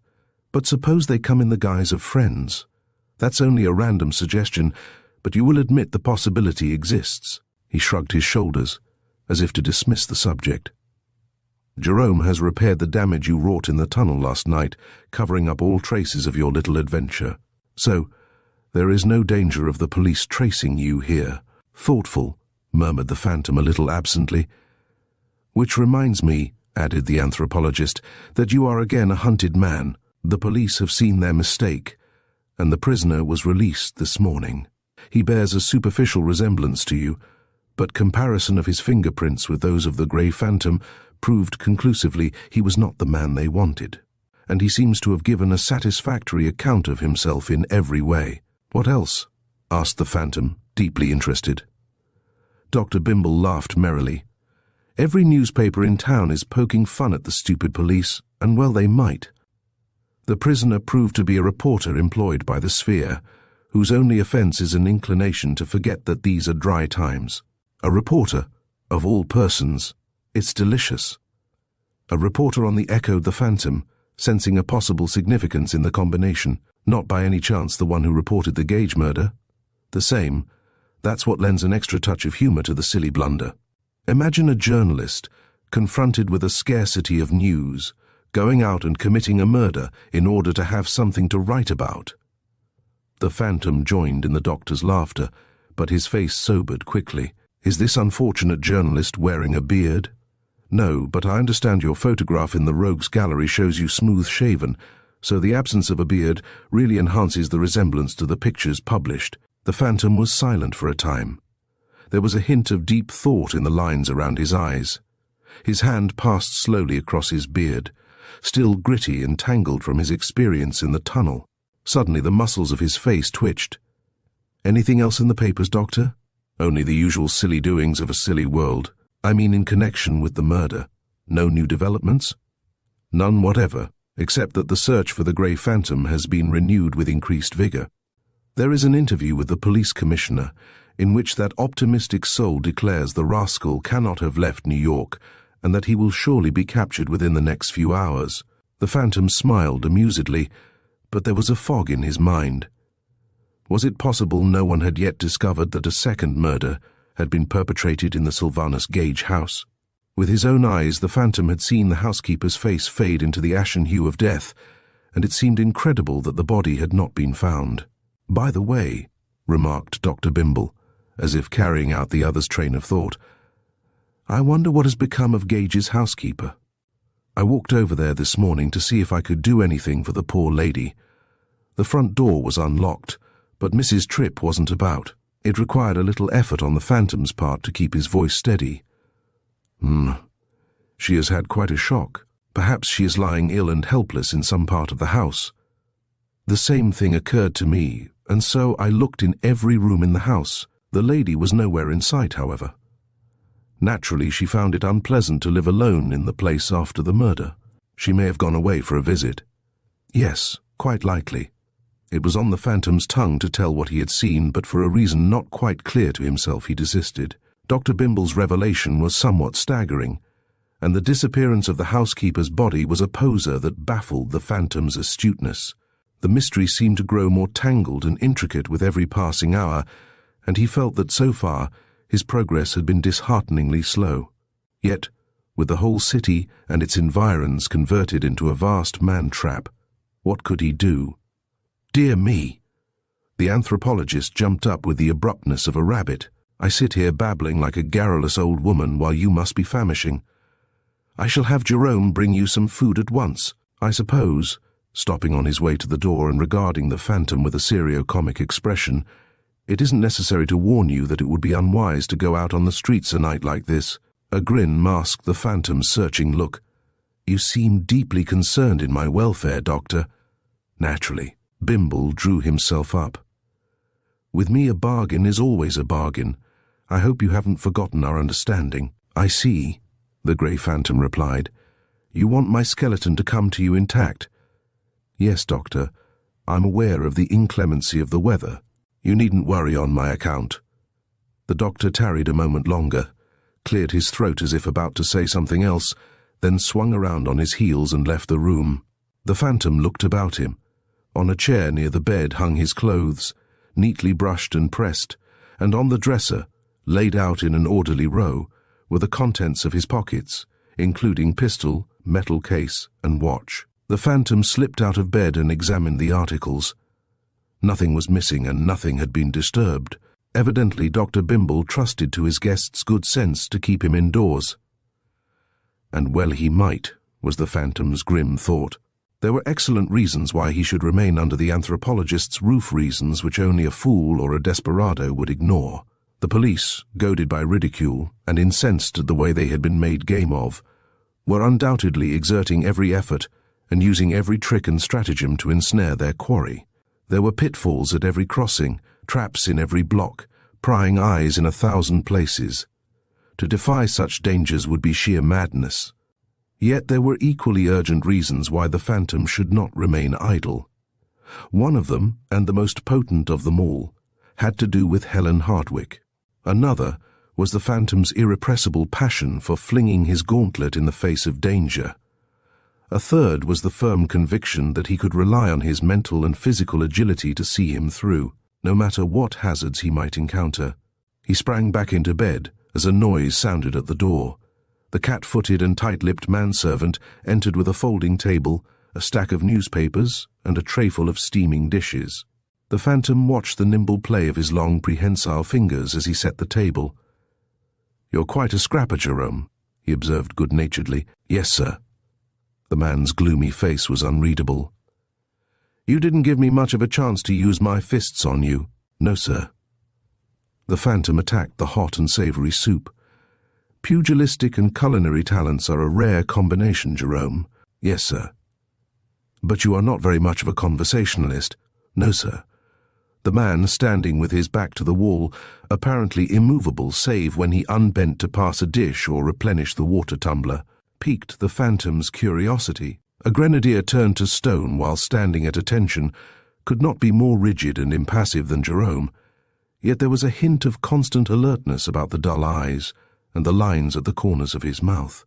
"There are moments when silence is golden," observed the phantom. "Perhaps this is one of them." "Perhaps, sir." The phantom finished the meal in silence. When Jerome had gone, he turned to the newspapers, noticing that the front pages were largely given over to himself. His own photograph was published side by side with that of the Sphere reporter, whose name appeared to be Thomas Granger. Many thousands of dollars were being wagered on the outcome of the contest between the phantom and the police, with the odds slightly in favor of the latter. A yellow journal was offering prizes to those of its readers who furnished the best suggestions for the capture of the famous outlaw. There were interviews with leading citizens in all walks of life, expressing amazement and indignation over the murder of Sylvanus Gage and the dilatory tactics of the officials. Even Wall Street was disturbed, for who knew but what the celebrated rogue was, planning another of the stupendous raids that had rocked the financial world on 2 or 3 occasions in the past. The phantom was amused, but also a trifle perturbed. The handicaps he had to overcome, if he were to accomplish his purpose, were rather staggering. But for the eccentric anthropologist's hospitality, he might even now be in the coils of the police. There was a troubled gleam in his eyes as he tossed the papers aside. For several minutes he sat on the edge of the bed, a thoughtful pucker between his eyes, abstractedly gazing down at the papers on the floor. Of a sudden he roused himself out of a brown study. While his thoughts had been far away, his eyes had been steadily fixed on the 2 photographs in the center of the page spread out at his feet. Now a steely glitter appeared in his narrowing eyes, and a smile spread slowly from the corners of his lips. In an instant he was on his feet, glancing at his watch. It was almost 10 o'clock. He hurried quietly to the door, listened at the keyhole for a few moments, then shot the bolt. From now on, his movements were characterized by the brisk precision of one acting on an inspiration. Taking a sharp-edged tool from his pocket case, He stepped to the washstand and mixed some lather. A few deft strokes and slashes, and his beard was gone. Since Patrolman Pinto had recognized him in spite of it, the beard was no longer useful, and the reddish and bristly mustache which he took from a wrapper in his metal case and affixed to his lips would serve fairly well as a temporary disguise. After a brief glance in the mirror, he put on his clothes and pocketed the articles on the dresser.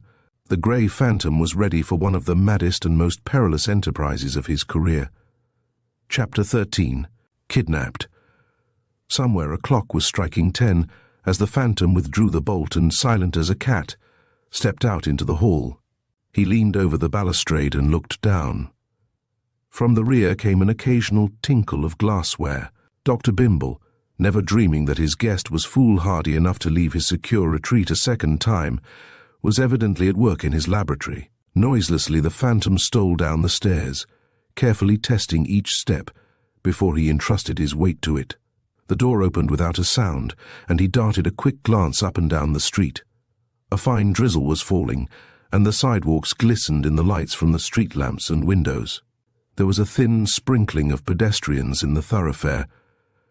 Outside a pool room across the street stood a group of loafers, and a band of gospel workers was addressing an apathetic crowd on the nearest corner.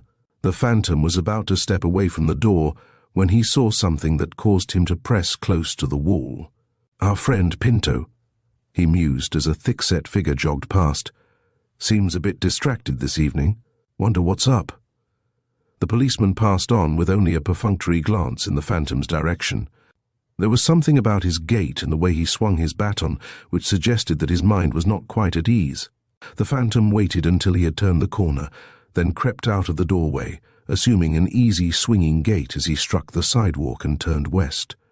The streets had their usual humdrum appearance, but beneath the calm on the surface he sensed a tension and an air of repressed activity. It might have been only imagination, but he thought people were regarding each other with covert suspicion, as if friends and neighbors were no longer to be trusted.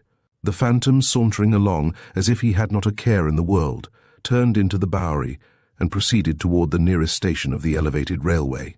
No taxicabs were in sight, but he would be comparatively safe once he was aboard a train. He whistled a merry little tune, but he was uncomfortably aware that the cut and quality of his clothes were attracting attention in that squalid neighborhood. Now he was only a few paces from the elevated stairs. The space immediately in front of him was brightly illuminated by a corner light, and each forward step was taken at great risk. He advanced with an air of unconcern, glanced languidly at the papers and magazines spread out on the news stall, and in another moment he would have been starting up the stairs. Just then he felt the sharp scrutiny of a pair of eyes. Their owner, he fancied, was stationed in the dark doorway of an abandoned corner saloon, only a few steps from the foot of the stairway. But he dared not look back or sideways. In a second he had rallied his wits to the emergency. To show the slightest nervousness or seem in a hurry would instantly provoke a sharp command to halt. He purchased a newspaper, glanced disdainfully at the headlines on the first page, and was chuckling over a cartoon on the sporting page as he leisurely began to ascend the stairs. A loud rumbling told that a train was approaching. The phantom pursued his unhurried pace, conscious that the owner of the prying eyes had stepped out of the doorway and was regarding him suspiciously. Suddenly, as he reached a turn in the stairs, a cry rang out, "Stop!" The phantom looked down with an air of idle curiosity, as if it were unthinkable that the command could be meant for him, and climbed on. He had almost reached the top when a second and more insistent cry sounded. "Hey there!" The phantom climbed the remaining steps, reaching the ticket window just as a train roared into the station. 3 sharp taps sounded against the sidewalk below, followed by a shrill blast of a police whistle. The phantom dropped his ticket in the chopper and stepped out on the platform. The train gates were open, and a few passengers were getting aboard. For a moment he hesitated. Then he hurried swiftly to the end of the deserted platform and leaped out on the narrow walk used by track workers. The train rolled out of the station. The phantom, lying flat, guessed that the agent at the next stop had already been notified to hold it for search, and it was this circumstance that had decided him against getting aboard. From the street rose a great hubbub.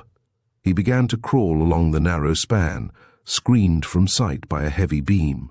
Each moment was precious now, for soon the police would learn that the Phantom was not on the train, and then they would guess that he was hiding somewhere on the platform or the track. He had crawled the length of half a block when he stopped and looked down. The commotion at the corner had ceased, but as he glanced behind him, he saw that several dark forms were moving rapidly across the platform, as if looking for someone. At the point where he lay, the street was dimly lighted and almost deserted. Agilely, he swung his body from the walk, clutched the beam with both hands until he could obtain a foothold along one of the heavy iron pillars that supported the structure, then slid quickly to the ground. Standing in the shadow of the pillar, he looked about him. Apparently he had not been seen, but in a few moments a dragnet would be thrown around the vicinity, and he would have to exercise the utmost speed and caution if he was to escape. Quickly he dodged into a side street. On the corner was a patrol box, and even as he glanced at it, the bulb at the top of the pole flashed into a green brilliance. He knew what the signal meant. A general alarm had been sent out, spreading the news that the grey Phantom had been seen. He hurried on, but he had not reached far when a patrolman appeared around the opposite corner, forcing him to take refuge in a dark cellarway. Luckily, the green light had already attracted the policeman's attention, and he hurried past the point where the Phantom was hidden and made for the box on the corner. While the bluecoat was receiving his instructions from the station house, the Phantom crawled out of his retreat and, clinging close to the shadows along the walls, hastened in the other direction. He was very cautious now. Once out of the immediate neighborhood, the greatest danger would be past, but for the present every step of the way bristled with perils. A taxicab hove into sight as he reached an intersection of streets, but the chauffeur showed no inclination to heed his signal. The Phantom placed himself directly in the path of the onrushing vehicle. It stopped with a grinding of brakes, accompanied with a medley of oaths. "What do you mean?" demanded the chauffeur. "Can't you see I'm busy?" "Double fare," suggested the Phantom temptingly. A sharp glance shot out from beneath the visor of the driver's cap. "Where to?" "South Ferry," said the Phantom, though his actual destination was a good distance short of that point. "All right," with a shrewd glance at his fare. "Get in." He held the door open, and the Phantom entered the cab. They had proceeded only a short distance, however, when the passenger pinned a bill to the cushion, cautiously stepped out onto the running board, and hopped off in the middle of a dark block. He had not quite approved of the chauffeur's looks. Just ahead of him lay the wholesale section of Broadway, at that time of night as gloomy and lifeless a stretch of thoroughfare as can be found in all New York. The Phantom walked briskly to the corner, and was turning south when he all but collided with a red-faced, heavy-jowled policeman. "Pardon," he said lightly. Quickly he stuck a cigar between his lips, tugging at his mustache with one hand and exploring his vest pocket with the other. "By the way, officer, happen to have a match?" The officer produced the desired article, and in return the Phantom proffered a cigar while he lighted his own.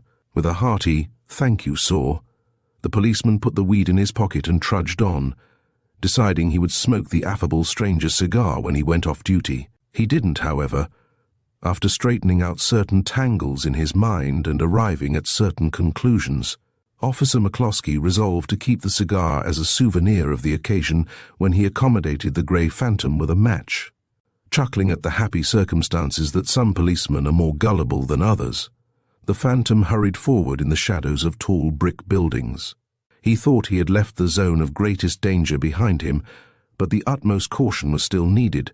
The crucial test would not come until he reached his destination. As often before, he was relying for success and safety on the fact that he was doing the very thing a hunted man was least likely to do. A hansom drawn by a scraggy nag came toward him and drew up at the curb on his signal. He fixed an appraising look on the driver, a despondent-looking individual in sadly dilapidated livery, whose sole concern in his prospective passenger seemed to have to do with the collecting of a generous fare. "Drive me to the Sphere office," directed the Phantom, satisfied with his inspection of the man on the box. He climbed in, and a crack of the whip startled the nag into activity. The Phantom, tingling with a familiar sensation, leaned back against the cushion and watched long rows of somber buildings stream past. He was bent on a madcap adventure, and the details of his plan were still vague, but if the scheme succeeded, he would have gained an important advantage. His task, besides being difficult and dangerous, was also somewhat strange to him. Many sensational ventures embellished his past, but he had never until now essayed a kidnapping, at least not under circumstances like these. The vista brightened. A short distance ahead loomed the municipal building and the Woolworth Tower. Serenely the cab jogged into City Hall Park, carrying its passenger into a brightly lighted square that even at night stirred with activity and bristled with 1,000 dangers.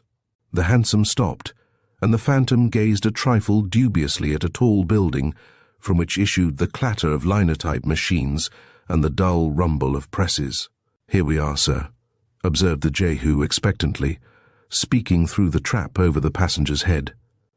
The Phantom did not move.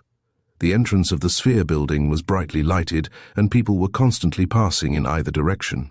On the corner, keenly scanning the face of each passer-by, stood a lordly policeman. The Phantom counted his chances, knowing that much more than his personal freedom was at stake. The moustache, his sole disguise, seemed inadequate.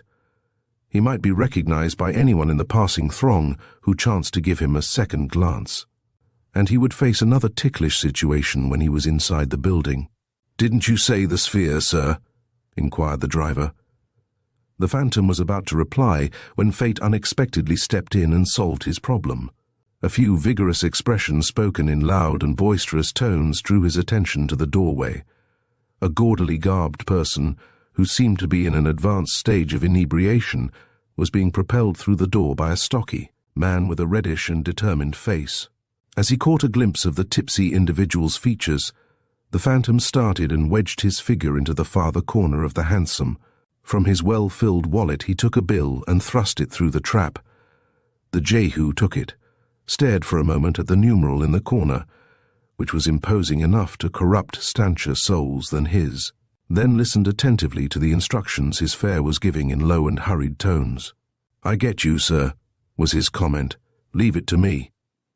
In the meantime, the stout person had given the tipsy one a final departing shove, and now he stood aside, with thumbs crooked in the armpits of his vest, his face glowing with the consciousness of a job well performed. His victim picked himself up with great difficulty and looked about him with groggy eyes, while loudly proclaiming how he would avenge the affront. "Cab, sir?" invitingly inquired the Jehu.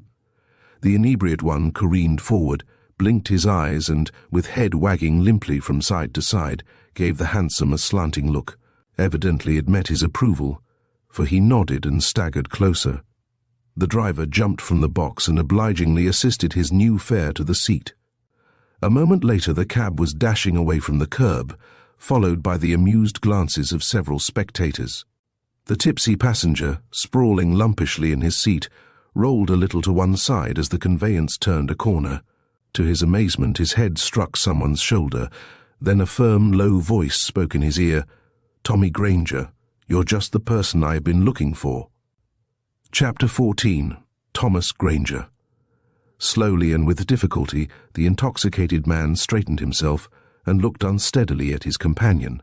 They were in a dark street and their faces were indistinct. "Shay," demanded the tipsy one, "this ish my cab, get out." "Now, Granger," replied the Phantom with a chuckle, "you surely don't mind giving a fellow a lift. By the way, where do you think you are going?" "Home, but you forgot to tell the driver your address." "Damn the driver. He ought to know enough hick to take a fellow home when he's soused. Where else would I be going?" "Huh? But your address." "Damn my address. It's nobody's business. I live where I please. See, I'm drunk. I get drunk when hick, whenever I feel like it. Know where to get the stuff, too. Always carry a bottle on my hip. Want a drink? Never touch it. Thanks, just the same. What was the matter back at the office? They were treating you rather roughly." Granger seemed to recall a grievance. He made an effort to draw himself up. "I insulted the city editor and he told the watchman to bounce me. I always insult people when I'm soused. Did I ever insult you?" "Not yet, Granger. Maybe I will some day. Shay, "Tell the cabbie to turn back. I want to go back to the office and clean out that bunch of stiffs. Now, Granger, let me go. I'll show 'em they can't treat me that way. Let me go, I tell you."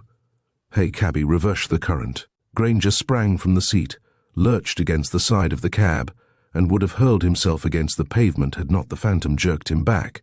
The drunken man lunged out with arms and legs, but he subsided quickly as he felt something hard pressing against his chest. "Cut out the nonsense." The phantom spoke firmly and incisively. "I have you covered, and I won't stand for any foolishness." The touch of steel against his ribs seemed to have a sobering effect on Granger. For a few moments he stared sulkily at his companion, then he settled himself against the cushion, and his mind appeared to be groping its way out of stupefying fumes. The cab was pursuing a zigzagging route through crooked and dimly lighted streets, the Jehu having been instructed to drive at random until he received further orders. The phantom's mind worked quickly while he pressed the pistol against his captive's chest. A new problem confronted him. He'd kidnapped his man, but where was he to take him? The logical answer was Seaglimpse, but the trip would consume too much time, to say nothing of the risks involved. Dr. Bimble's house?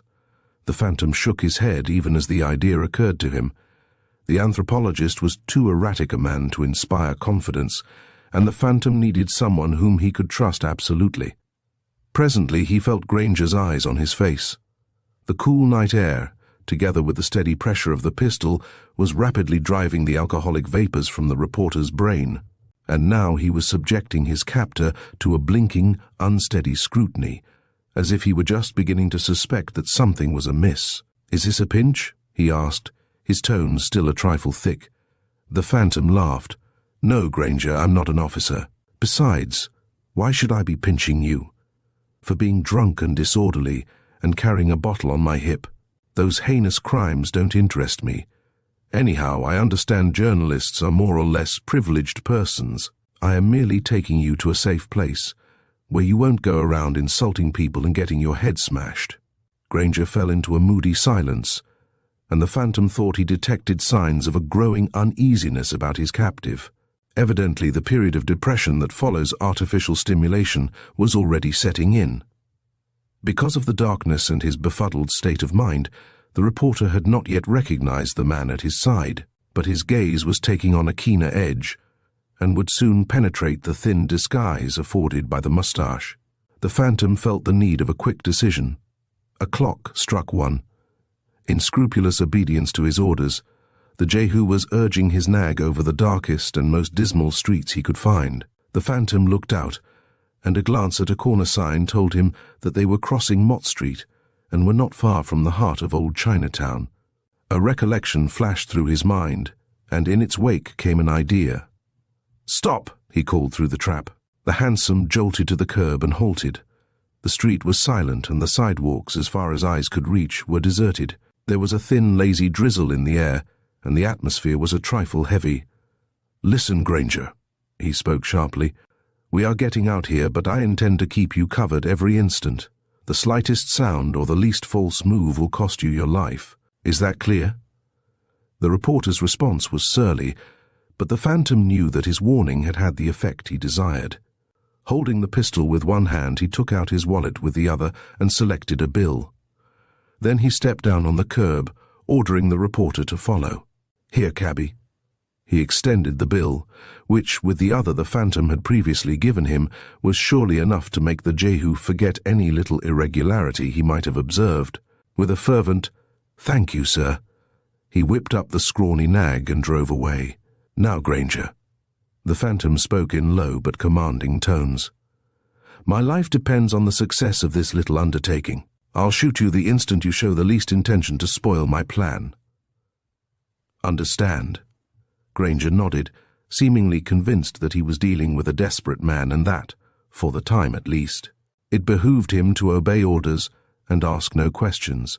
The phantom wound his arm about the other's back, firmly jabbing the muzzle of the pistol against the fellow's armpit, thus giving the appearance of steadying a slightly incapacitated friend. They approached the center of Chinatown, keeping in the shadows whenever possible. Granger was sullenly silent, and he seemed to be hoping and watching for a sign of relaxing vigilance on his captor's part.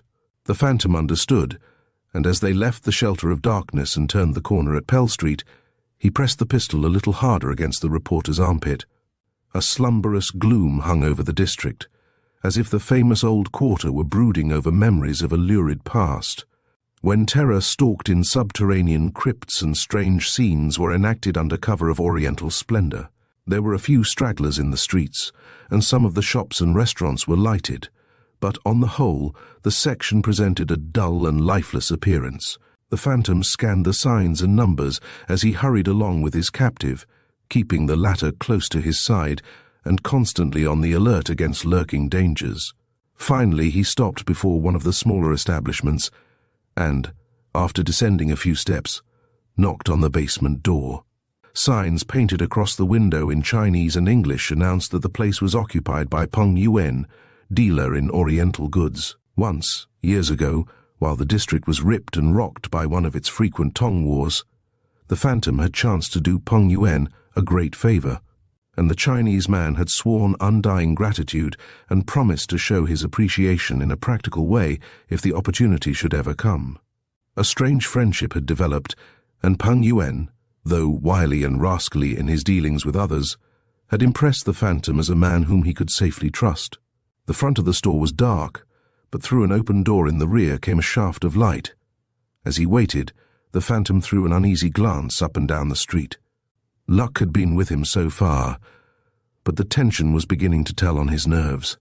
A puny figure crossed the path of light.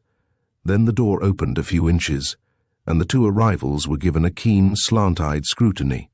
The phantom knew a little Chinese, and a few words spoken in that tongue had a magic effect on the man inside. With a curious obeisance, he drew back and motioned them to enter. The phantom, pushing his quarry ahead of him through the door, spoke a few more words in Chinese, and their host pointed invitingly to the door in the rear. The three entered, and Peng Yuan, arrayed in straw-colored garments embroidered with black bats, shot the bolt. His face was as impassive as that of the image of Kuan Yin Putse, which stood on a shelf over a lacquered teak wood cabinet, and he was so slight of stature that it seemed as though a puff of wind would have blown him to the land of his ancestors. The air in the little den was heavy with scents of the east. The light, filtering through shades of green and rose, gave Granger his first clear view of the phantom's face. With a start, he fell back a step and stared at his captor out of gradually widening eyes. The last signs of stupor fled from his face, and a startled cry rose in his throat as the phantom smilingly snatched the false mustache from his lips. The Chinese man, standing with arms folded across his chest, viewed the scene with supreme indifference. Granger slowly ran his hand across his forehead, as if wondering whether his senses were playing him tricks. His lips came apart, and a startled gleam appeared in his bleary, heavy-lidded eyes. The grey phantom," he muttered shakily, wetting his lips and falling back another step. The phantom looked amused. "Just think what a scoop you've missed, Granger." He turned to the Chinese man. "Peng, you old heathen, I guess you know they are accusing me of murder." "So," said Peng Yuan in his slow, precise English. "I did not know. I never read the newspapers." "Then of course you are not aware that the police are conducting a lively search for me?" "My friend," said the Chinese man, unimpressed, "I have told you that I do not read the papers." The phantom searched the almond-shaped eyes for a sign of a twinkle, but found none. "Peng Yuan, you are lying like a gentleman. It grieves me to shatter such beautiful ignorance, but it must be done. I did not commit the murder of which I am accused. For reasons of my own, I desire to find the murderer and hand him over to the police. I am seriously handicapped by the interest the authorities are taking in me, which makes it unsafe for me to move a single step. I have thought of a ruse by which that obstacle may be removed." The Chinese man lifted his brows inquiringly. "This gentleman," continued the phantom, indicating the inebriate, "is Mr. Thomas Granger, a reporter on the Sphere. As you may have noticed, he looks something like me. The police, deceived by the resemblance, took it into their heads to arrest him. He was able to give a satisfactory account of himself, of course, and his fingerprints quickly convinced the authorities they had made a mistake. They are not likely to make that kind of mistake a second time. You follow me, Peng Yuan? The ghost of a grin flickered across the Chinese man's face. "Your words, my friend, have their roots in eternal wisdom." "Thanks for that kind thought, Peng Yuan. I knew you would see the point. Granger has seen it too, though his mind is not functioning with its usual brilliance tonight. He has consented to disappear for a few days, and has agreed to let me borrow his identity in the meantime. As the Grey Phantom, I can scarcely move a step. In the role of Thomas Granger, newspaper reporter, I shall be able to move about unmolested." "What, Granger not backing out of the bargain, I hope?" A seemingly careless gesture with the pistol, together with a warning look, quickly silenced the protests on Granger's lips. After a few moments of fidgeting and indecision, he accepted the situation with a good-natured grin, as if its humorous side had appealed to him. "Excellent," drawled the Phantom. "I knew you would be reasonable. Now we strip." He handed the pistol to Peng Yuan, placed his metal case on the table, and began to remove his clothes. Granger followed his example, and in a few minutes the two had exchanged garments. The reporter was addicted to vivid hues and extreme designs. At first the Phantom felt a trifle uncomfortable in the strange garb, but he knew it was necessary to the role he was assuming. He studied the reporter carefully while he took a number of tubes and vials from his case. Granger was a younger man. His eyes were of a slightly different hue from the Phantom's, and there were other differences which were easily discernible to the keen eye. The Phantom, viewing himself in a cheval glass, daubed a dark tint over the grey at his temples. With an occasional backward glance at the reporter, he dappled his cheeks with a faintly chromatic powder, traced a tiny line on each side of the mouth, poured a little oil on his hair, and patted it till it lay smooth and sleek against his head, performing each touch with such a delicate skill that, though the resemblance was greatly enhanced, there was scarcely a suggestion of make-up. "What do you think, Peng Yuan?" he inquired, turning from the cheval glass. A look of admiration came into the Chinese man's usually wooden-like face. Even the voice was Granger's. The expression around the mouth and the eyes and the characteristic set of the shoulders were adroitly imitated, and already the Phantom had picked up several of the reporter's mannerisms. "It is good," murmured Peng Yuan, putting the maximum of approval into the minimum of words. The Phantom was beginning to show signs of restlessness. He glanced at his watch, then fixed the Chinese man with a penetrating look. "Peng Yuan," he said, "in the good old days there were hiding places on these premises where people could disappear. It may be so." The Chinese man's face was expressionless. "I do not recollect." But even as he spoke, a touch of his fingers produced an opening in the wall. The Phantom motioned, and with a shrug of the shoulders, the reporter stepped through the aperture. A moment later, a sliding panel had shut him from view. "The Phantom has disappeared," mumbled the Chinese man. "Except when I bring him food and drink, I will forget that he exists. Going so soon, Mr. Granger?" The bogus journalist grinned as he gripped Peng Yuan's thin, weazened hand. He squeezed it until the Chinese man winced, then hurried out into the dark, dripping night, turning his steps in the direction of the house on East Houston Street. Chapter 15. A warning from the Duke. The Phantom walked briskly, with an easy, carefree swagger, breathing freely for the first time since the beginning of the strange events that had attended his efforts to solve the mystery of the Gage murder. In the role of an irresponsible journalist with a weakness for strong liquor, he could feel reasonably secure, for the police had been so cruelly nagged and ridiculed that they would think twice before repeating their sad blunder. "Stop!" commanded a voice as he swung into Houston Street. The Phantom halted and smiled impudently into the face of a plain-clothes man who emerged from a dark doorway to look him over. "Oh, Granger," muttered the officer disgustedly after a glance at his showy attire and a sniff of the whiskey with which the Phantom, making use of the reporter's bottle, had prudently scented himself. "Sober for a change, I see. Where do you get the stuff, anyhow?" "That would be telling. Any news of the Phantom?" "Nah. We thought we had him a while ago, over at a 3rd Avenue L station, but he blew away. I suppose you're out to nab him and get a scoop for that yellow rag of yours." "Maybe," said the Phantom cheerfully.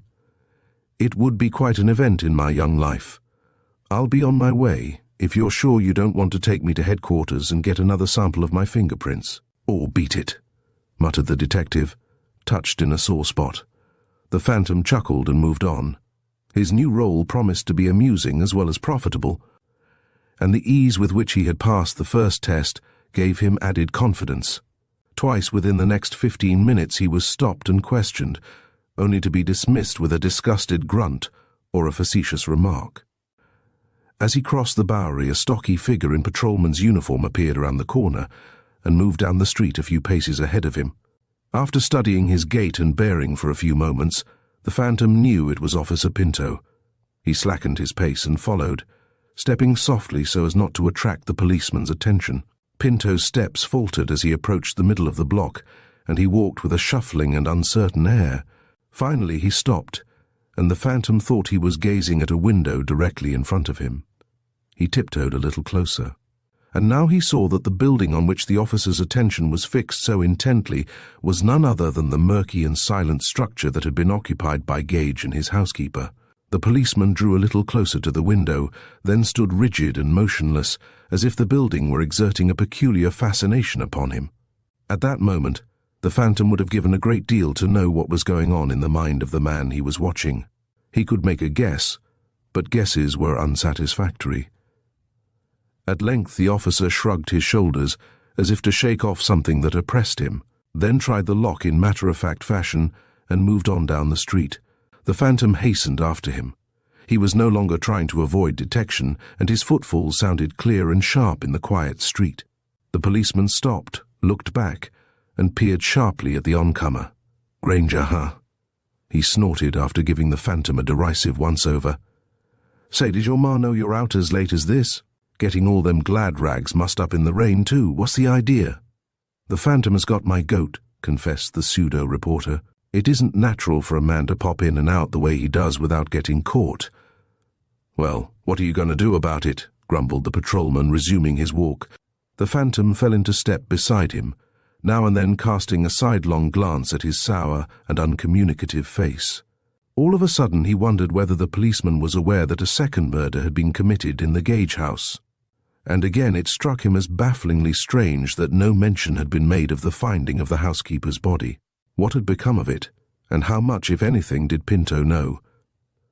"Something seems to be eating you," he observed casually, trying to adopt a phraseology suited to his role. "You were staring at that window as if you expected old Gage's ghost to take a stroll." "What were you thinking of, Pinto?" The policeman gave a quick, searching look. "Say, you've been watching me, ain't you? What's the big idea? And how do you know my name?"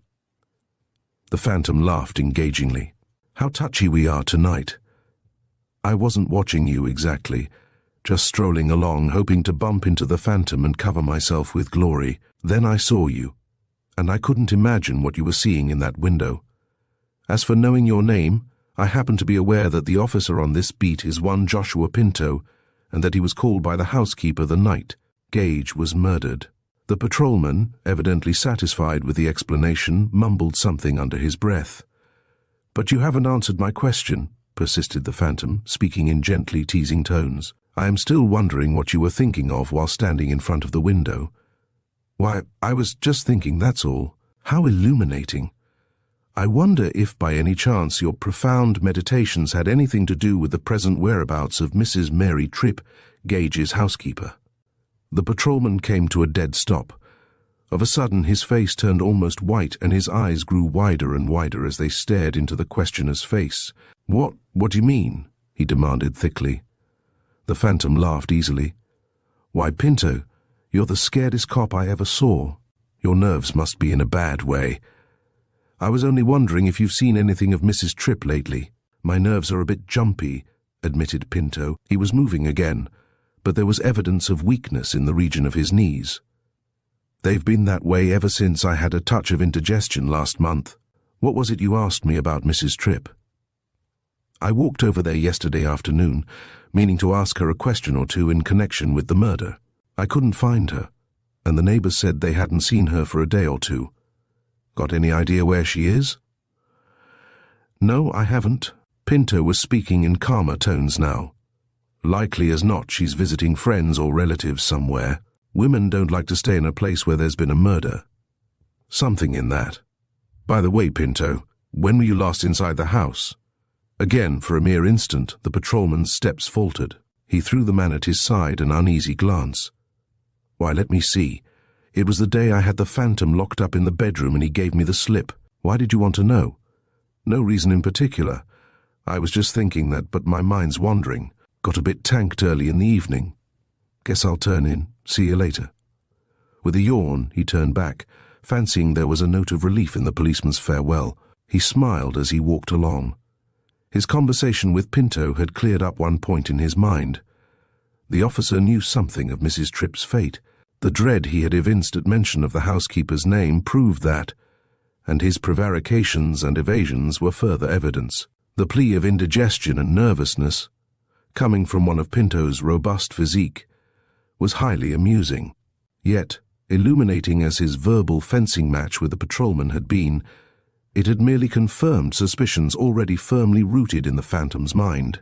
As yet he had not a single iota of concrete evidence, and there were several snarled threads that had to be untangled before he could accomplish much. For instance, there was the mystery surrounding the murder of Mrs. Tripp, and the equally perplexing riddle of what had become of the body. Both of them must be solved before he could go far toward attaining his object. He stopped, noticing that his mental processes had guided his steps toward the gauge house. It was still drizzling, and he was tired and hungry and wet, but the problem on which he was engaged drove all thought of rest and food from his mind. The blackness overhead was slowly breaking into a leaden grey, and from all directions came sounds of awakening life. He walked up to the door, believing that the answers to the questions that troubled him were to be found inside the house. Then, out of the shadows, as it seemed to him, came an undersized creature with a slouching gait and glittering cat's eyes peering out from beneath the wide brim of a soft hat. The phantom felt a slight touch on his elbow, and for an instant the sharply gleaming eyes scanned his face. Then the queer-looking character shuffled away as swiftly and silently as he had appeared. The phantom was tempted to follow, but just then he noticed that a piece of paper was cramped between his fingers. He unfolded it and examined it in the meager light. All he could see at first was something crude and shapeless, sketched with pencil, but gradually the blur dissolved into a symbol which he recognized. It was a ducal coronet. The phantom smiled as he looked down at the emblem of his old rival and enemy, the Duke. The paper handed him by the curious messenger was a reminder that the hand of his antagonist was reaching out for him, that though the Duke himself was in prison, his henchmen and agents were active. Being at this very moment on the phantom's trail, he put the paper into his pocket, and in the same moment the amused smile faded from his lips. For a time he had forgotten that, to all practical purposes, he was no longer the grey phantom, but one Thomas Granger, journalist. His lips tightened as again he gazed at the tracings on the paper. Did it mean that the Duke's emissaries had seen through his disguise and alias? Or did it mean, his figure stiffened as the latter question flashed in his mind, that Thomas Granger was a member of the Duke's band? In vain he pondered the problem, unable to decide whether the paper had been intended for himself or for Granger. If for himself, it seemed a somewhat idle and meaningless gesture on the Duke's part, for his old enemy surely could gain nothing by sending cryptic messages to him. On the other hand, assuming that the reporter was the intended recipient, what hidden meaning was Granger supposed to read into a ducal coronet? He tried to dismiss the problem from his mind until he could have a talk with Granger, but thoughts of the mysterious message and the strange messenger pursued him as he once more turned to the door. The entrance to the store was padlocked, but the lock on the side door yielded readily to manipulation with one of the tools in his metal case. A quick glance to left and right assured him he was unobserved.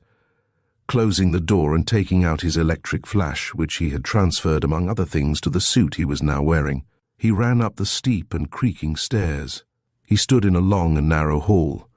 At one end was a stairway, presumably leading to the store below, and along the sides of the corridor were 3 doors. Opening one of them, he played the electric beam over the interior, for he did not think it safe to turn on the light. It was a small, tidily furnished bedroom, and the prevalence of feminine touches hinted that it had been occupied by the housekeeper. In the neatness and immaculateness of things there was not the slightest suggestion of tragedy, and he looked in vain for a sign that the occupant had been snatched from a humdrum life to a horrible death. Yet, as his eyes flitted over the room, he felt a vague and haunting sense of oppression. It must be the air, he thought, which was heavy and stale, as if the window had not been opened for several days. The note handed him by the queer messenger was still a disturbing factor in his thoughts, and he took it from his pocket and examined it in the light of his flash. At first he saw nothing but the crude pencil tracings in which he recognized the emblem of the Duke, but presently, as he gave closer attention to the outlines of the design, he detected tiny waves and jags that impressed him as being there for a purpose. He placed his magnifying lens between the electric flash and the paper, and now the uneven strokes dissolved into uncouth but fairly legible letters. He chuckled as he perceived that the Duke, always a lover of the theatrical, was in the habit of communicating with his agents by means of writing that had to be read through a magnifying lens. Quickly he deciphered the script hidden in the ornate tracings. His face grew hard as a welter of ideas and suspicions surged through his mind. The message read, "Traitors sometimes die. Report at once." The 6 words seemed to throb with a sinister meaning. They started a long train of thoughts in the Phantom's mind. For one thing, they proved that the message was intended for Granger, since there was no reason why the Duke should accuse the Grey Phantom of treachery. They also made it clear that the reporter was a member of the Duke's new organization, and that by some faithless act he had incurred the displeasure of the leaders of the band. The Phantom loathed a traitor, but the Duke himself was no stickler for fair methods, and that a member of his gang should have been caught in a perfidious act was not particularly surprising. As the Phantom saw it, the chief importance of his discovery lay in the fact that he was still laboring under a serious handicap. He had thought that in assuming the guise of a newspaper reporter, he would ensure himself against molestation from all sides. But now it appeared that the man whose identity he had borrowed was an object of suspicion and possible vengeance. The threat in the first sentence of the message was clear and to the point. He scowled darkly at the message, then folded it carefully and put it in his pocket. He still had an advantage, he told himself, for he was safe so far as the police were concerned. What he had to guard against was the stealthy machinations and intrigues of the Duke's band. On the whole, it was fortunate that the note had fallen into his possession, for forewarned was forearmed. Increased alertness and a few extra precautions would see him clear of the pitfalls. Extinguishing his flash, he left the room and descended the stairs at the end of the hall. Emerging behind the counter in the front of the store, he walked down the narrow aisle between the showcase and the shelves that lined the wall. The door to Gage's bedroom was unlocked, and he entered. A shaft of grey light slanting in beneath the window shade gave blurry outlines to the objects in the room. He passed to the window and pulled the curtain aside. It was a dull, bleak dawn, as dismal and grey as the one that had greeted him 24 hours ago when he crawled out of the tunnel. His inspection of the room shed not the faintest ray of light on the questions in his mind. He searched carefully, sweeping the dark corners with his flash, but nothing appeared to have been touched since his last visit. Of the tragedy he had witnessed, not the slightest sign was to be found. Yet the scene was so vividly impressed on his mind that he felt as though the very walls were alive with the echoes of the dying woman's groans. He could still see the quickly moving hand that had held the knife. Whose hand? He asked. It had been a mere flash, and as far as he could recall, there had been nothing distinctive about it. It was not likely he would recognize the hand if he should see it a second time. Yet the question was already settled in his mind. The housekeeper herself had given him the answer to it in the few words she had gasped out just before the blow was struck. "He's killing me. He's afraid I'll tell." She had referred to Pinto, of course, for her previous words and looks, the Grey Phantom thought, had clearly shown that she suspected the policeman of having murdered her employer. It was a safe inference, then, that Pinto had slain the housekeeper in order to seal her lips forever. And the Phantom wondered whether the patrolman was not also responsible for the barricade at the end of the tunnel. It seemed plausible enough. Pinto must have known that there had been a witness to his deed, though he probably did not know that this witness had seen only a hand and a knife. It was even possible that the policeman had seen more of the Phantom than the Phantom had seen of him, At any rate, he was doubtless aware that the housekeeper's words had been addressed to someone hidden in the opening back of the revolving frame. Fearing that this person would betray him, he had quickly slammed the frame into place, after which he had run around to Dr. Bimble's cellar and blocked the mouth of the passage, intending that the witness to his crime should smother to death. So much seemed clear, at least it furnished a hypothesis in the light of which the strange events of the night before were explainable. The only puzzling factor in the situation was the disappearance of the body. The phantom, cudgel his wits as he might, could see no other solution than that the murderer must have removed it. No one else would have been likely to do so. If the body had been found by anyone else, the matter would have been promptly reported to the police. And without doubt, another crime would have been chalked up against the grey phantom. Scanning the mystery from every angle, the phantom could see no other explanation than that the body had been concealed by the murderer. But why? He asked himself. So far as he could see, the murderer could have had no reason for covering up the crime, which in the absence of contrary proof would have been imputed to the grey phantom. The police and the press would have jumped instantly to the conclusion that the arch-rogue had followed up the killing of Gage with the murder of the housekeeper, and their fertile brains could easily have invented several plausible motives. This, to all appearances, would have suited the murderer to perfection. Why, then, had he gone out of his way to keep the crime secret? The phantom's mind churned the problem for several minutes before the answer came to him. As is often the case, it was so ludicrously simple that he wondered why he had not seen it at once. Clear as daylight, he decided. The murderer knew the crime couldn't be fastened on me because I had an alibi. I was in jail, so to speak, when the murder was committed. Of course, I was in jail only by proxy, the real prisoner being Tommy Granger. But the murderer didn't know that until later. He thought I was locked up, and that was enough for him. The phantom backed out of the room. His visit to the scene of the two murders had helped him to clarify certain problems, but he had accomplished nothing definite. His suspicions in regard to Pinto had become stronger, but as yet he had not a shred of actual proof against the man. He considered what his next step should be as he walked across the store and started up the stairs. For several reasons, he decided, he must have a talk with Thomas Granger at once. He paused for an instant outside the housekeeper's bedroom, then walked on to the next door, which opened into a kitchen. The third door, the one farthest down the hall, gave access to a large room, and the tall tiers of boxes and packing cases indicated that Gage had used it for storage purposes. Abstractedly, he let the gleam of his electric flash glide over the floor and the long, jagged cracks in the begrimed ceiling. He was looking for nothing in particular, and apparently there was nothing to find. Yet, as he started to walk out, something held him. He could not analyze the sensation at first, but it was one he had experienced before, and it was associated in his mind with dreadful and awe-inspiring things. He could not name it, but it gave him the impression that he stood in the presence of death. He started forward, but of a sudden he checked himself and listened intently to sounds coming from the direction of the stairs. They were short, creaking, and irregular sounds, like those produced by a heavy man when he tries to walk lightly, and they gave the phantom an impression of hesitancy and furtiveness. The stealthy footfalls drew nearer. Quietly, the phantom pushed the door shut, took the pistol from his pocket, and stepped behind a row of packing cases. The footsteps were now almost at the door. An interval of silence came, as if the person outside were hesitating before he entered. Then the door came open, and a dark shape prowled across the floor. Chapter 16. The Other Link.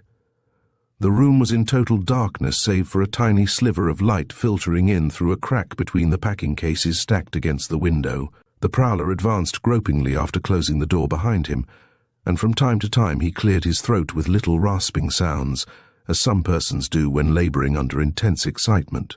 The phantom, wedged in a narrow opening between two rows of boxes, presently heard a faint scraping, as if the intruder were passing his hand back and forth in search of a light switch.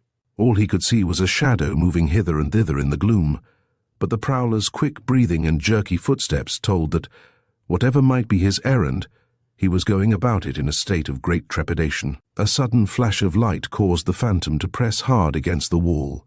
for he wished to ascertain the other's business before making his presence known. He judged from the sounds made by the prowler that he must be at the opposite side of the room, and a succession of loud, creaking noises indicated that he was dragging some of the cases away from the wall. After a little the sound ceased, and the only audible thing was the prowler's hard panting, mingling now and then with a low, hoarse mutter. The phantom stood very still. A curious feeling was stealing over him. It was the same weird and oppressive sensation he had experienced shortly after entering the room, but now it was more pronounced, filling him with a sense of awe which he could not understand. The prowler's footfalls, moving toward the door, broke the spell. The phantom, casting off the uncomfortable sensation with a shrug of his shoulders, stepped out from his hiding place just as a hand gripped the doorknob. "Hello, Pinto," he spoke in a drawl, toying carelessly with his pistol. Out of the corner of an eye he slanted a look at an object lying on the floor. It had not been there when he entered. The patrolman's face had been white even before he spoke. Now it was ashen and ghastly. His eyes, wide with horror, bored into the phantom's face. Several times he moistened his twitching lips before he was able to speak. "Where did you come from?" he gasped. "Why, nowhere in particular. Just taking a walk. Changed my mind about going home. But don't look at me as if I was a ghost. Makes me nervous. Great heavens, what's this?" He started at the gruesome heap on the floor, as if he had just now chanced to cast eye upon it. Pinto made a heroic effort to steady himself. His quavering gaze moved reluctantly toward the motionless form lying a few feet from where he stood. That's Mrs. Tripp," he announced, twisting his head and working his Adam's apple, as if on the point of choking. "So I see." The phantom stepped closer to the body, regarded it gravely for a few moments, then lifted his narrowing gaze to the policeman's twitching face. "Where did it come from, Pinto?" The officer was gradually gaining control of himself. He took out his handkerchief and mopped his perspiring forehead. "Awful sight, ain't it, Granger?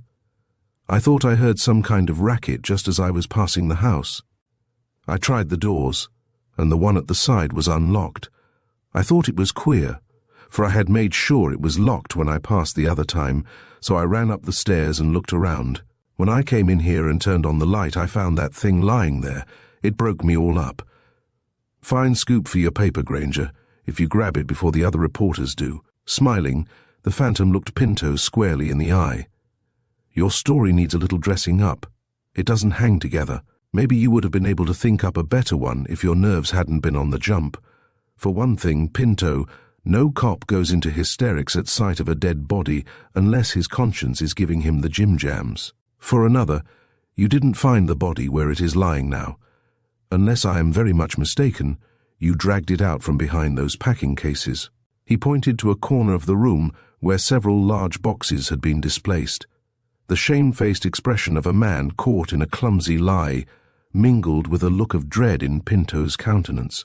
"What you driving at?" he demanded with a feeble show of bluster. The phantom's mind worked quickly. In the last 15 minutes his suspicions in regard to Pinto had become a certainty.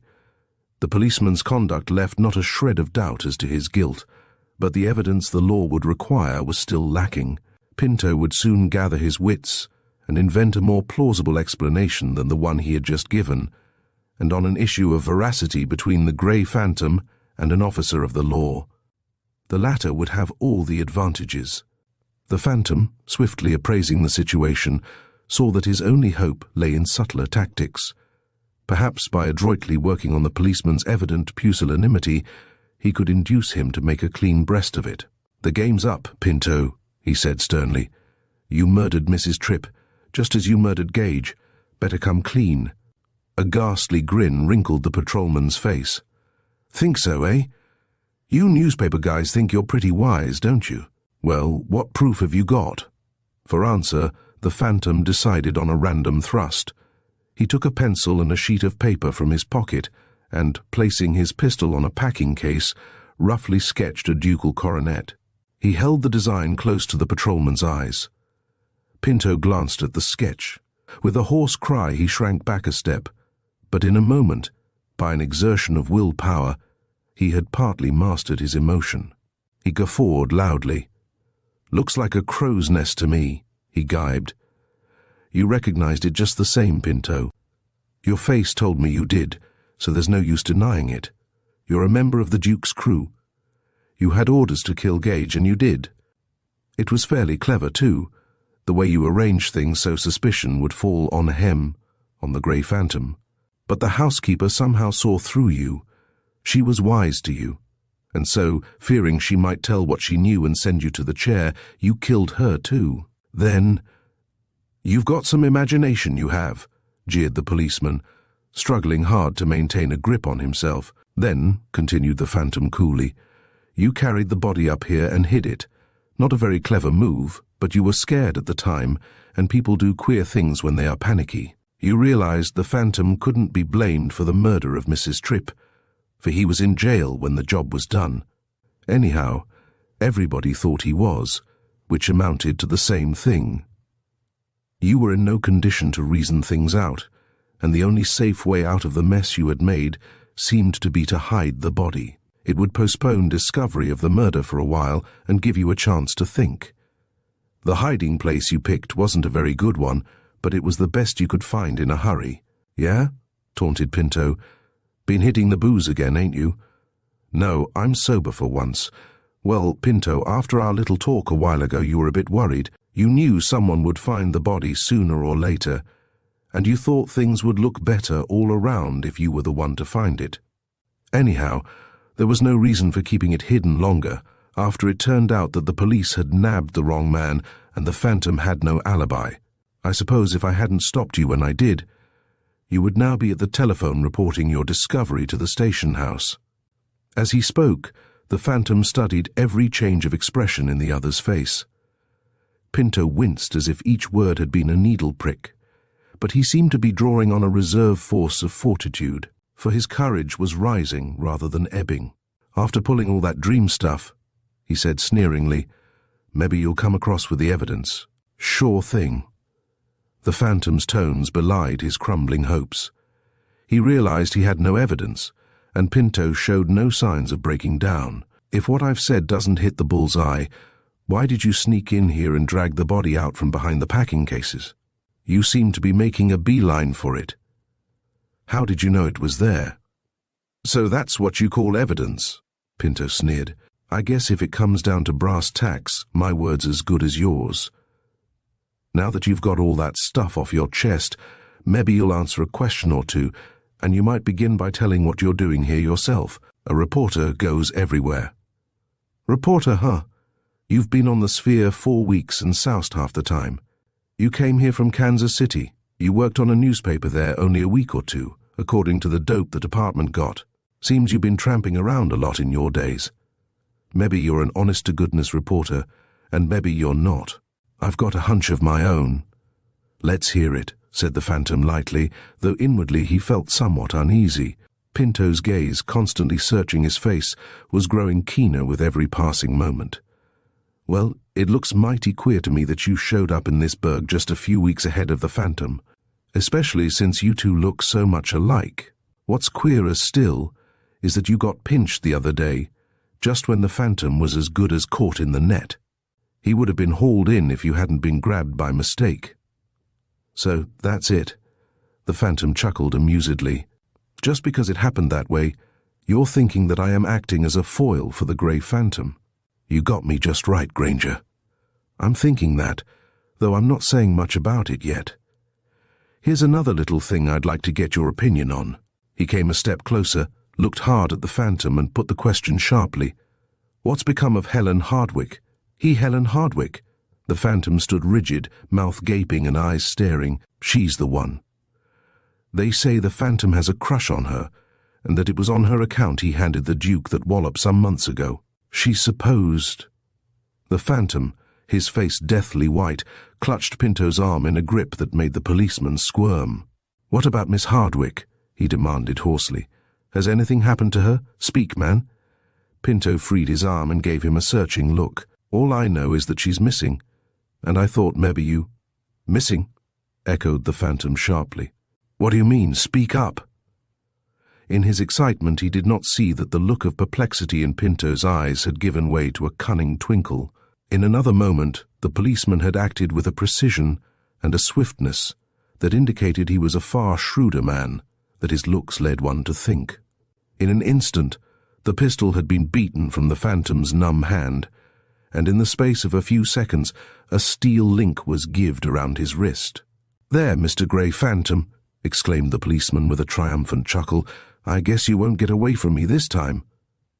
The phantom, at last sensing his danger, jumped to one side, but already the other link was fastened around the policeman's wrist. Pinto's words regarding Helen Hardwicke had stunned him momentarily, and he had not seen his peril until it was too late. Now he was a prisoner, handcuffed to his captor. "This is more like it," exclaimed the policeman, kicking aside the pistol his prisoner had dropped and shoving his own weapon against the phantom's diaphragm. "I've had a hunch all along that, if you weren't the phantom himself, you were his alibi. I'm wise now, all right. You gave yourself away when I spoke the name of the mole. You turned white to the gills and almost jumped out of your shoes. Guess you forgot to play your role that time, Mr. Phantom. Granger, not being in love with the lady, wouldn't have thrown a fit like that. Well, we're off for the station. You can hand 'em the spiel you gave me and see how much they believe of it. Before we start, tell me what you know of Miss Hardwicke," pleaded the Phantom, for his own plight still seemed of secondary importance. Pinto shrugged his shoulders. "She's vamoose, that's all I know. Come along. Maybe she'll drop in and see you when you're in jail." "Jail?" He braced his weight against the pull at his wrist. "I'm not going to jail, not while Miss Hardwicke's in trouble. You may be a little stronger than I, Pinto, but I'm in better trim. You can't budge me." The policeman tore at the link, but in vain. The Phantom dropped to the floor, dug his heels into a crack between two boards, and resisted with all his might. Pinto puffed and cursed, but he might as well have tried to lift himself by his own bootstraps, and his efforts were further hampered by the necessity of keeping the pistol aimed with his free hand. The glint in his captive's eyes hinted that he was but waiting for a chance to land a blow with his fist between the policeman's eyes. "Say, what's the use stalling?" argued Pinto, resorting to diplomacy while regaining his breath. "The game's up." The Phantom knew it, but he was playing for time. Some unexpected turn might yet reverse the situation and give him the upper hand. "You're done for, and you know it," said the policeman impressively. "Might as well give in." "Wrong, Pinto. You seem convinced that I'm the Grey Phantom, and you ought to know that the Phantom never gives in. I can sit here as long as you can. Don't you think we had better compromise?" "Compromise your grandmother," grumbled Pinto. "You'll never get out of this." Still pointing the muzzle at his prisoner, he brought the butt of the weapon close to one of his pockets. Two fingers reached down and extracted a police whistle, and in an instant it was between his lips, giving forth a shrill blast. He waited expectantly for a few moments. Again and again the whistle shrieked, but no response came. The Phantom grinned. "The acoustics are not all that might be desired. The windows are closed, and there are several heavy walls between here and the street. I fear, Pinto, that your lung power is going to waste." Disgustedly, Pinto dropped the whistle. He considered for a moment, then a grim smile lit up his face. "You've sung your last tune, Mr. Phantom," he muttered.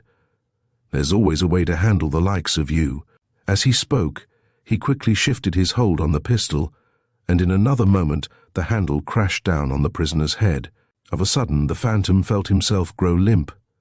A laugh broke hoarsely through the gloom that descended upon him. He heard a voice, but it sounded faint and remote, as if coming to him across a vast chasm. "Guess you won't get out of that." Then, miles away, a door slammed. He exerted a supreme effort to shake off the numbness brought on by the unexpected blow. His eyes fluttered open. His mind struggled out of the blinding haze. The light was still on, and his staring eyes flitted slowly about the room. It seemed only a moment ago that the door had slammed. Pinto was nowhere in sight, and for a moment he wondered at this.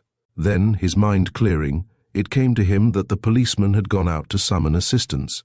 He had had his lesson, and this time he was taking no chances with so dangerous and elusive a prisoner as the Grey Phantom. Doubtless he would be back in a few moments, and then he raised himself to a sitting posture.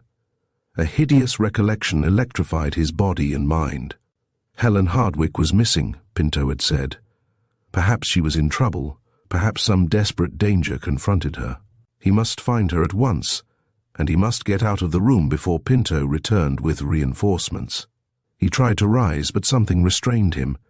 It was the steel link around his wrist. Only a moment ago, so it seemed, the other link had been fastened to Pinto's hand. Now, a groan of horror broke from his lips as he saw the thing to which he was linked by a band of steel. Pinto had indeed taken no chances. Even if the phantom could get out of the room, his hand would be chained to the cold, dead hand of the housekeeper. Chapter 17. The Duke's Messenger. In vain the phantom spurred his wits to find a way out, but the thought that hurt him most was that he was helpless at a moment when Helen Hardwicke might be in danger. What had happened to her? His imagination pictured one fearful possibility after another. The one that seemed most likely was that the Duke's agents, aware of the phantom's interest in the girl, had lured her into a trap. The Duke, thorough and artful in all things, could be depended upon to miss no opportunity to make his revenge complete. He tried to clear his mind of harrowing surmises. His situation was desperate, and now as never before he needed to think coolly and act quickly. At any moment Pinto might return, and the seconds were precious. The thought that sustained him was that his wits had never yet failed him in an emergency, and that always in the past he had contrived to squeeze out of tight corners by performing some astounding feat. Yet, was his dismal afterthought, he had never before faced a situation quite like this. To escape with a lifeless form given to his hand was out of the question. He looked swiftly about the room, but saw nothing that suggested a means of deliverance. Even the pistol he had dropped had been removed by the thoughtful Pinto. If he escaped, was his conclusion, it would be only by a stroke of amazing luck. Suddenly, as a new thought came to him, he thrust his free hand into his inside breast pocket. His face brightened a little. Pinto had overlooked something after all. His case, with its assortment of carefully selected tools, was still there. Evidently Pinto had not thought it necessary to search his pockets. He took out the little box and ran his eyes over the snugly packed implements, each of which had been prepared with a definite purpose in view.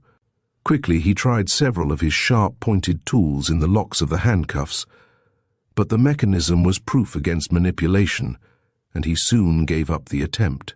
Next he picked out a small, fine-toothed saw, but he realized he would only be wasting time if he tried to cut through the chilled steel of which the links were made. It might be done if he had hours at his command. A step sounded in the hall. One more hope remained.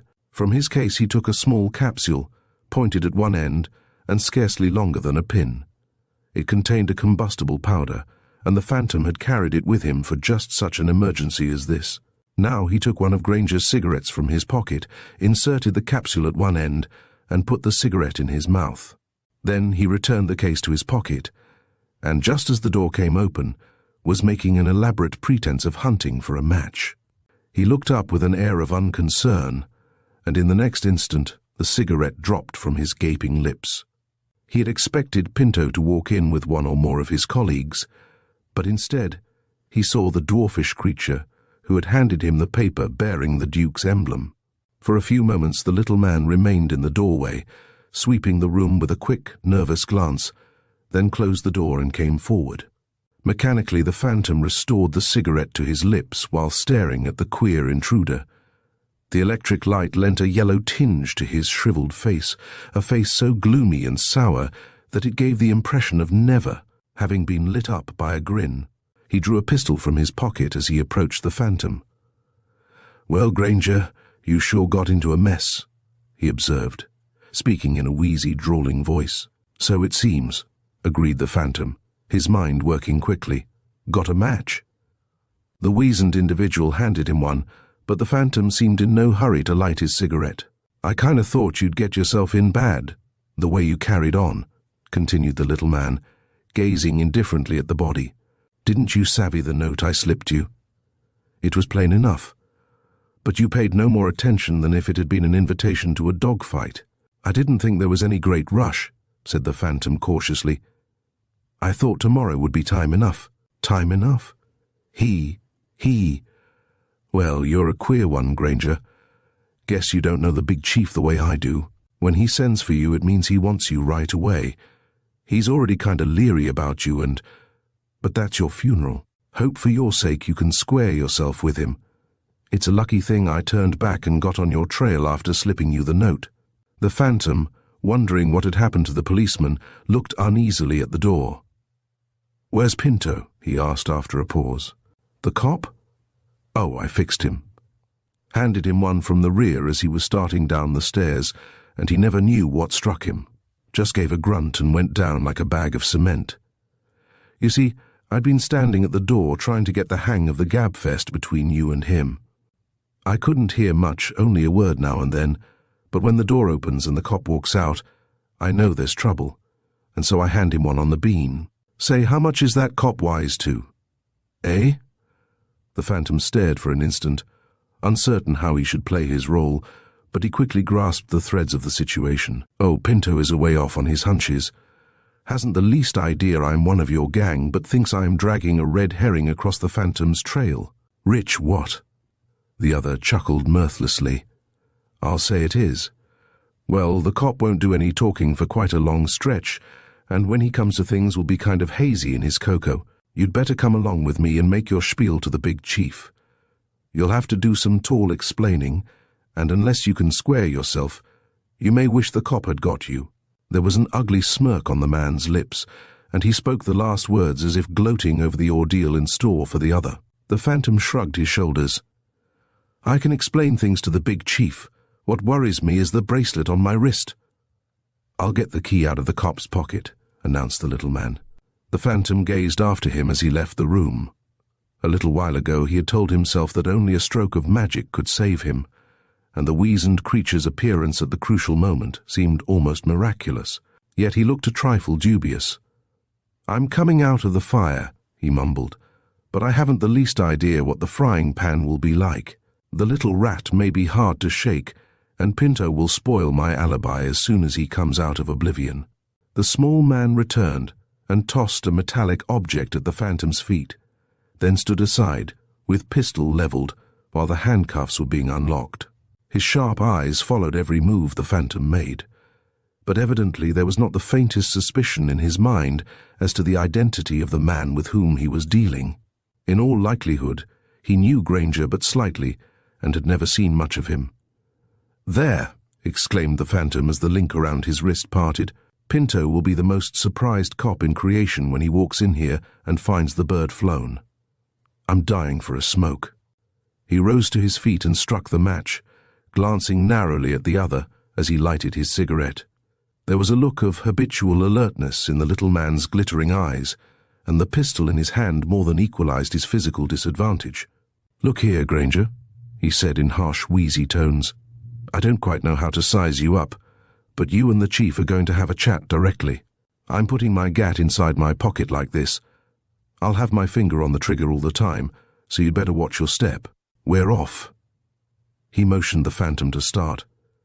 With a hard pull on his cigarette, the Phantom drew in all the smoke his mouth could hold, strolled forward with an easy swagger, and, turning abruptly on the little man, blew a cloud of smoke into his face.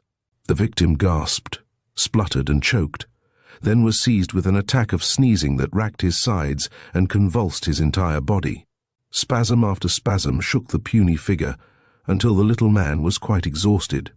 Covering his nose and mouth, the Phantom stepped behind him and snatched the pistol from his pocket.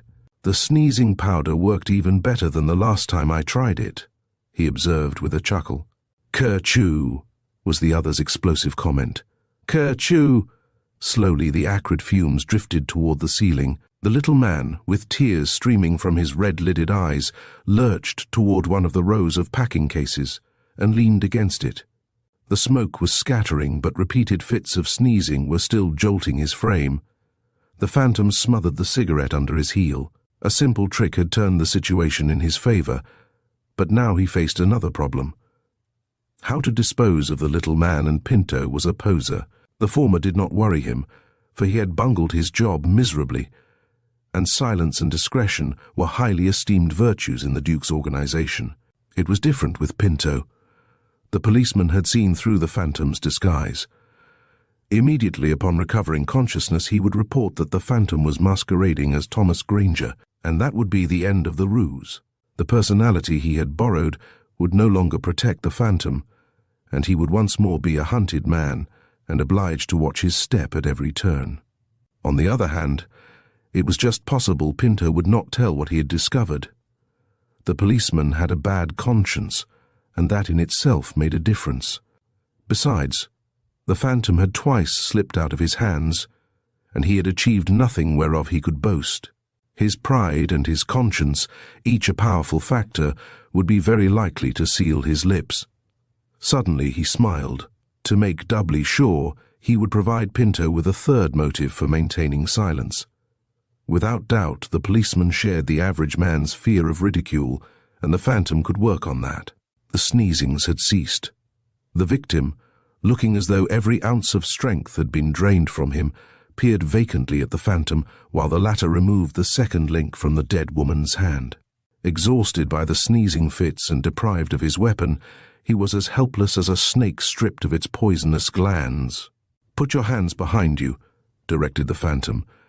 The little man made as if inclined to resist, but thought better of it and obediently put his hands at his back. He uttered a feeble yawp as one of the links was clasped about his wrist. With the other in his hand, the phantom led him from the room and turned toward the stairs. A dark, inert heap lay at the head of the stairway, with legs sprawling over the steps. It was Pinto. "Sit down," ordered the phantom. The puny man looked about him dazedly, then sat down on the top step, uttering a weak protest as he found himself handcuffed to the unconscious man. The phantom examined Pinto's head. A large swelling at the back told that the little man had put far more force behind the blow than one would have thought it possible for such a dwarfish creature to exert. The pulse was weak and fluttering, and the eyes had a rigid and glassy look. The phantom had known of similar cases in which the victims had remained unconscious for days, and many things might happen before Pinto's mind and tongue were functioning again. Upon awakening and being told that he had been found handcuffed to a rat of the underworld, the policeman, already troubled by an evil conscience and wounded self-respect, would hardly invite the taunts and jeers of his fellow officers by going into exact details. At any rate, the phantom felt he was playing his best card.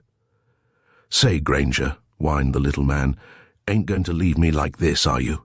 Not after I got you out of the fix you were in. It is a bit rough on you, I admit, but you will have to make the best of it. Your reasons for getting me out of the scrape weren't entirely unselfish. I believe it was your intention to put me on the carpet before the big chief." The other jerked his head in the direction of the storeroom. "They'll say I croaked that woman in there," he muttered. "Not a chance. Examination of the body will show that the murder was committed more than 24 hours ago. What they probably will think is that Pinto caught you in the act of robbery, and that you assaulted him after he had handcuffed you to him. One guess will be about as good as another, though, and you will have to lie yourself out of the mess somehow. I wish you luck." He started down the stairs, but in the middle he stopped and looked back. What if Pinto should never recover consciousness? If he should die before the two murder mysteries were fully cleared up, the phantom's efforts to exculpate himself would encounter a serious hindrance. But nothing was to be gained by worrying over what might happen, he told himself. And just now he had something far more serious to think about. His fears concerning Helen overshadowed all other things. He went out onto the street. The morning was far advanced, and the sun was struggling through a curtain of scattering clouds.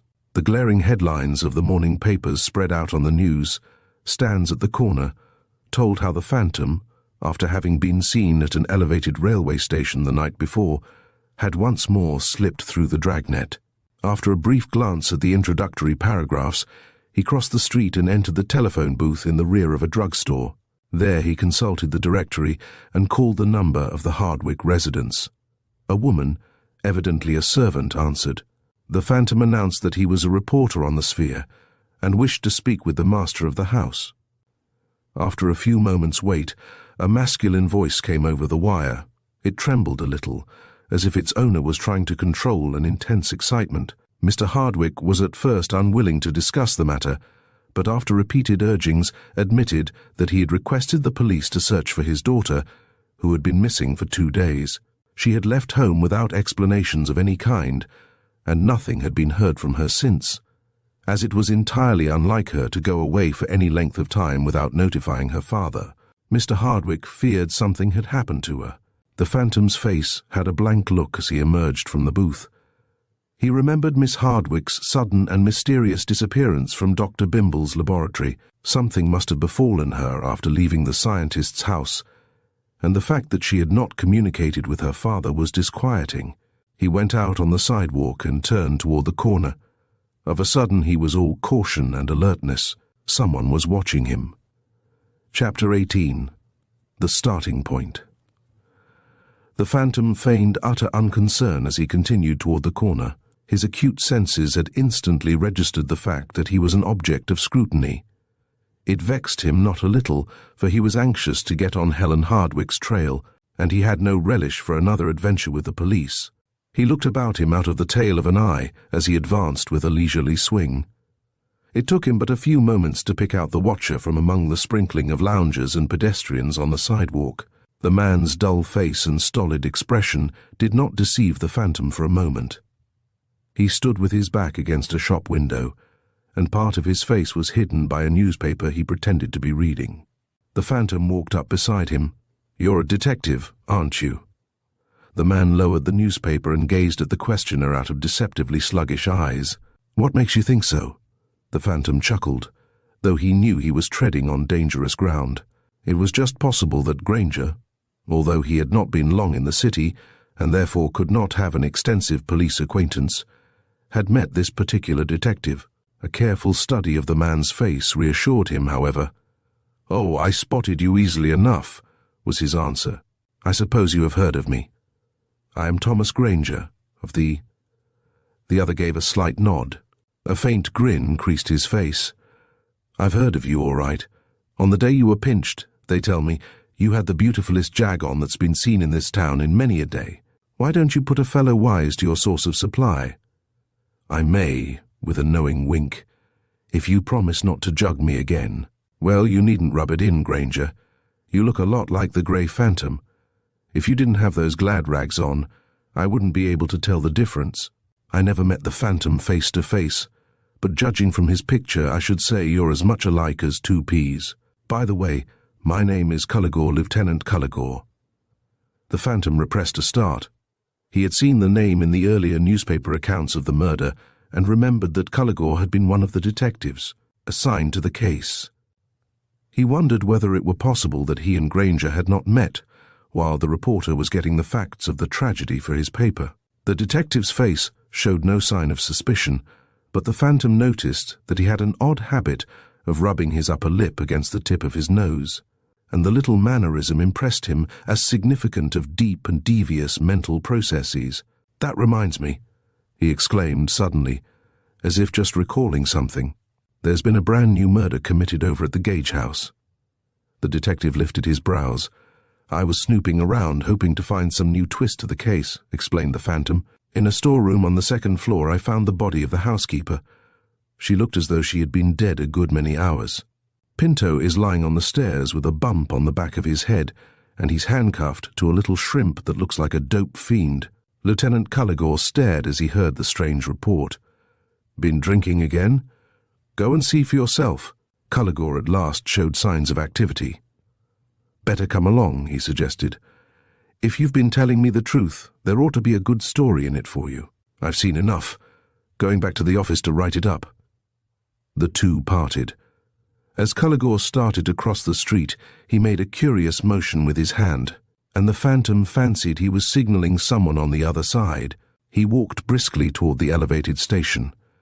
Evidently Culligore had put a colleague on his trail, thereby showing that he was not so unsuspecting as the Phantom had thought.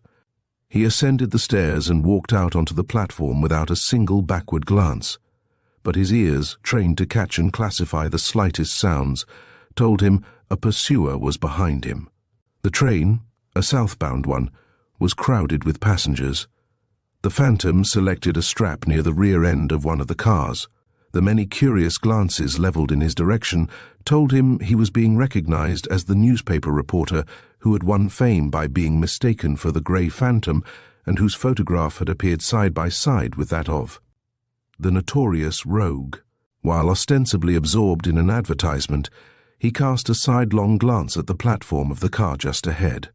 The brief glimpse sufficed to identify his pursuer as a broad-shouldered individual in a brown suit, whose rather commonplace features were shaded by the brim of a derby. The Phantom was in a quandary. He could accomplish nothing with a shadow at his heels, and there was something maddening in the thought that he was losing time while Helen Hardwicke might be in danger. He could probably elude his pursuer without much difficulty, but that would be a confession that he had something to hide, and might possibly result in his being picked up on a general alarm. He was safe behind the personality of Thomas Granger, only so long as he did not engage in suspicious conduct. An idea flashed in his mind as he caught a glimpse of the skyscrapers of City Hall Park. He would take the bull by the horns, he decided. The safest and surest way of averting suspicion from himself was to play his borrowed role boldly and thoroughly. He would proceed at once to the offices of the Sphere and make a judiciously coloured report of the latest affair at the Gage House. It was a dangerous experiment, but the Phantom believed he could carry it out. A bold play, a bit of clever acting, and the usual accompaniment of good luck were all that was necessary. He was still conscious of pursuit as he alighted and turned in the direction of the Sphere building. A glance at the bulletin board in the rotunda showed him the location of the editorial rooms, and he ascended in the elevator. The mirrors lining the walls of the cage threw back at him a reflection showing signs of suspense, worry, and want of sleep. His face was drawn and furrowed, and the usual luster of his eyes was a trifle dimmed, but these symptoms might also be indications of heavy drinking, and they enhanced his resemblance to Granger. The building throbbed with the pulsations of presses. From above, like a continuous rattle of shrapnel, came the din and clatter of the linotypes. Faint odours of ink and whiffs from the stereotyping and photo-engraving plants hung in the air. The Phantom stepped out with a jaunty appearance, though inwardly he was quailing a trifle. A sign on frosted glass told him which door to enter, and a red-haired youth presiding at a desk in an anteroom grinned broadly as he passed through. A dozen typewriters jabbered noisily in the room beyond. As the Phantom walked in, a spectacled, shirt-sleeved man seated at a desk near the entrance looked up and regarded him with twinkling eyes. "Lo, Granger," was his good-humoured greeting. "Understand old Warhorse tied a can to you last night." "Did he?" asked the Phantom, guessing that the individual referred to was the autocrat who had ordered Granger bounced. "It was a large night, and I don't remember the minor details." He looked uncertainly about the room, as if his vision was a trifle clouded. "Where is the old fire-eater? Don't see him around." "Of course you don't." The spectacled man laughed. "Old Warhorse is in bed where he belongs. I guess you haven't quite recovered your bearings yet, or you'd know that Slosstick is on the day shift. I see him looking this way, as if he had designs on you."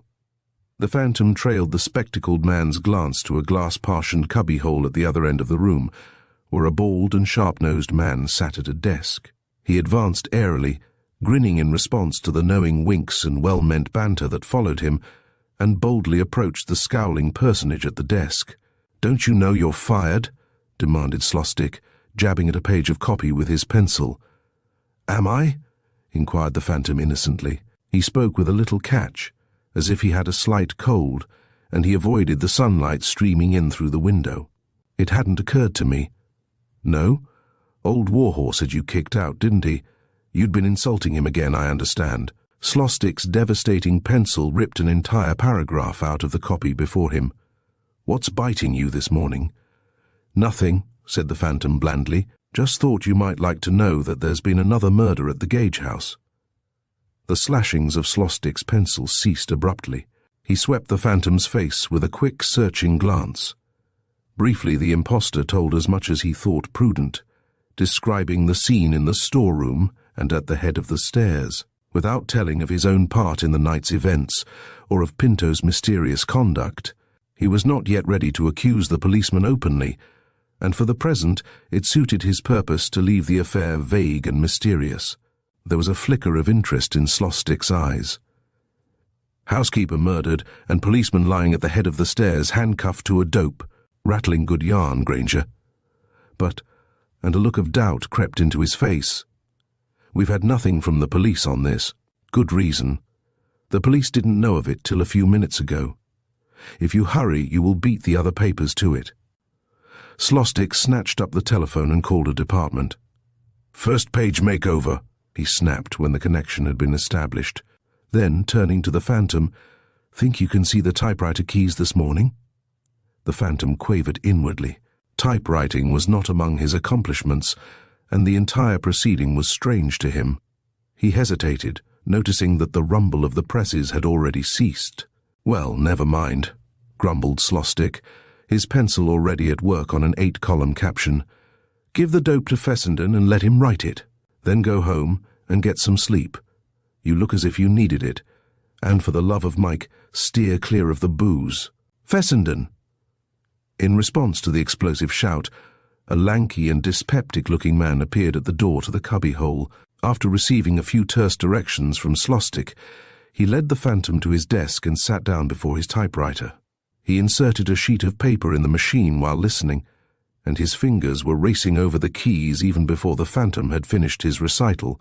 Bully yarn you've turned up, came his appreciative comment over the clatter of the keys. A peach. The Phantom walked away. The story would, of course, rouse another storm of indignation against himself, but there was no help for that. On the whole, he had bettered his chances and enhanced his temporary safety by giving the Sphere a start of 20 minutes or half an hour in its race against competing newspapers.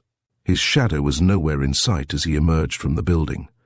Either the man's suspicions had been disarmed by the Phantom's move, or else he had grown tired of waiting and dropped into a nearby restaurant for a bite of food. Standing at the curb, the Phantom glanced stealthily to right and left. There was no sign of espionage in either direction.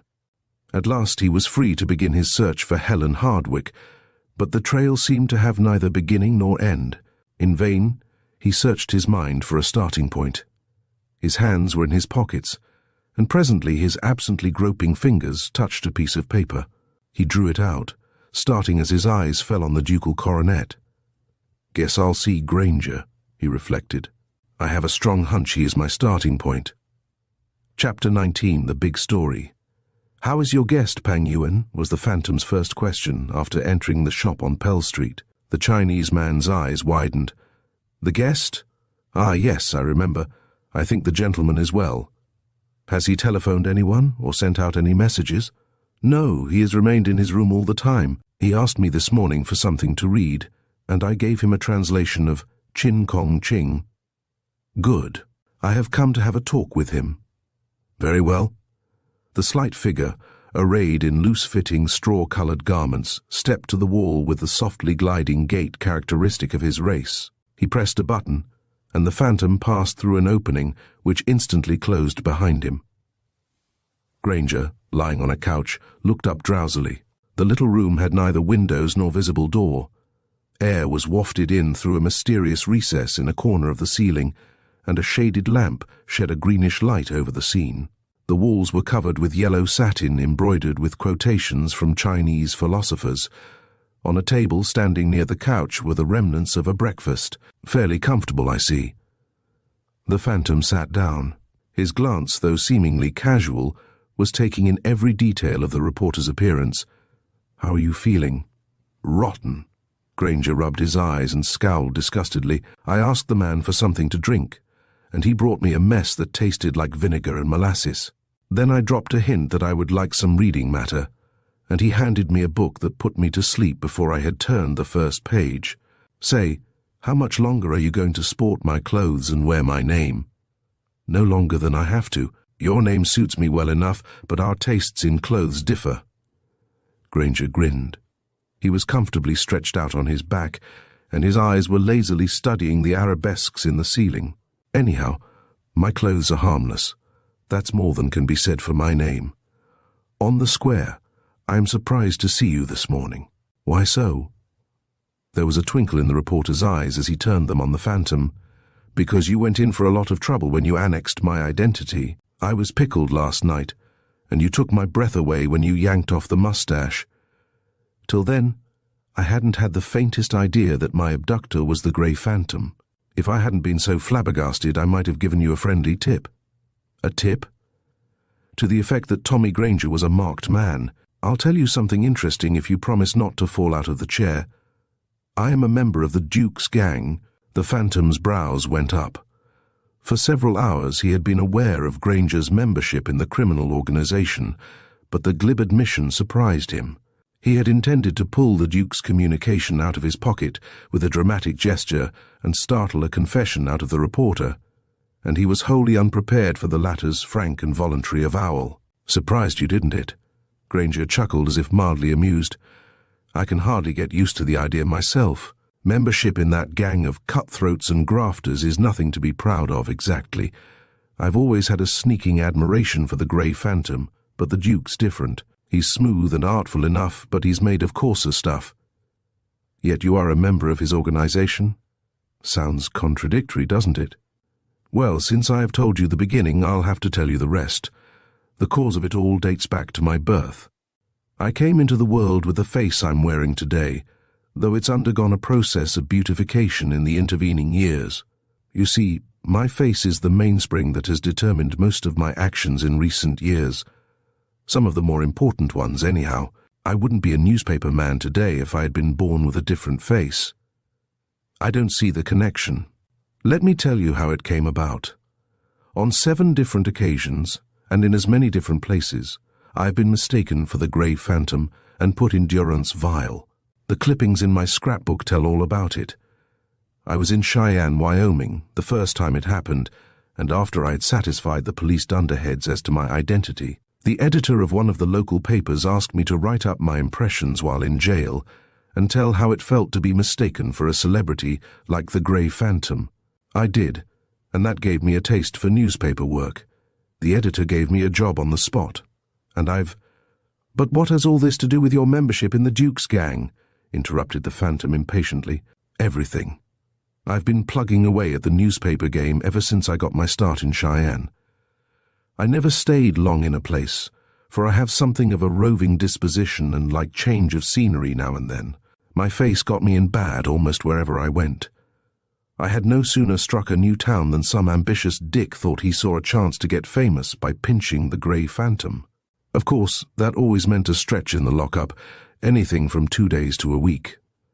I used to lie awake nights imagining that I was in reality the Grey Phantom and dreaming of great criminal exploits. That got me interested in crime and criminals, and I began making a study of the subject.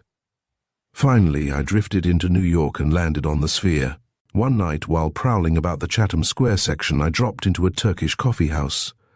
It was a low joint, a hangout for thugs and thieves. While sipping my coffee, I made a study of the different types around me. One fellow interested me in particular. He was an evil-looking cuss, but there was something about him that fascinated me. He looked something like a Stevensonian pirate, and he had a great scar over his left eye. Presently I began to notice that he was looking my way now and then, and finally I motioned to him to come and sit beside me. We talked in whispers, like everybody else in the joint, and by he asked me if I was not the Grey Phantom. He seemed disappointed when I told him I was only the Phantom's double. We talked on for a while, and the next night we met again in the same place. The fellow piqued my curiosity, and I tried to draw him out whenever I had a chance. I knew he would shut up like a clam if I told him my profession, so I let him think I was a crook, though I didn't go into details. We met night after night, and each time we were more confidential. I could tell he had something on his mind that he didn't know just how to put into words, and of course I did my best to lead him on. He approached the subject by slow and easy stages, dropping a cautious hint now and then. Finally, when he had convinced himself that I was to be trusted, he told me he belonged to a big criminal band and asked me if I would like to join. So that's how you happened to become a member of the Duke's organization, observed the Phantom. To cut a long story short, that was the way it happened. I thought I could work the salamander stunt play with fire without getting burned. The idea of getting on the inside of a big gang of crooks and studying its members at close quarters appealed to me. Aside from that, I saw a chance to turn up a big story for my paper. for it was my intention to get the goods on the gang and eventually hand it over to the police. But a rueful smile wrinkled Granger's face. I soon discovered that one can't play with fire without getting scorched. That explains, mumbled the Phantom thoughtfully, at the same time extending the communication handed him by the Duke's messenger. There's a message worked into the design which is readable only under the lens. It's a pleasant reminder of what happens to traitors. Yes, I know. I received several such reminders before you came along and borrowed my clothes and name. I wasn't really a traitor, though. I merely refused to obey certain orders they gave me. You might have known that you would be expected to take part in the gang's activities. You didn't expect to be a member only in name. Well, I thought I could stall for a while till I got the dope I wanted. You see, I was hoping they wouldn't ask me to do any of the rough stuff till I had been a member for a while. I soon discovered my mistake. And so the big story will never materialize. I'm afraid it won't. My obituary is the only kind of story that's likely to grow out of this adventure of mine. The Duke's crew doesn't stand for any nonsense. I've been told that members who don't obey orders usually disappear under mysterious circumstances. I never got next to the inner circle of the gang. I suppose they didn't trust me because I took a drink too many now and then. Anyhow, I didn't get the stuff I was after. I was a sort of probationer, reporting to one of the big chief's lieutenants, and I didn't get as much as a glimpse of the inner sanctum. Too bad, Granger. The disappointment written on the reporter's face seemed so ludicrous that the Phantom could not repress a smile. Maybe it isn't too late yet. By the way, starting suddenly from his chair, have you any idea where Helen Hardwicke is? For a moment or two the reporter lay rigid on his back. Then he jumped up and stared in dumbfounded amazement at the Phantom. Why do you ask? He inquired hoarsely, after a pause during which each man looked the other straight in the eye. Answer my question, and I'll tell you my reason for asking it. Granger swallowed hard. Has anything happened to Miss Hardwicke? She has disappeared, left her home 2 days ago, and hasn't been heard from since. Her father has asked the police to search for her. Good Lord, Granger groaned. This is awful. The Phantom gripped his arm. Tell me what you know, he commanded. Your looks show that you are not entirely ignorant of the matter. The reporter's face twitched. I can guess what's happened to her, he declared, speaking in thick accents, but I haven't the least idea where she is. Well, what do you think has happened to her? She's been kidnapped. As if to steady his nerves, Granger picked up a cigarette and lighted it. How do you know that? Because Granger drew in a whiff of smoke, because I know the Duke's crowd wanted her abducted. They asked me to do it, and I balked. I couldn't, well, it simply went against the grain to do a thing like that. It was my refusal to do as they told me that got me in bad with the gang. The Phantom's blood was slowly receding from his face. For a moment he sat rigid, lips tightly compressed as if stunned. Why did the Duke's crowd want Miss Hardwicke kidnapped? That I can't tell you. The leaders simply issue orders. They never explain their motives. I haven't the faintest idea what their reason for abducting Miss Hardwicke could be. Silence fell between them. The Phantom's steely gaze continued to search the other's face. Though evidently shocked by the news of Miss Hardwicke's disappearance, the reporter did not once lower his eyes. They must have got somebody else to do it after I refused, he muttered, slowly getting a grip on himself. Wish I had a drink. The Phantom was hardly listening. His knitted brows told that his mind was struggling with a problem. Know an officer named Pinto? He asked abruptly. I think I've heard of him. The Phantom gave a brief summary of his adventures since arriving in the city. Granger listened attentively, his eyes expressing a mingling of astonishment and admiration. They opened wide as the narrator described the scene in the storeroom and Pinto's peculiar behavior, and he chuckled appreciatively at the account of the impostor's visit to the Sphere office. That's the Phantom all over, he remarked when the story was finished. It's the nerviest thing I ever heard of, but what you have told me only puts a few extra kinks in the mystery. The Phantom nodded thoughtfully. How well do you know Miss Hardwicke? Scarcely at all. I've never met her. She called me up at the Sphere office the day after the murder and asked me a lot of questions. I referred her to Dr. Bimble. So she told me. Bimble is a nut, but he has done several brilliant things along lines of criminology. I was busy the day Miss Hardwick called me up, and I got a little jolt when she told me her name. The thing was natural enough, of course, but it seemed a bit weird to be talking to the person I had been asked to kidnap. Well, I thought the easiest way to dispose of her was to suggest that she see Bimble. The Phantom looked puzzled.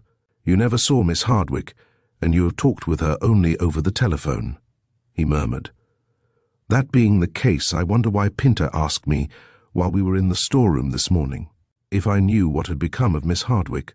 Rumour has it that a romantic attachment exists between Miss Hardwick and the Grey Phantom. Pinto must have heard something about it, but at the time he put the question he had not the faintest idea that I was the Grey Phantom. He still thought I was Thomas Granger. It was my way of responding to the question that aroused his suspicions. Now, he must have had some reason for supposing that Thomas Granger knew something of what had happened to Miss Hardwick. Granger considered. Miss Hardwick may have told him about consulting me, but I think it just as likely that Pinto was playing a bit of clever strategy, that he had already suspected your identity and sprung that question about Miss Hardwick in the hope that you would betray yourself. Perhaps. The reporter's theory seemed so natural that the Phantom wondered why it had not occurred to him before. If that was his purpose, the trick worked beautifully. Tell me, was it before or after the murder of Gage that the Duke's men came to you with the kidnapping proposition? Granger stared hard for an instant, then a glint of admiration appeared in his eyes. Grey Phantom, you ought to have been a detective. That's as neat a piece of mental acrobatics as I've seen in many a day. The proposal came to me a few days before Gage was murdered. But the two plots might have been hatched simultaneously. They might. I see what you are driving at. You think the two plots were related to a single object. Perhaps you are right. Granger, you don't think I murdered Gage? No, after a long pause, but neither can I tell you who did. You, of course, are going on the presumption that Pinto is the culprit. The Phantom looked a trifle bewildered. The reporter had read his mind.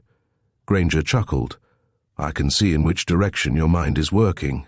You think the bolted door and other circumstances prove that no one but Pinto could have committed the murder. You believe that after killing Gage he murdered the housekeeper in order to silence her. Pinto's queer conduct, especially the stunt he pulled off in the storeroom this morning, is sufficient proof, to your way of thinking.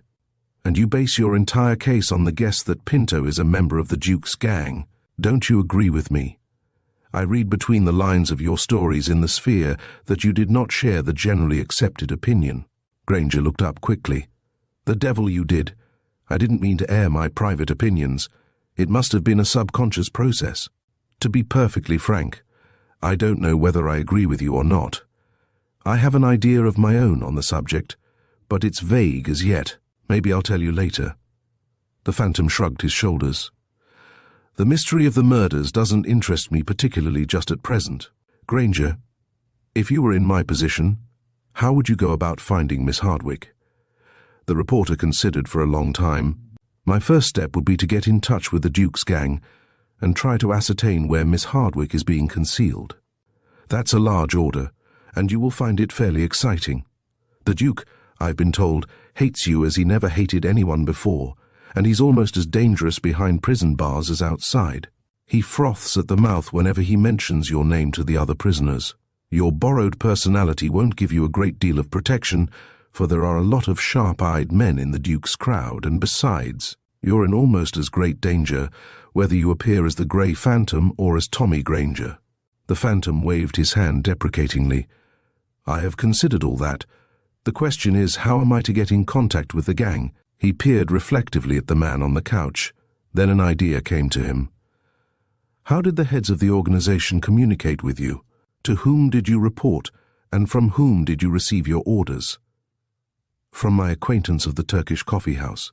The piratical-looking fellow? Granger nodded. How can I find him? The coffee joint is in Catherine Street, not far from East Broadway. You can easily locate it, and you will probably find your man there about 10 or 11 at night. But hadn't you better take me along? The Phantom shook his head emphatically. You have just told me to what extremes you are willing to go in order to get a good story for your paper. The capture of the Grey Phantom would make an even bigger story than the one you were after. I can't quite trust you, Granger. You love your liquor not wisely but too well, and you're likely to give the show away. Besides, it wouldn't do for us two to be seen together. That's so, said Granger resignedly. Well, anyhow, you might send me something for a bracer. The Phantom promised to try. He got up and rapped on the wall, eyeing Granger steadily as he stepped through the opening that appeared as if by magic. But the reporter, evidently realizing that any attempt to escape would be useless, made no move. An opium lamp was sizzling in a corner of the room. At a table sat Peng Yuen, his face as impassive as granite. If he had overheard any part of the conversation, he showed no sign of it. You need food and sleep, he remarked tonelessly, pointing to the table on which a meal was spread out. The Phantom thanked him and sat down. He was famished and fagged out, and he could accomplish nothing until night came, so he gladly accepted the Chinese man's hospitality. As he ate, Peng Yuen regarded him stolidly while he smoked his acrid pipe of Liyun. He did not speak until the Phantom had finished his meal. "The Book of the Unknown Philosopher," he remarked, without looking directly at his guest, "says that the overwise sometimes go far afield in search of truths that may be found at home." The Phantom looked up, bewildered. I suppose there is a priceless gem of wisdom hidden somewhere in that sentence, but I don't see how it can apply to me. The Chinese man gave a queer laugh, half chuckle and half grunt, and deep in the almond-shaped eyes lurked a faint, shrewd twinkle. Chapter 20. The Missing Skeletons. Dusk was falling as the Phantom, refreshed by Peng Yuen's excellent cooking and several hours of sound sleep, left the shop in Pell Street and cautiously picked his way through the reek and noise of the Chinese Quarter. He still felt a twinge of apprehension whenever he thought of Helen Hardwicke, but his nerves were steady once more, and he had the springy step and the clear, alert eye of the man who feels sure of his ability to meet any emergency. His fears were allayed somewhat by the comforting thought that Helen was as capable and keen-witted as she was reckless and audacious. She was what the Phantom termed a thoroughbred.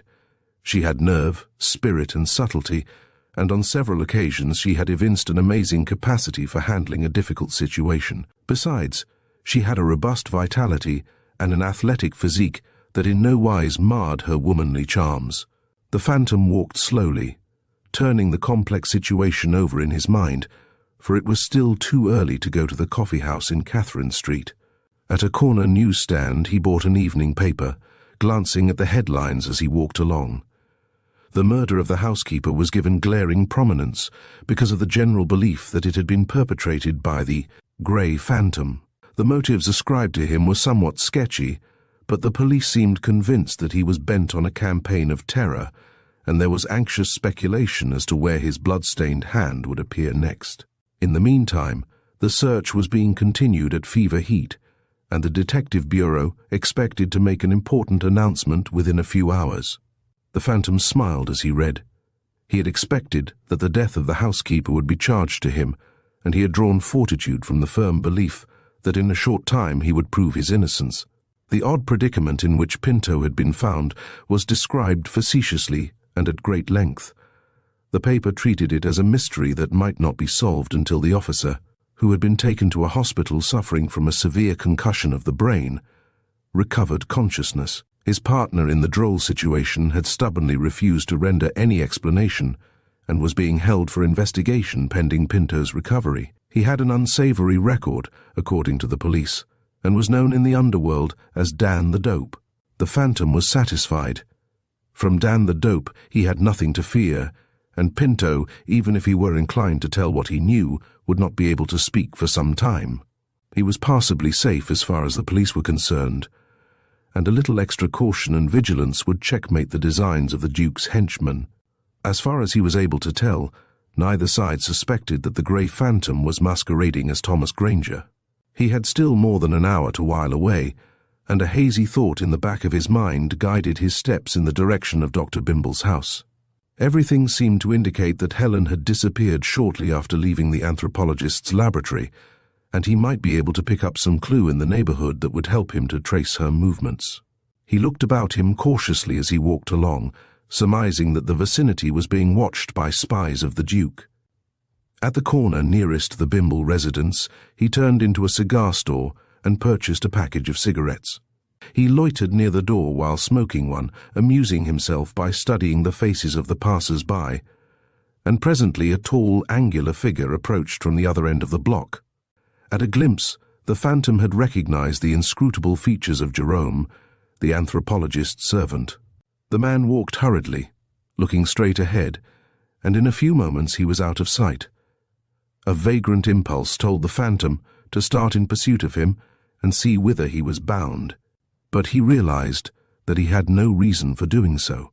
He had sensed something mysterious about Bimble and his servant, but his interest in them was little more than an idle curiosity. If he had any suspicions at all, they were of the intangible and intuitive sort, and afforded him no basis for action. After a few minutes, another figure appeared down the block, and the phantom pressed close to the wall at his back. Even at a distance he recognized the enormous head, the jutting stomach, and the absurdly thin legs of Dr. Bimble.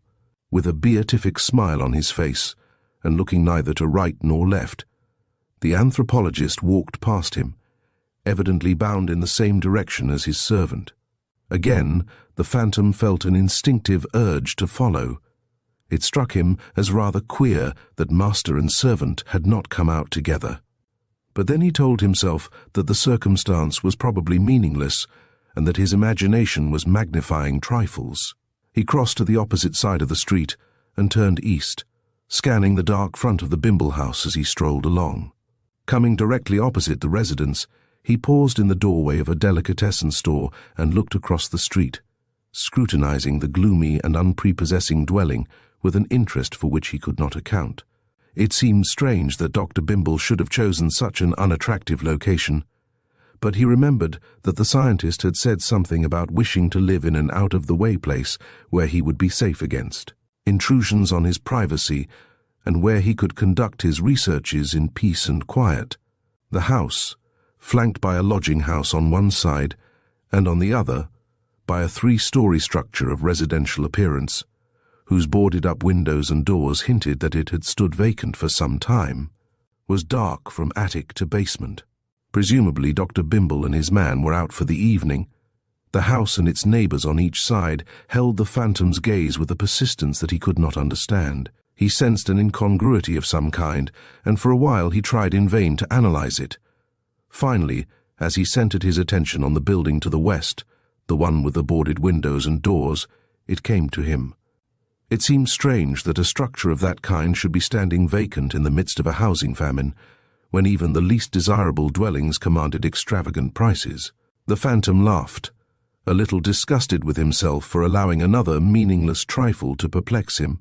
As likely as not, the house was vacant for the simple and sufficient reason that it had been condemned by the building commissioner. His gaze wandered to the door of the Bimble residence, and a disturbing thought caused the chuckle to die in his throat. Only the other day Helen Hardwicke had walked out of that door, he remembered, and from that moment on her movements were veiled behind a curtain of mystery. Which way had she turned? What had happened to her? And where was she now? Had she been forcibly abducted as she stepped from the house, or had someone lured her into a trap? There had been nothing about her disappearance in the newspaper the phantom had just read, and he surmised that Mr. Hardwicke had used what influence he had to keep the matter out of the press. The door across the street still held his gaze, and of a sudden, out of the jumble of his fears and perplexities, came another harassing thought. What if Helen had never walked out of the door across the way? What if she should still be inside the house? The phantom's eyes narrowed as the suspicion came to him. It was groundless, so far as he could see, and there was no reasoning behind it. It had come out of nowhere, like a stray figment of the imagination, yet it tormented him with an insistence that he could not shake off. He walked to the end of the block, then crossed the street and moved up the side on which the Bimble house stood. There were a few pedestrians in the street, and to attempt to force the main door might prove unsafe. The basement entrance was dark, and in a moment, concealed by the shadows, he was at work on the lock. It yielded so easily to his deft manipulation that he could understand how the prowlers of whom Bimble had complained had managed to enter the house. Pulling the door shut, he took out his electric flash, determined to settle his suspicions by making a systematic search of the house. He proceeded swiftly but with care, searching every nook and cranny and occasionally tapping the walls and floors to make sure there were no hollow spaces. He explored cellar and basement without finding anything of suggestive nature, then walked up the same stairway he had ascended after his first trip through the tunnel. He was now in the laboratory, sweeping floor and walls with the electric torch. At first glance it looked exactly as it had when Helen met him at the head of the stairs with a leveled pistol, yet he sensed a difference almost at once.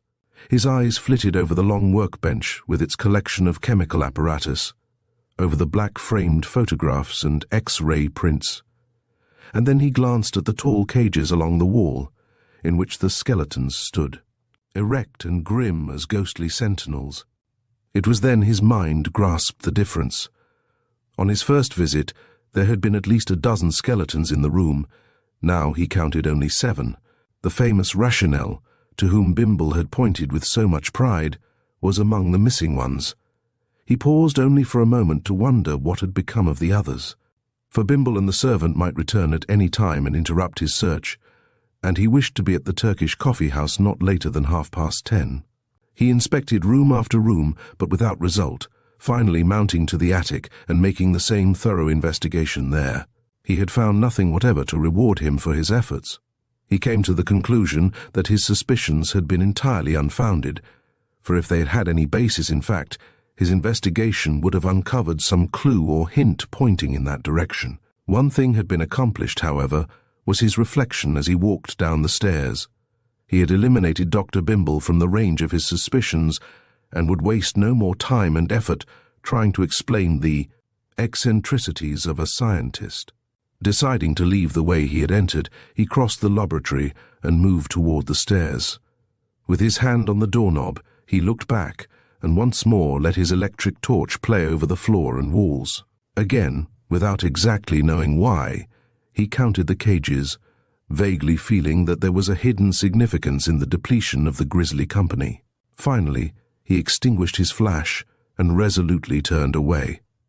Again he was berating himself for bothering his mind over trivial things. Doubtless Dr. Bimble had a sound and simple reason for removing a number of the skeletons.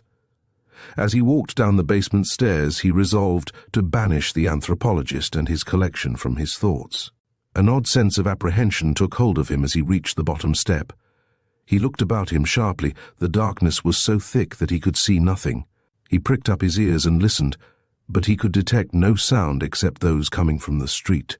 Yet he had a feeling that he was not alone, that another being was lurking somewhere in the darkness.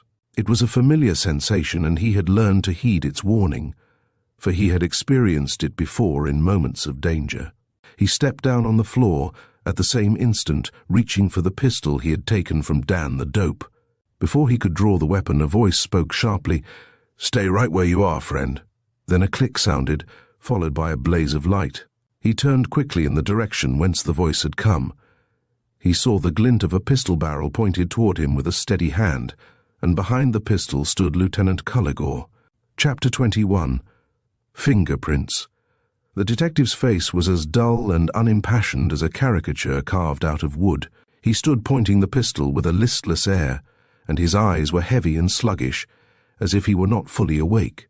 He lowered the weapon almost as soon as he saw the phantom's face, but did not put it out of sight. "Oh, it's you, Granger." He spoke in a drawl, and there might have been the faintest trace of disappointment in his tones.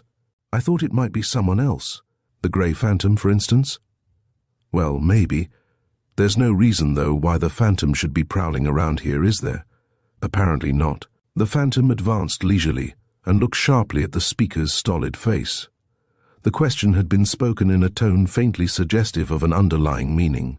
"It seems both of us are taking advantage of the absence of Dr. Bimble and Jerome to do a little investigating on the quiet."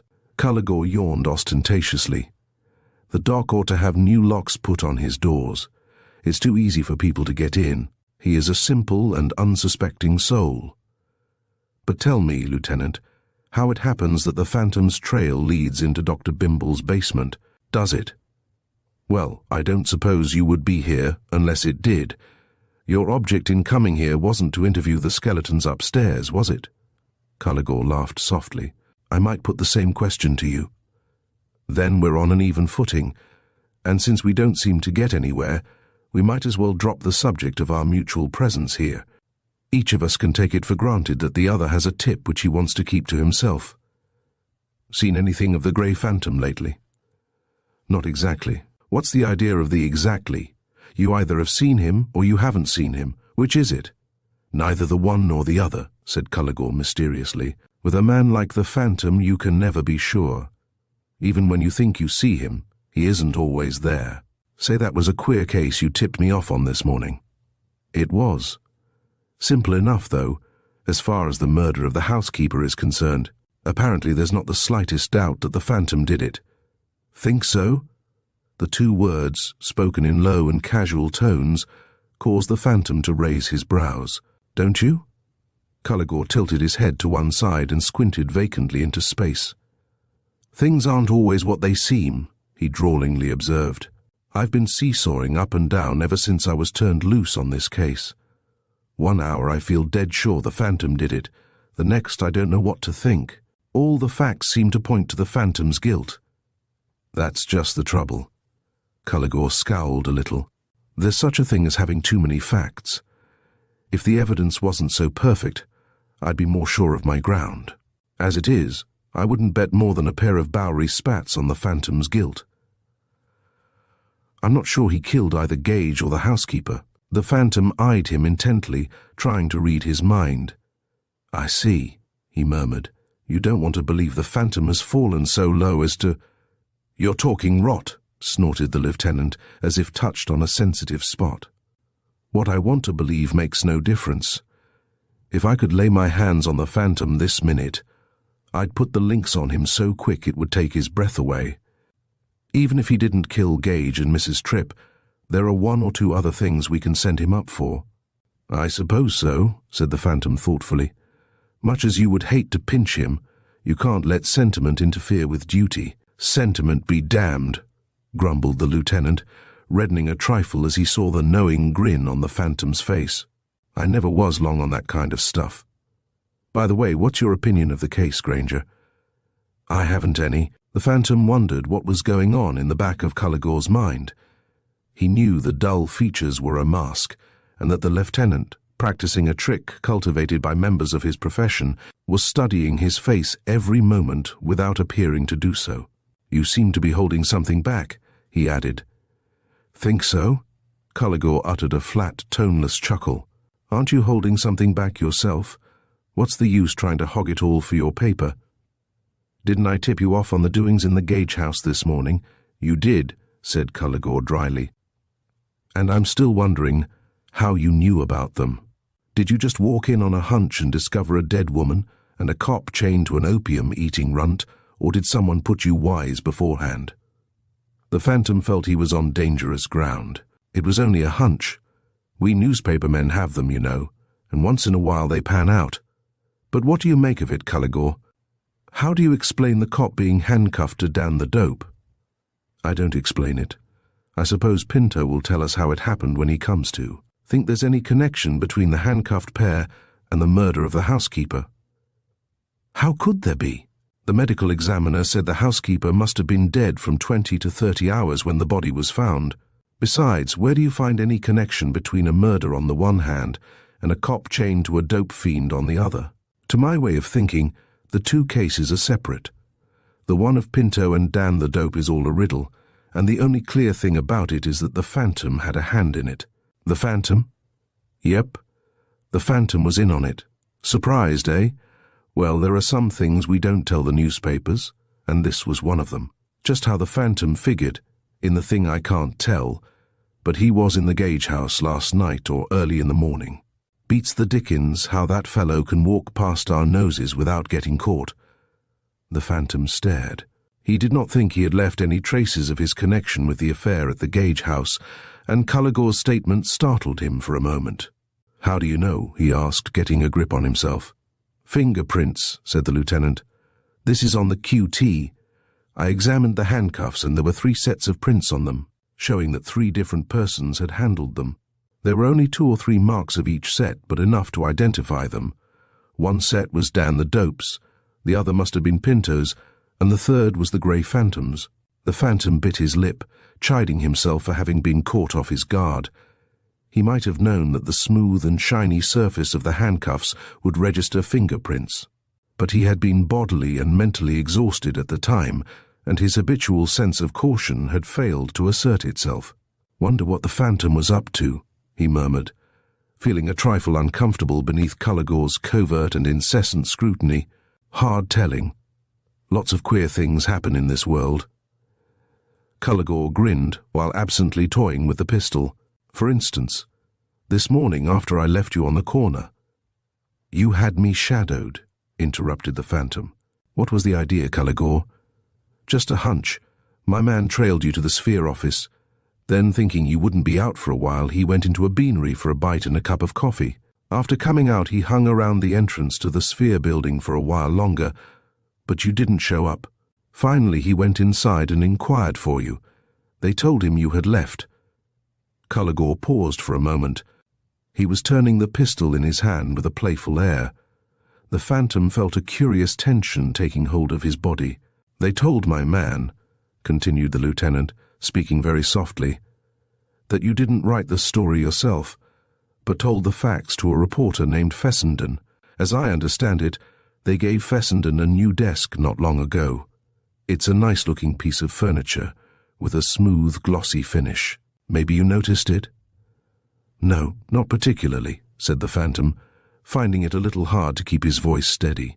The role he was playing had claimed all his thoughts while he was in the Sphere office, and he had not noticed details. "Too bad you didn't." Cullagor was still speaking in low, purring accents. Gradually, and without apparent intent, he turned the muzzle of the pistol until it pointed to the Phantom's chest.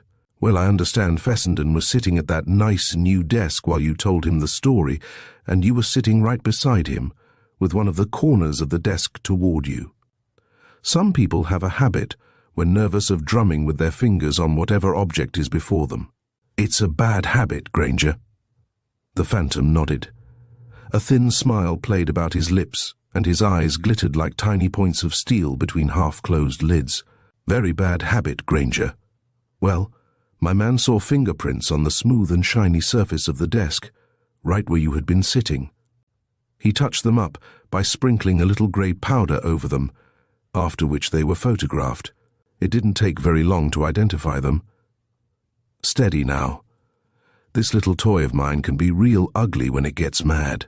What I want you to explain is how Tommy Granger's fingers happened to leave the Grey Phantom's fingerprints on Fessenden's desk." Chapter 22. The Phantom turns a somersault. There was a humorous glint in Lieutenant Cullagor's lazy, mouse-coloured eyes as he noted the look of consternation that was slowly creeping into the Grey Phantom's face. He drew a step nearer, and now the menacing muzzle was less than 6 feet from its target. There was a touch of carelessness in his manner of handling the weapon, but his aim was sure, and a slight pressure on the trigger would have meant death. But the Phantom's look of dismay was not due to fear. Many a time he had laughed in the face of dangers far more serious than the present one. The thing that appalled him was the realization that twice within a few hours he had committed a stupid blunder. The Grey Phantom, once the astutest and craftiest of rogues, had bungled like an amateur. The thought was galling. Was it that his hand had lost its old-time finesse, and his mind its keen edge, or had his mental stress and fagged nerves been the cause of his bungling? Again, perhaps he had been distracted by the haunting vision of a pair of troubled brown eyes. He looked hard at Cullagor. Some faces were like an open book to him, and this was one of them. The lieutenant was no man's fool. Behind the mask of dullness and stolidity were shrewdness and quickness of wit, and he knew that the man before him would not permit private inclinations to swerve him from his duty. Cullagor was as dangerous an adversary as he had ever faced, but there was still another quality behind the mask, and it was this that gave the Phantom his cue. Quickly he looked about him. The way to the basement door was barred by the lieutenant, but the stairway leading to the laboratory was unobstructed. With an appearance of utmost unconcern, the phantom turned away and started to ascend the steps. "Stop!" commanded Carrados, following the retreating man's movements with his pistol. "I'll pop you if you take another step." The phantom stopped, turned and grinned. "Oh, no, you won't," he drawled. "Can't you see that I've got you covered? But you won't shoot. It takes a particular kind of nerve to kill a defenseless man in cold blood, and you haven't got it. Goodbye." He took another step, but a short and peremptory halt brought him to a stop. There was something in the lieutenant's tone that gave him pause. He turned and looked down. "You've sized me up just about right," admitted Carrados. "I can't kill a man who hasn't got a chance for his life, but if you move another step, you'll get a slug of lead in your leg. If you think I'm bluffing, just try." The phantom hesitated. The words and the tone left no room for doubt as to the speaker's earnestness, and even a slight flesh wound would hamper the phantom's movements and frustrate his plans. He came down the few steps he had covered and stood on the basement floor. "All right, Carrados, you win this time, but don't think for a moment that I'll let you carry this joke much further. I have very strenuous objections to being arrested at this particular time. Mind if I smoke a cigarette?" "I do," the lieutenant said dryly. "I have heard about your cute little ways, and I'm not taking any chances. You don't play any of your tricks on me, Mr. Phantom. You surely don't think that I'll permit you to drag me off to a cell. How are you going to help yourself?" "Why, man, it can't be done. It's been tried before, you know. And just now I am a very busy man and can't afford to waste time. Besides, what charge do you propose to arrest me on? Not the murder of Gage and Mrs. Tripp. There are other charges waiting for you in court. You've been having a gay time for a good many years, but this is the end of it. You've done some very fancy wriggling in the past, but you can't wriggle out of this. Perhaps not." A great gloom seemed suddenly to fall over the phantom. "It looks as though you had me, Carrados. A man can't fight the whole New York police force single-handed. All you have to do is to blow your whistle and— Whistle be hanged.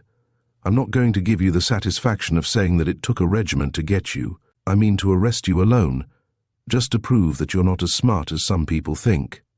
The phantom glowed inwardly. His adroit and subtle appeal to the lieutenant's pride had produced the desired effect. Carrados felt so sure of his advantage that he would not summon help, and this was an important point in the phantom's favor. Yet he knew the situation was critical enough. On former occasions he had gambled recklessly with death, often winning through sheer fearlessness and audacity, but much more than his life was at stake now. He looked in vain for a loophole in the situation. All he could do for the present was to spar for time.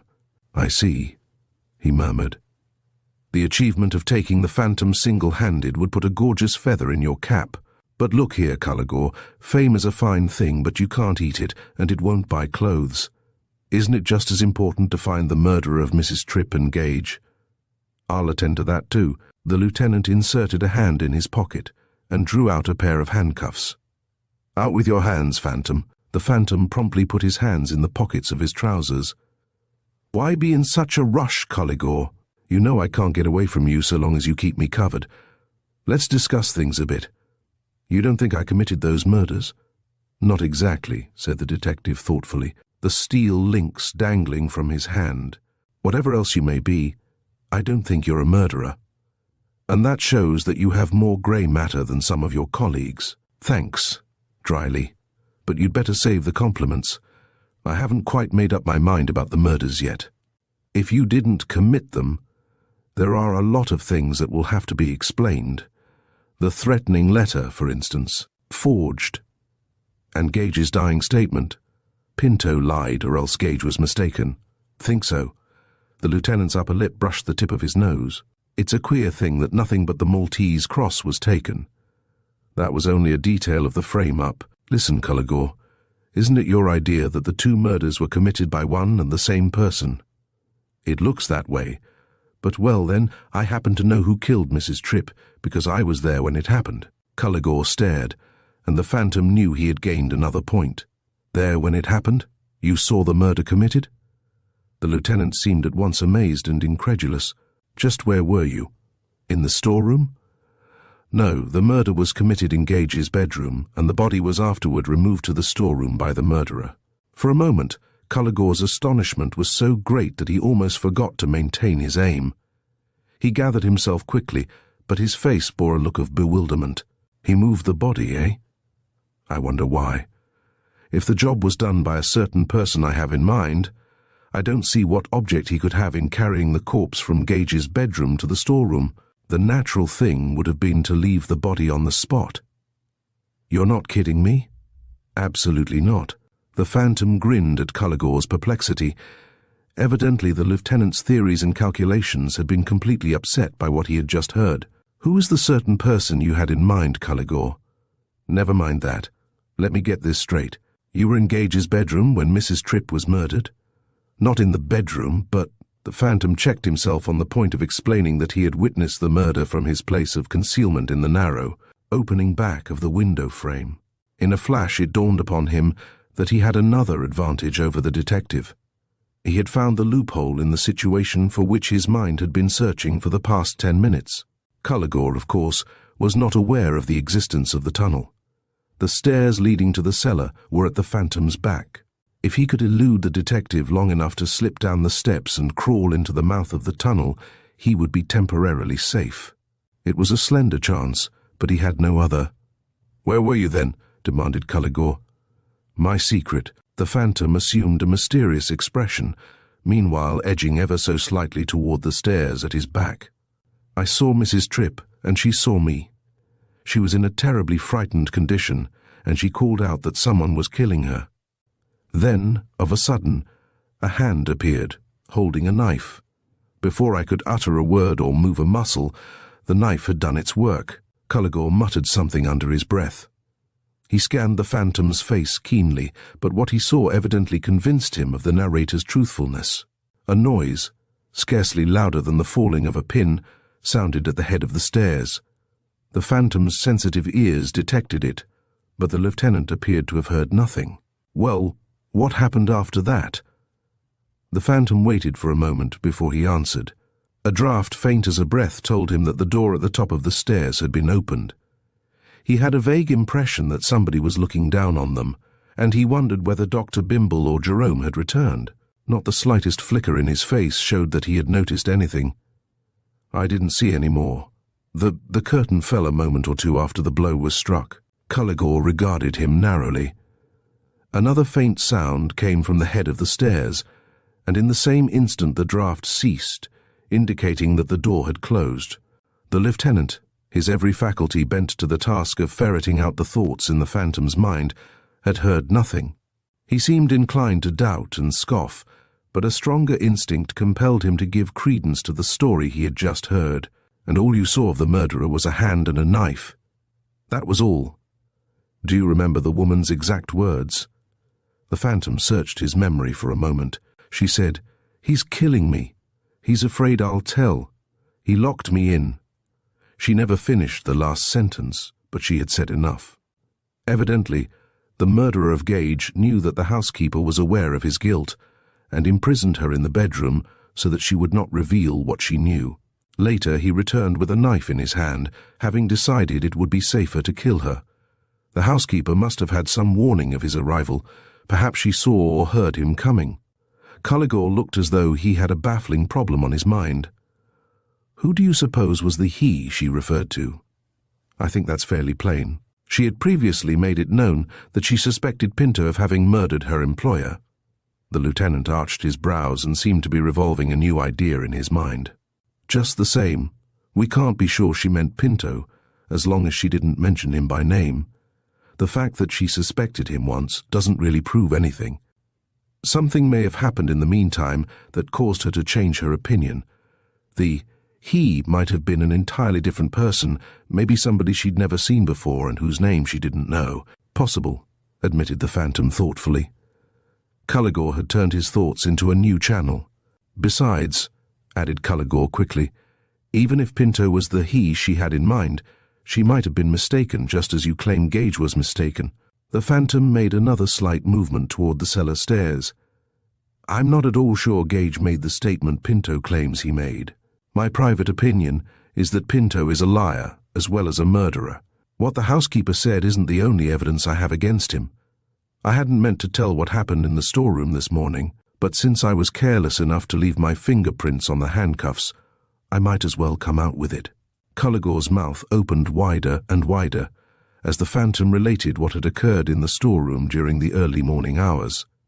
When the story was finished, he seemed stunned, and the dazed look in his eyes told the Phantom his chance had come. For an instant he flexed his muscles for action, then executed a swift and nimble somersault that landed him on his feet in the middle of the stairs. A spiteful crack told that Cullagor had fired his pistol, but the Phantom was already at the bottom of the stairway. Then he dashed across the floor toward the point where the mouth of the tunnel was. He ran his fingers over the wall in search of the hidden door, the ingenious arrangement of which he had previously noticed. Cullagor, momentarily taken aback by the Phantom's quick and unexpected move, was losing no time. Already he was scampering down the stairs in pursuit of the fugitive. The cellar was dark, save for the narrow shaft of light slanting down from the basement, and the Phantom heard him muttering to himself as he picked his way through the gloom. After a few moments' search, the Phantom's fingers found the tiny rift in the brick surface that marked the location of the door. Cullagor, evidently hesitating to use his electric flash for fear of becoming a target for the Phantom's pistol, was scudding hither and thither at the opposite end of the cellar. The Phantom crawled into the opening, feet foremost, and softly pulled the door to, then lay on his back, chuckling gently to himself as he pictured the lieutenant's discomfiture. He had no fear that Cullagor would find his hiding place. The door was so carefully concealed that only a careful search would reveal its location, and the detective did not even suspect its existence. Yet the Phantom knew that he would not be safe for long. He could not remain in the tunnel indefinitely, and escape through the other end was impossible, for he had previously ascertained that the mechanism of the revolving window frame could not be manipulated from that side. All he had gained was time. He could only hope that his lucky star, which so far had never deserted him, would once more turn the situation in his favor. His mind was working quickly while he listened to Cullagor's movements in the cellar. Doubtless the detective would soon summon assistance and have the building surrounded, and then, unless some chance and unforeseen development came to his rescue, the Phantom's position would be critical indeed. Even if the searchers should not find his hiding place, he would eventually die from lack of air. Suddenly his figure stiffened. He lay rigid, trying to account for the curious sensation that had just come to him. In a moment he knew what it was. A faint current of air was stirring in the tunnel.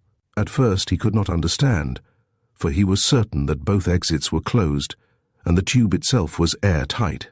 He worked deeper into the tunnel, trying to trace the mysterious current to its origin, and presently it came to him that, through some unaccountable circumstance, the other end must be open. It was mystifying, but the stirring of air could be explained in no other way than that in some manner the revolving window frame had come open. He moved forward as rapidly as he could, hoping to gain the exit and get out of the zone of danger before the block was surrounded. By this time, Cullagor must have discovered that his quarry had in some inexplicable way escaped from the basement. Perhaps he was even now cursing himself for his vainglorious boast that he would take the grey Phantom single-handed and unaided. The movement of air became more noticeable as the Phantom drew near the end of the passage. He proceeded more slowly now, moving forward by cautious twists and wrigglings, a few inches at a time, carefully calculating each motion so as to make no noise. There was something at once puzzling and ominous about the open exit, and he could not know what awaited him in the bedroom at the end of the tunnel. His progress became more difficult as he reached the acclivity in which the passage terminated, for he had been moving crab fashion, having entered the tunnel feet first in order to be able to close the door behind him. And the width of the tube did not permit him to turn. Silent as a mole, he twisted his body upward, all his senses on the alert against the slightest hint of danger. Now his feet were almost at the window frame.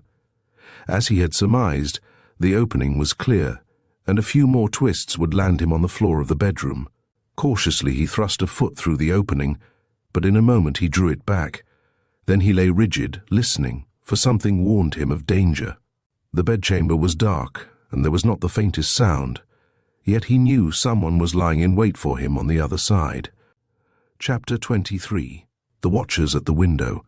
The phantom strained his ears. Faint sounds of breathing came to him, then a board creaked ever so slightly under someone's weight.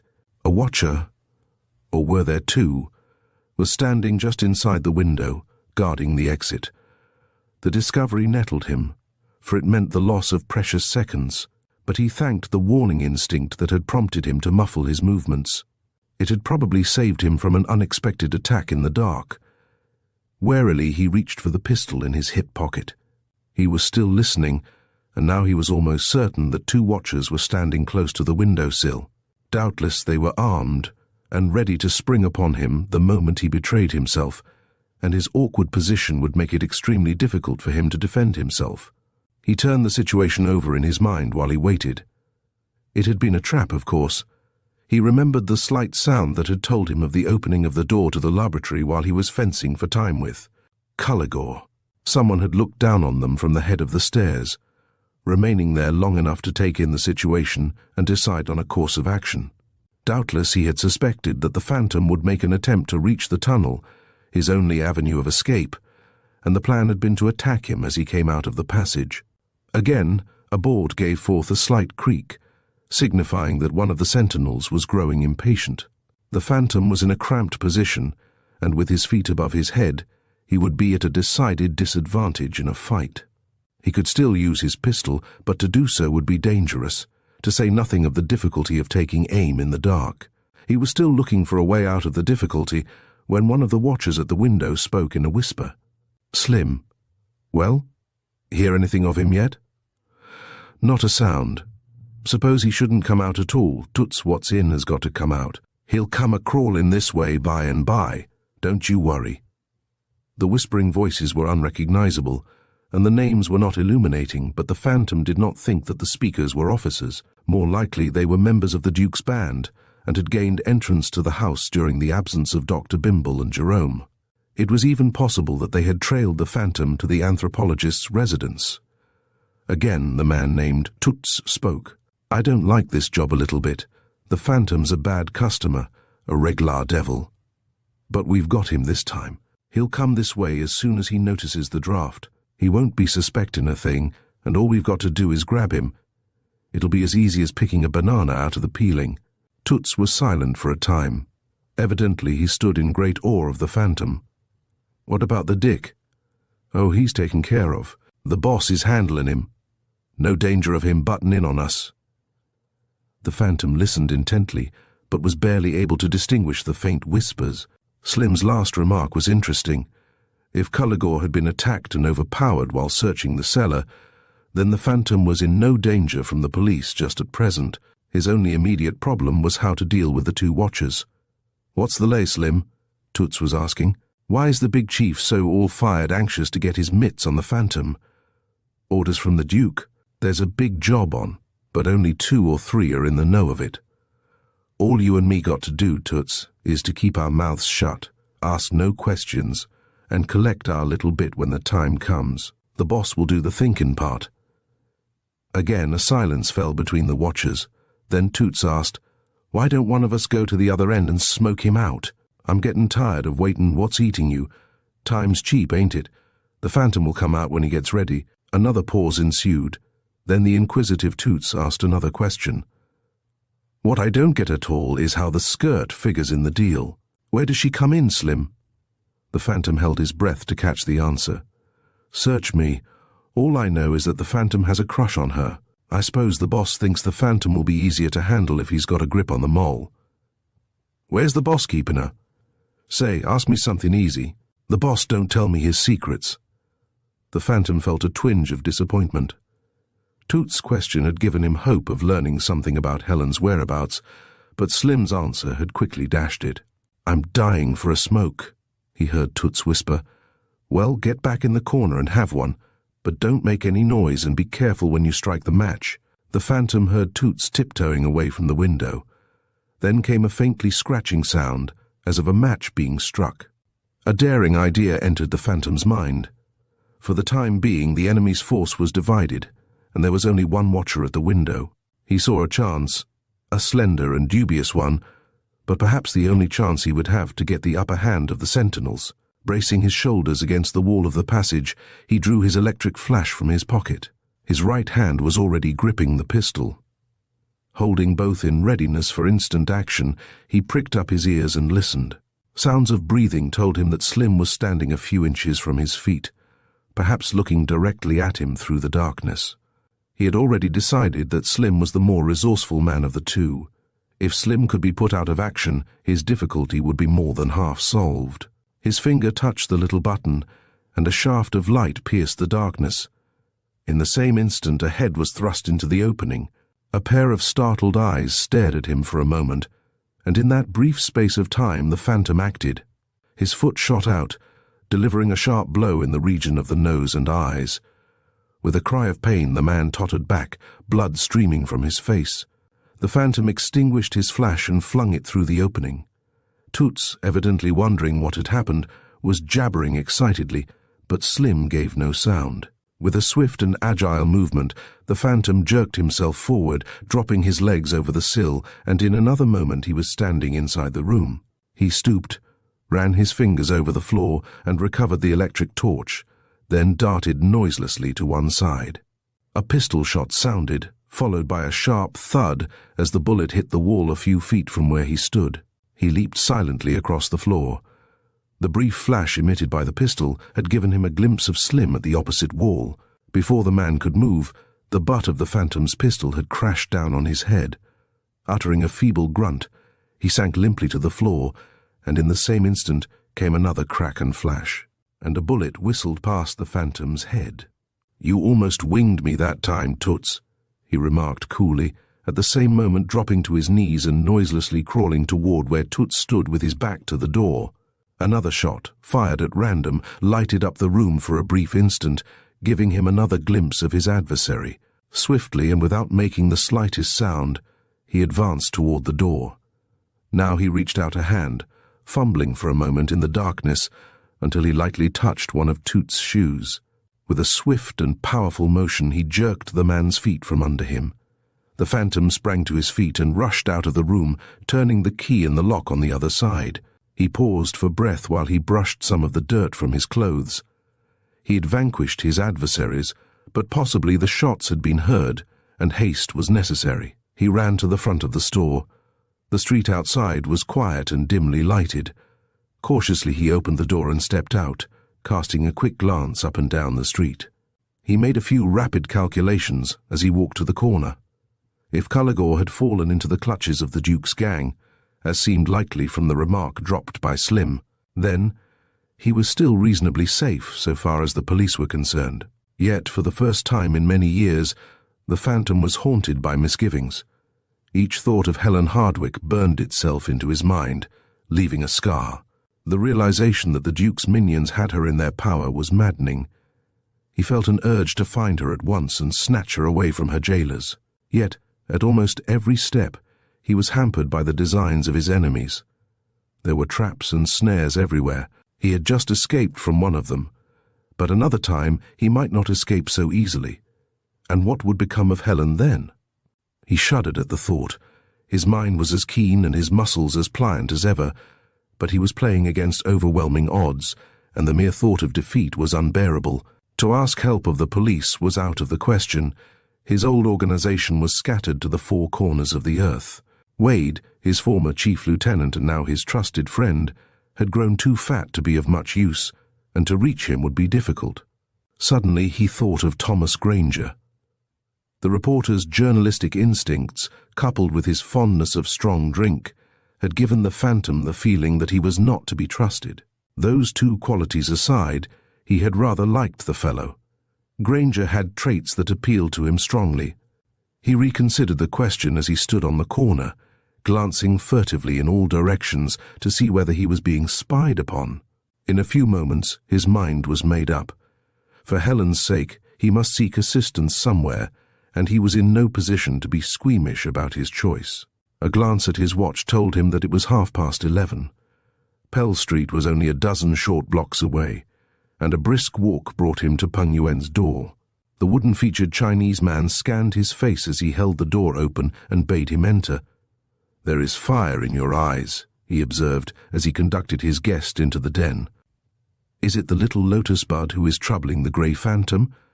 The book of the unknown philosopher says—" The phantom interrupted him with a short laugh. "Peng Yuan, for a man who doesn't read the newspapers, you are surprisingly well informed. I have come to have a talk with my double." The Chinese man regarded him stonily. 2 incense sticks burning before a hideous joss idol filled the air with acrid fumes. Peng Yuan, sucking a bamboo pipe with gorgeous tassels, seemed to be turning over a question in his mind.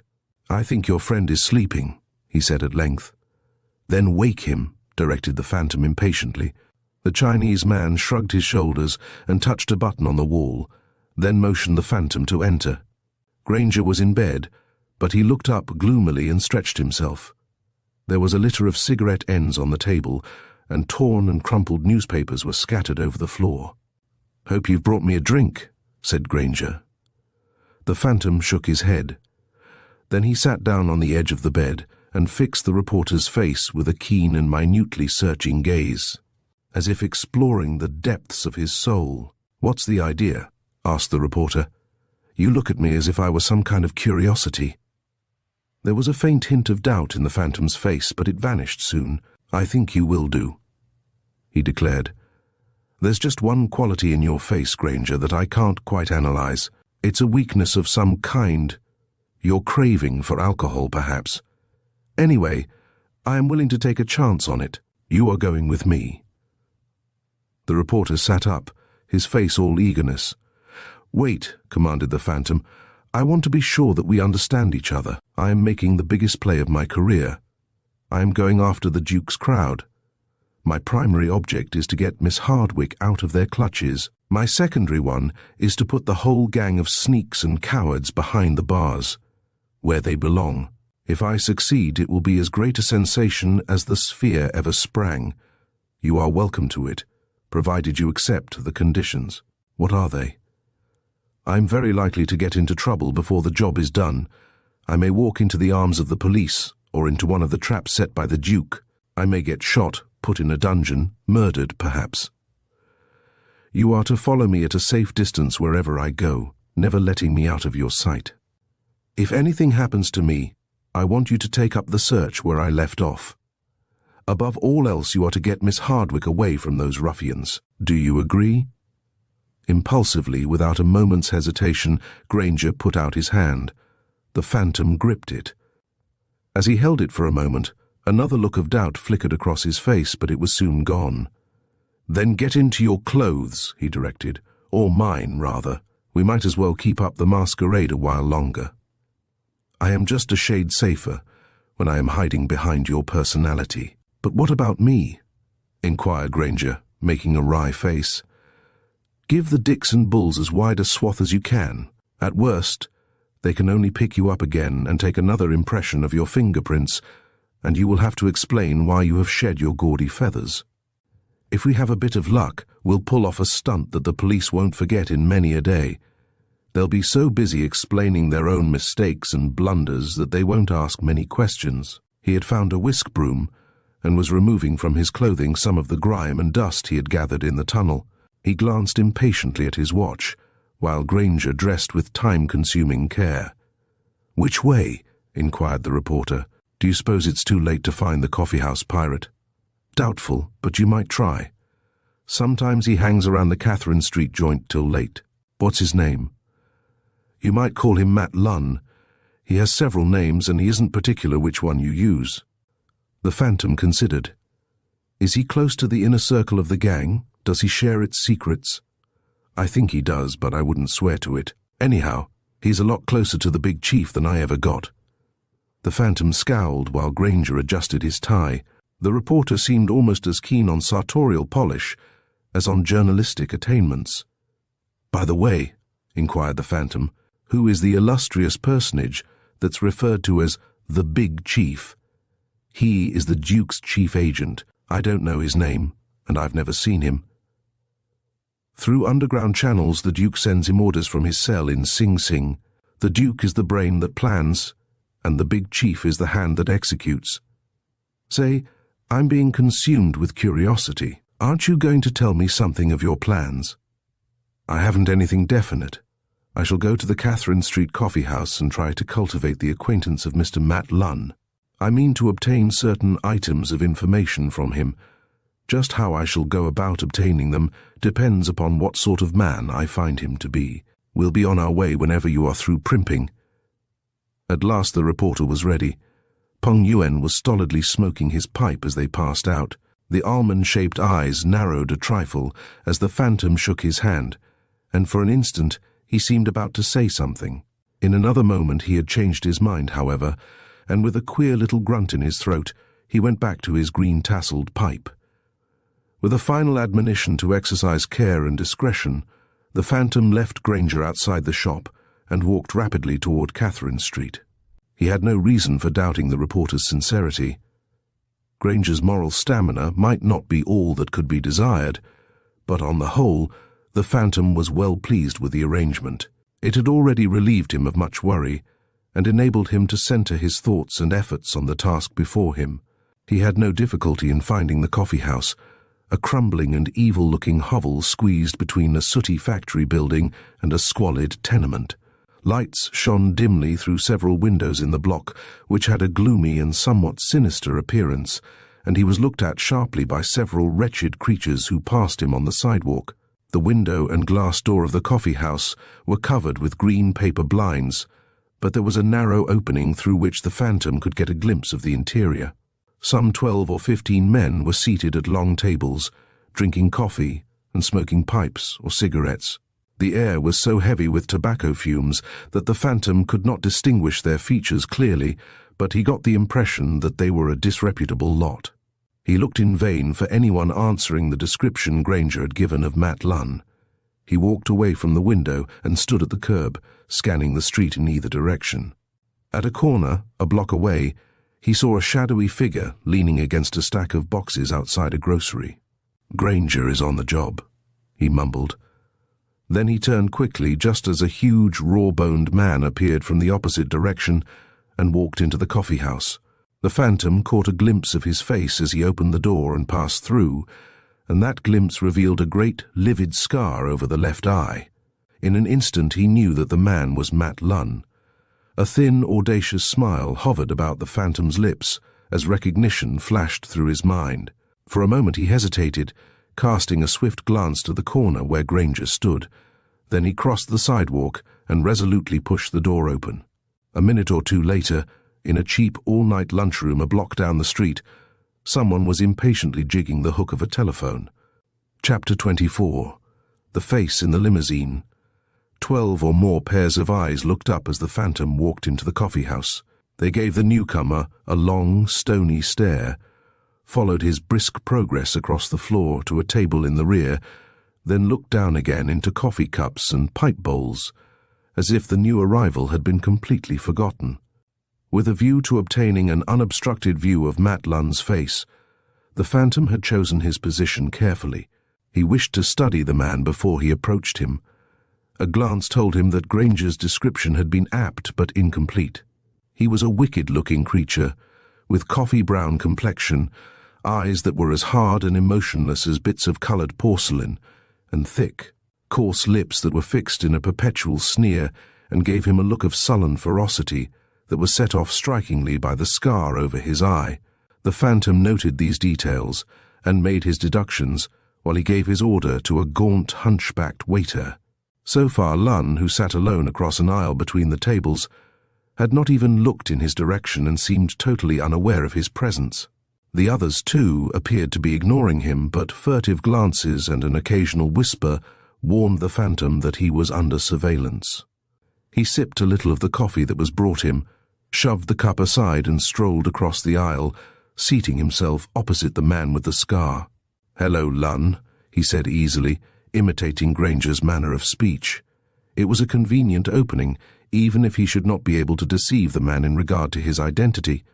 Slowly the other lifted his flinty eyes, fixing a vacuous stare on the phantom's face, and pulled hard at his pipe. "Hello yourself," was his gruff response. "A bit grouchy tonight, Lunn?" bantered the phantom, resuming his study of the man at closer range and confirming his previous suspicion that Matt Lunn was a bully with a coward's heart. A craning of necks and lowering glances signified that the rest of the men in the room were following the conversation. "You called me by a different name last time you saw me," grumbled Lunn suspiciously. The Phantom masked his momentary confusions behind a grin. After all, he had scarcely hoped to fool Lunn, for the latter and Granger had been intimately acquainted for some time, and this was putting the ruse to the acid test. "You've got so many monikers, Lunn, that I can't remember them all. Which particular one would you like to have me use tonight?" "The same one you always used before, if you know which one that is." Of a sudden, the Phantom wished that Granger had given him more explicit information regarding Lunn. The man with the scar was plainly suspicious, and the Phantom was not yet quite ready for action. "Tell me where I can connect with a drink," was his jocular evasion, "or I'll call you a name you never heard before." The other sneered. "There are some things that hurt a lot worse than names do. One of them is a knife in the side, and I've been told a fellow whose name is Tommy Granger is going to get just that, unless he explains certain things to the big chief." The Phantom's face sobered. "I'm ready to explain. That's why I looked you up tonight. But we can't talk in here. Suppose we take a walk around the block." Lunn laughed derisively. "I was referring to a guy named Tommy Granger. He looks a lot like you, and he hands out pretty much the same kind of spiel, and yet I could tell the difference almost as soon as I put my lamps on you. Just the same, I'd as soon walk around the block with the grey Phantom as with anybody else." He spoke the last sentence in a whisper, accompanying the words with a grin that rendered his face all the more repellent. The Phantom cast a quick glance at the evil-looking faces at the other tables, wondering whether Lunn had any confederates in the room. They were the scum of the lower levels of the underworld, and their blotched and hardened features bespoke lives steeped in loathsome iniquities, but unless there were members of the Duke's organization among them, the Phantom saw no reason why they should side against him. He paid the hunchback and walked behind Lunn toward the door. Sullen and covert glances followed him, but none of the men rose, and he was permitted to reach the door without interference. He glanced back as he stepped out on the sidewalk and made sure that Lunn and himself were not being followed. The man with the scar took a few steps down the street, then stopped and whirled round. "What's the idea?" he demanded brusquely. "Why did you walk in there and try to pass yourself off as Tommy Granger?" "Not so loud, Lunn." The Phantom glanced about him quickly. For the moment, the block happened to be deserted. Lunn was standing with his back to the dark doorway of the factory building which adjoined the coffee house. There was a menacing scowl in his face, and his right hand was hovering over one of his pockets. Again, the Phantom darted a quick glance up and down the street. The only person in sight was the lonely figure leaning against the stack of grocery boxes on the farther corner. Evidently, Granger had not moved a single step from his post. "I'm listening," said Lunn. "What's the answer?" "This is your answer." With one hand, the Phantom pinioned Lunn's arm. With the other, he jerked his pistol from his pocket and pushed it against the other's waist, shoving him into the shelter of the doorway. Lunn, startled by the swift maneuver, gave a throaty squeal. "Be quiet," commanded the Phantom. "I have a few things to say to you, and I don't want any interruptions. I happen to know that you're a member of the Duke's gang. Your crowd is after me tooth and nail, and the reason you were so willing to take a walk with me was that you hoped to catch me off my guard and hand me over to your chief. You're a fool, Lunn. Cleverer men than you have tried that and failed. Feel that." He jabbed the pistol harder against the other's waist, and a yawp of terror proved that he had read Lunn's character accurately. The big man, who would have been a dangerous adversary if he had gained the upper hand, was cowering. "Now, Lunn," said the Phantom sharply, "a few quick answers may prolong your life by a good many years. Did you ever hear of a young lady named Miss Hardwick? The name sounds kind of familiar. Don't stall. Miss Hardwick was kidnapped by members of the Duke's gang." "Yes," Lunn gulped. I think she was. You know she was, don't you?" The question was emphasized with a little extra pressure on the pistol. "I've been told the lady was kidnapped, but that's all I know. I didn't have anything to do with that job." The Phantom regarded him sharply, but his face was indistinct in the gloom. "Who did?" I don't know. I never heard. Where was she taken? I can't tell you that either. Say, there's no use poking a hole through me with that gat. I can't tell what I don't know. The Phantom was inclined to believe him. Evidently, Granger had overestimated Lunn's store of inside information regarding the gang's activities. There's one thing you can tell me, and you had better speak quickly. Where does this precious gang hang out? Where is its headquarters? Lunn did not answer. He was breathing stertorously, and he uttered a groan or grunt whenever the pressure on the pistol was increased. Out with it. The Phantom cast an uneasy glance behind him as he spoke, but no one was in sight.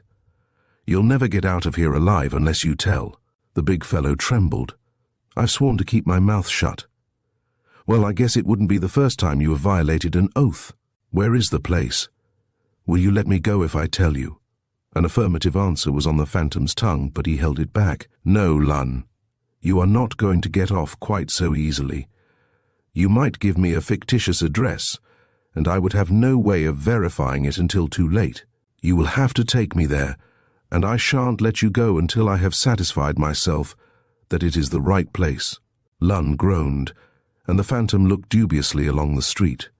The words were no sooner out of his mouth than a sense of diffidence assailed him. To march an unwilling and treacherous guide through the streets would be a hard and perilous task even at that late hour. Then an idea came to him. He would signal Granger and instruct him to find a taxicab. He turned slightly and looked out of the doorway, waving his hand at the solitary figure on the corner. In the next moment, a short exclamation of surprise fell from his lips. A big black car was gliding down the street, slackening its pace as it drew nearer. The Phantom, still pressing the pistol firmly against Lunn's body, saw that it was a limousine, and he was at a loss to understand what a car of that type was doing in such a squalid neighborhood. Now it was crawling along very slowly, swerving close to the curb as it came within a few feet of the entrance to the coffee house. The driver was leaning from his seat as if looking for someone. Of a sudden a hoarse cry rose in the Phantom's throat. Forgetting Lunn, he sprang from the doorway. A face had appeared at the window of the car, a white, rigid face with staring eyes, and the look of death spread over its features. The face was Helen Hardwicke's. Chapter 25. In a Circle of Light. She looked as though her whole being had frozen into rigidity, and the glacial stare of her eyes sent a chill through the Phantom's veins. In a moment he was on the running board, wrenching the door open. He did not notice that the car gathered speed just as he tumbled in. "Helen!" he cried, throwing himself into the seat beside her. "What's the matter? What has happened? Can't you speak?" Her body swayed slightly with the motions of the car, but otherwise she did not stir. She sat erect and immobile, with her face turned stonily to the window, as if neither hearing nor seeing. He took one of her hands. It was cold, clammy, and limp. A groan broke from his lips. Then, from a corner of the car, two shadows leaped upon him with a suddenness that dazed him. The pistol was still in his hand, but a stinging blow over the knuckles made him drop it to the floor. Helen Hardwicke's face, terribly still, held him under a spell while his arms were twisted behind him, and his wrists secured with a stout cord that bit into his flesh. Not until his legs had also been manacled did a glimmering of the truth force itself through his numbed senses, but even then he could think of nothing but the woman at his side. "Is she dead?" he asked. Someone laughed. "Oh no, she will come out of it presently. We needed a decoy, and she refused to accommodate us, so we gave her a hypodermic injection. It worked fine."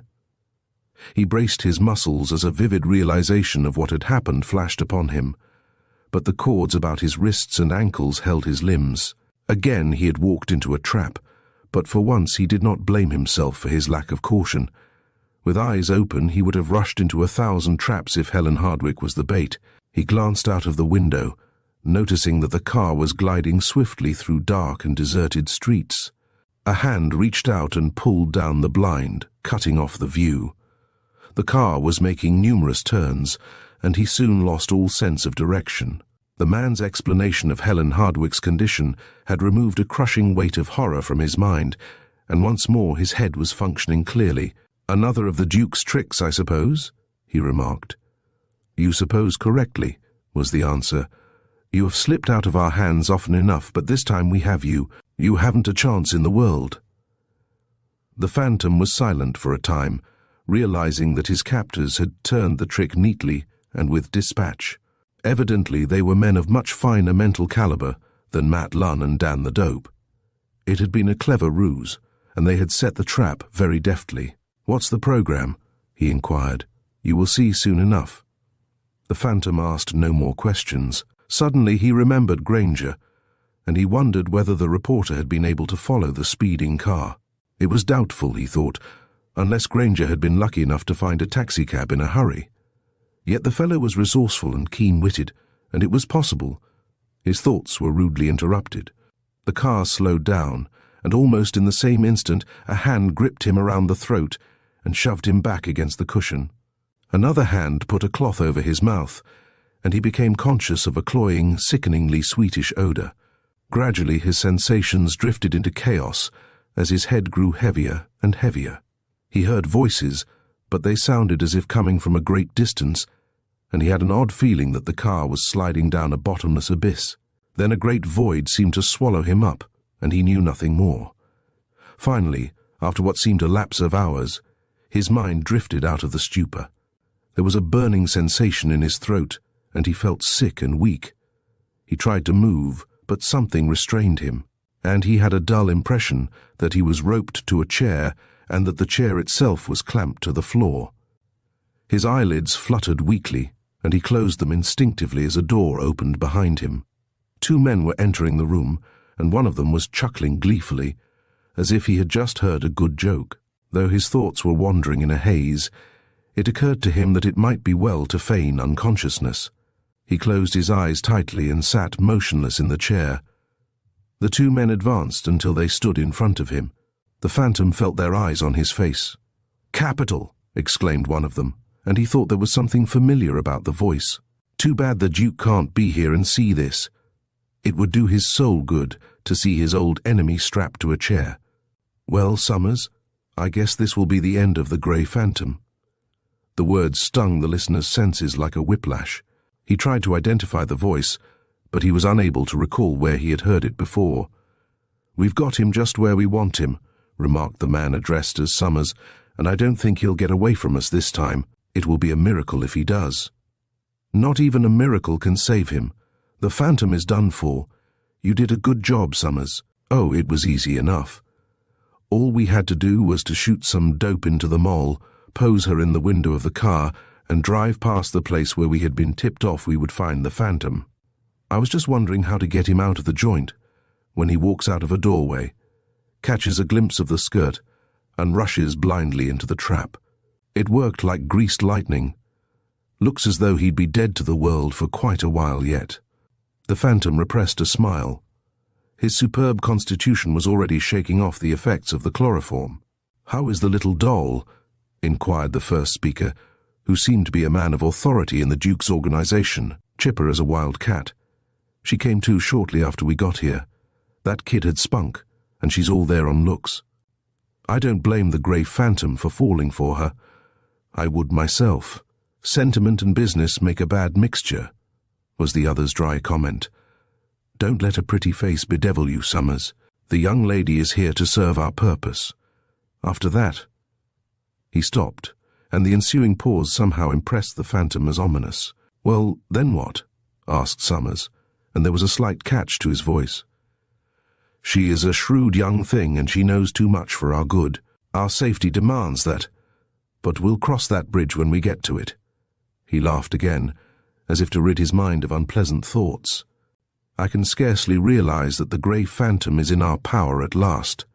It's almost too good to be true. It is true, though. Say, won't he get a jolt when he comes out of the daze and finds himself strapped to a chair?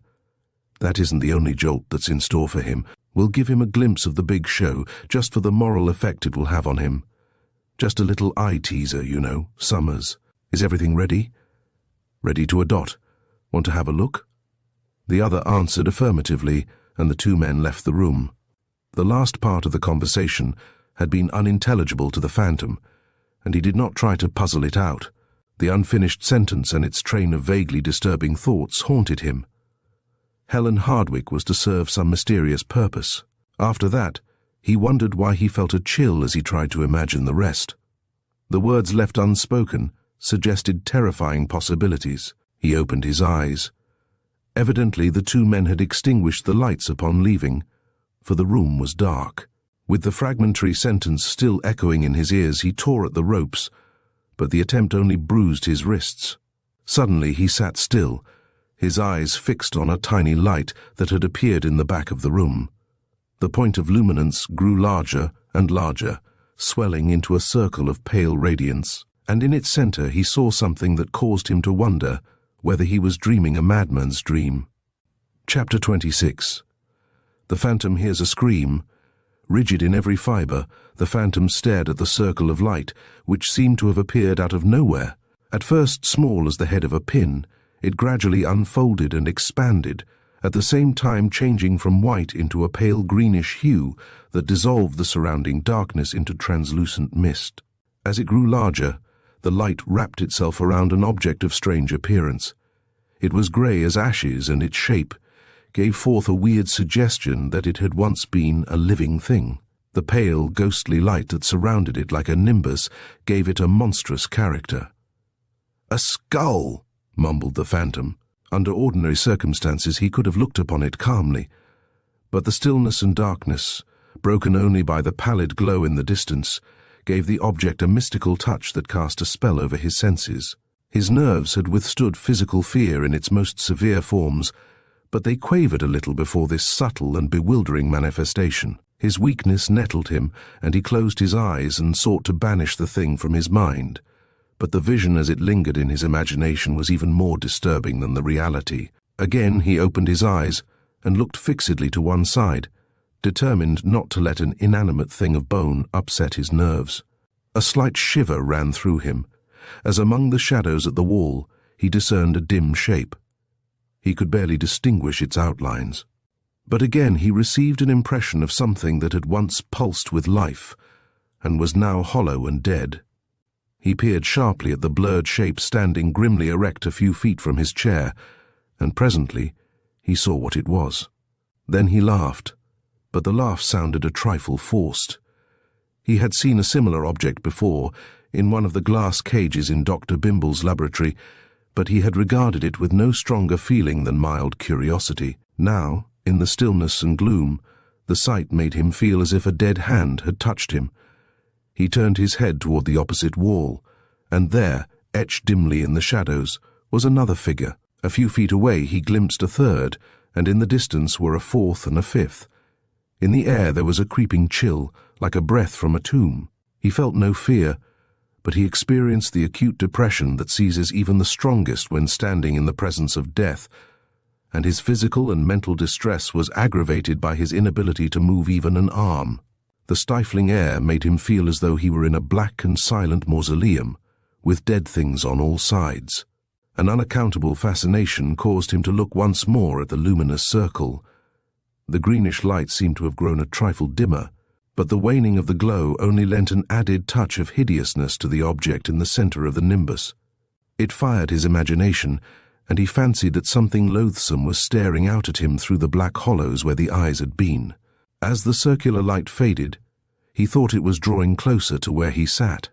As if gently propelled by an invisible hand, the paling circle of light was creeping slowly nearer, moving steadily toward his chair. He pulled at the ropes. Now the fringe of light was so faint that the skull was only a shapeless blur, but its dimness rendered its creeping approach all the more uncanny. In a little while, if it continued in its present course, it would touch his face. He wondered why his senses shrank from the encounter, for he knew that the contact could not harm him. Finally the light died, leaving an intense, oppressive darkness. Though he could neither hear nor see, he was aware that the object was still creeping toward him, and that in a few moments he would feel its chilling touch. There was something subtly enervating about its silent and stealthy advance, something that inspired him with a feeling he had never experienced when standing face to face with a foe of flesh and blood. Then, without apparent cause, he sensed a change in the atmosphere. The oppression suddenly left him, and he knew instinctively that something had halted the advance of the dreaded thing. He drew a long, deep breath as he tried to account for the relief that had come so suddenly to him. His thoughts were interrupted by the opening of a door at his back and the entrance of two men.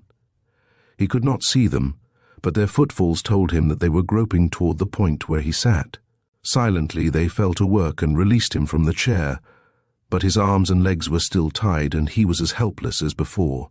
He wondered, as he was being carried from the room, what fresh ordeal awaited him. The two men carried him across the hall and into another room, where he was placed in a chair. He was surprised to see the sunlight streaming in through the window, for the darkness from which he had just emerged had left an impression of impenetrable night on his mind. "The big chief will be in directly," announced one of the men as they were leaving. The Phantom felt a thrill of expectancy at the thought that at last he was to come face to face with the Duke's chief agent. Then he began to look about him. From where he sat, all that was to be seen through the window was the murky wall of a factory building. The room was small, and the only furniture was a table and 3 chairs. In vain he looked for something that might suggest a way of escape. He turned quickly as a step sounded outside the door. It came open, and for several moments he stared at the man who entered. Then he laughed, a short, unnatural laugh that sounded hollow even to himself. The man who stood before him was Dr. Tyson Bimble. He would never have guessed that the anthropologist was the man through whom the Duke directed his criminal enterprises from his cell in prison, but on second thought the discovery was not so surprising. Since their first meeting, he had suspected that anthropology was not Bimble's sole interest in life. He had felt that it was merely a cloak for other activities, though it had not occurred to him what these might be. "You are pale," observed Bimble, looking at him through his thick lenses, "but I shan't trouble to feel your pulse this morning. I have no doubt it's normal." The doctor, with his stilt-like legs and top-heavy head, seemed as ludicrous as ever, and his face wore the same beatific smile that had greeted the Phantom when they first met. But his eyes were a trifle stern, and there was an unfamiliar briskness about his movements. The Phantom swallowed his emotions and braced his mind for a duel of wits with the doctor. Many a time in the past he had outmaneuvered men as crafty as his present adversary. For the present he tried not to think of Helen, for he would need a clear mind and steady nerves if he was to help her. "Have you made any new scientific discoveries since I saw you last, Doctor?" he inquired chattily. Bimble's eyes twinkled. "No, but I dare say you have. I have discovered a new use for skeletons." "New? You are mistaken, my excellent friend. The efficacy of skeletons and like objects as means of moral suasion has been understood for a long time. I believe the wicked old doges of Venice used similar methods when they wished to put their enemies into a receptive frame of mind and did not care to resort to physical torture. It is strange how all of us, even a strong man like yourself, stand in awe of objects associated with death and decay." "It is," agreed the Phantom dryly, "but I don't quite get the idea. I admit the ghostly vaudeville you staged for my benefit was a bit creepy. I would rather face a regiment of smooth rascals like you than a grinning skeleton. But if you expected me to come out of that spook chamber a broken man, you are doomed to disappointment." "I didn't, as a matter of fact." The doctor smiled amusedly. "I am well aware that it takes something more than that to break a man like the Grey Phantom. Then what was the object?" "You shall see presently. My friend, you have given me no end of trouble. Since the day you made your first unexpected appearance in my laboratory, I have done my best to save you from the police, but you seem determined to rush blindly into their arms. I did not realize how stubborn and foolhardy you were till the morning when I entered your bedroom and found it empty. You knew the police were combing the town for you, and I had hoped that would keep you in." "It was a shameless abuse of hospitality," confessed the Phantom, "but I take it you were not altogether unselfish in your desire to save me from arrest." Bimble smiled as he ran his eyes up and down the Phantom's figure. "Borrowed feathers are not becoming to you," he observed critically. "These togs are atrocious, but the idea itself was excellent. I did not even guess that the Grey Phantom was masquerading as a newspaper reporter, until the trick you played on Pinto and Dan the Dope gave me an inkling of the truth. Then, last evening, upon my return from a visit in the neighborhood, I found you and Lieutenant Culligore in the basement of my house. The few words I overheard were sufficient to verify my suspicions. I saw that Culligore had you cornered, and I guessed you would try to reach the tunnel. But I think you know the rest. All except what happened to Culligore." The doctor beamed. "Poor Culligore. He's really a much cleverer man than you would think cleverer than yourself, in certain ways. An automatic equipped with a flashlight and a silencer put a bullet into his leg while he was looking for you in the cellar. A most regrettable accident." Bimble laughed softly. "The poor man is now under my professional care, and I fear he will not be out for some time. I can guess the nature of the professional attentions you are giving him, but why were you so anxious that I should not fall into the hands of the police? Because I had certain plans in which you were concerned, and your premature arrest would have seriously interfered with them. Can't you guess what they were? The Duke has a goose to pick with me, I believe. At any rate, I understand he is not very benevolently disposed toward me. You have been correctly advised. The Duke is a very thoroughgoing hater, as you will discover before we are through with you. Not only that, but he is an adept in the gentle art of mixing business and pleasure. He also knows how to bring down a flock of birds with a single stone. Take, for instance, the case of old Sylvanus Gage." "Yes," murmured the Phantom, fixing the doctor with a keen gaze. "The Duke showed his genius there. He planned the murder very shrewdly so that the guilt would be fastened on me. It was an admirable way of getting revenge." The doctor smiled. "True, but it wasn't so simple as all that. You are not giving the Duke half the credit he deserves. I told you that he always mixes business and pleasure. These walls are deaf, so there is no reason why I should not enlighten you. Gage had been for years a member of the Duke's organization. It was through him the band disposed of the proceeds from its activities. It was a risky business, and he lived in constant danger. Hence the tunnel, which gave him a convenient avenue of escape in emergencies. The housekeeper, an estimable soul, knew that her employer was conducting some sort of illegitimate business, and she assisted him in it to a certain extent, which explains any symptoms of bad conscience she may have shown. I don't think, however, that she was aware of Gage's membership in the Duke's organization. Gage was a valuable man, but his insatiate greed led him astray. He double-crossed the band in financial transactions, and when called to task for his crooked work, he threatened to cause trouble. To put it briefly, it was decided that he must be put out of the way." "I see." The Phantom smiled, but his eyes were hard. The Duke avenged himself on two persons with one stroke. He not only removed Gage, but arranged matters so that suspicion for the crime would fall on me. "Exactly. You are now beginning to appreciate the Duke's many-sided talents. Of course, his main object was to repay you for the merciless joke you played on him when you put him and most of his gang behind bars. Where to find you was a poser. It was known that you had taken your treasures and gone into hiding somewhere, but no one seemed to have the faintest inkling of your whereabouts. Knowing your sensitiveness about such matters, the Duke guessed that the murder of Gage, with the circumstances pointing to you as its perpetrator, would smoke you out. It was a good guess. I had to come out and clear myself, and that gave the Duke his chance. Now that you have me where you want me, what do you propose to do with me? Am I to be handed over to the police, or have you engaged passage for me on the Stygian ferry?" The question seemed to amuse the doctor. "If we meant to hand you over to the police, we would scarcely have gone to such great lengths to save you from arrest. What is to be done with you eventually hasn't been decided as yet. The Duke's orders are to dispose of you in whichever way will hurt you the most, and give him the ultimate degree of revenge. There is a question involved in that. You are not the kind of man that fears death." "Thanks." Bimble's deceptively mild eyes regarded him carefully. "I think there are certain other things that would hurt you far more. For instance, but we will drop that phase of the subject for the present, and get down to the more practical side. As I told you, the Duke always mixes business and pleasure, which in this case means a judicious blend of revenge and profit." The Phantom's brows went up. A tinge of greed and craftiness had dimmed the habitual look of serenity in the doctor's eyes. He was looking down at his scrupulously polished shoes while playing with his watch chain. "How?" asked the Phantom. The uncertainty as to his own fate did not trouble him in the least. but all his willpower was needed to maintain a semblance of coolness whenever he thought of Helen. "You put in many very busy years at the pleasant occupation of annexing other people's property," murmured the doctor. "The magnitude of your enterprises has been the talk of the whole continent.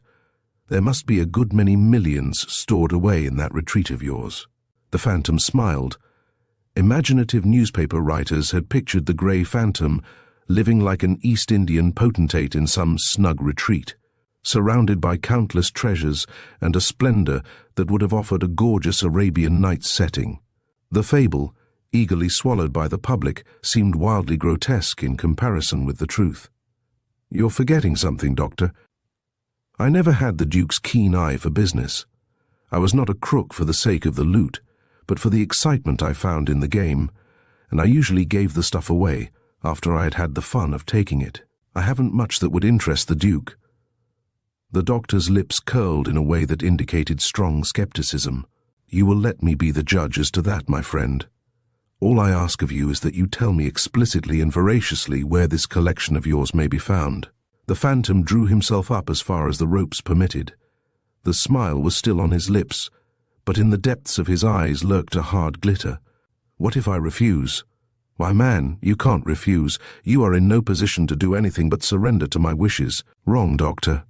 He gave a low, metallic laugh. "You ought to know that the Grey Phantom never surrenders. Threats and bullying can't move me an inch. That's absolutely final." The doctor seemed not at all disconcerted. "I expected you to say that. You are stubborn as a mule, but fortunately I have means of persuasion at my disposal. If I can't bend you, I will break you." He rose abruptly and left the room. There had been something in his tones that lingered in the Phantom's ears after he had gone. He was back in a few moments, and once more his face was wreathed in smiles. Without a word he sat down, crossed his thin legs, and lighted a cigarette, then smoked in silence while the Phantom scanned his face for a clue to the mysterious errand that had taken him out of the room.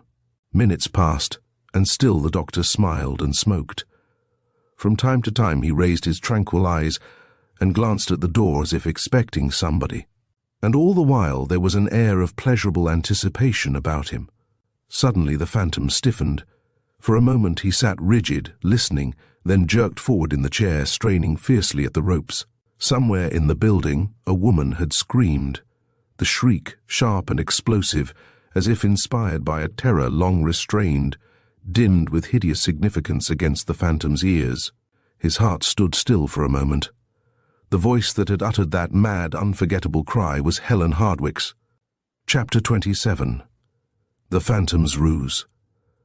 The doctor placidly finished his cigarette. The sleek, genial smile had not left his face for an instant, and his eyes still held the same twinkle of languid amusement. "Miss Hardwicke is a very plucky young woman," he murmured. "But evidently the spook chamber, as you so aptly termed it a little while ago, has proved too much for her nerves. The cry we just heard seemed to indicate that she was in great distress. Being alone in a dark room with nothing but skeletons for company is not a very pleasant experience for a woman." The Phantom's face turned a shade whiter. For a moment he was dazed by the realization that Helen was undergoing the same excruciating ordeal to which he himself had been subjected.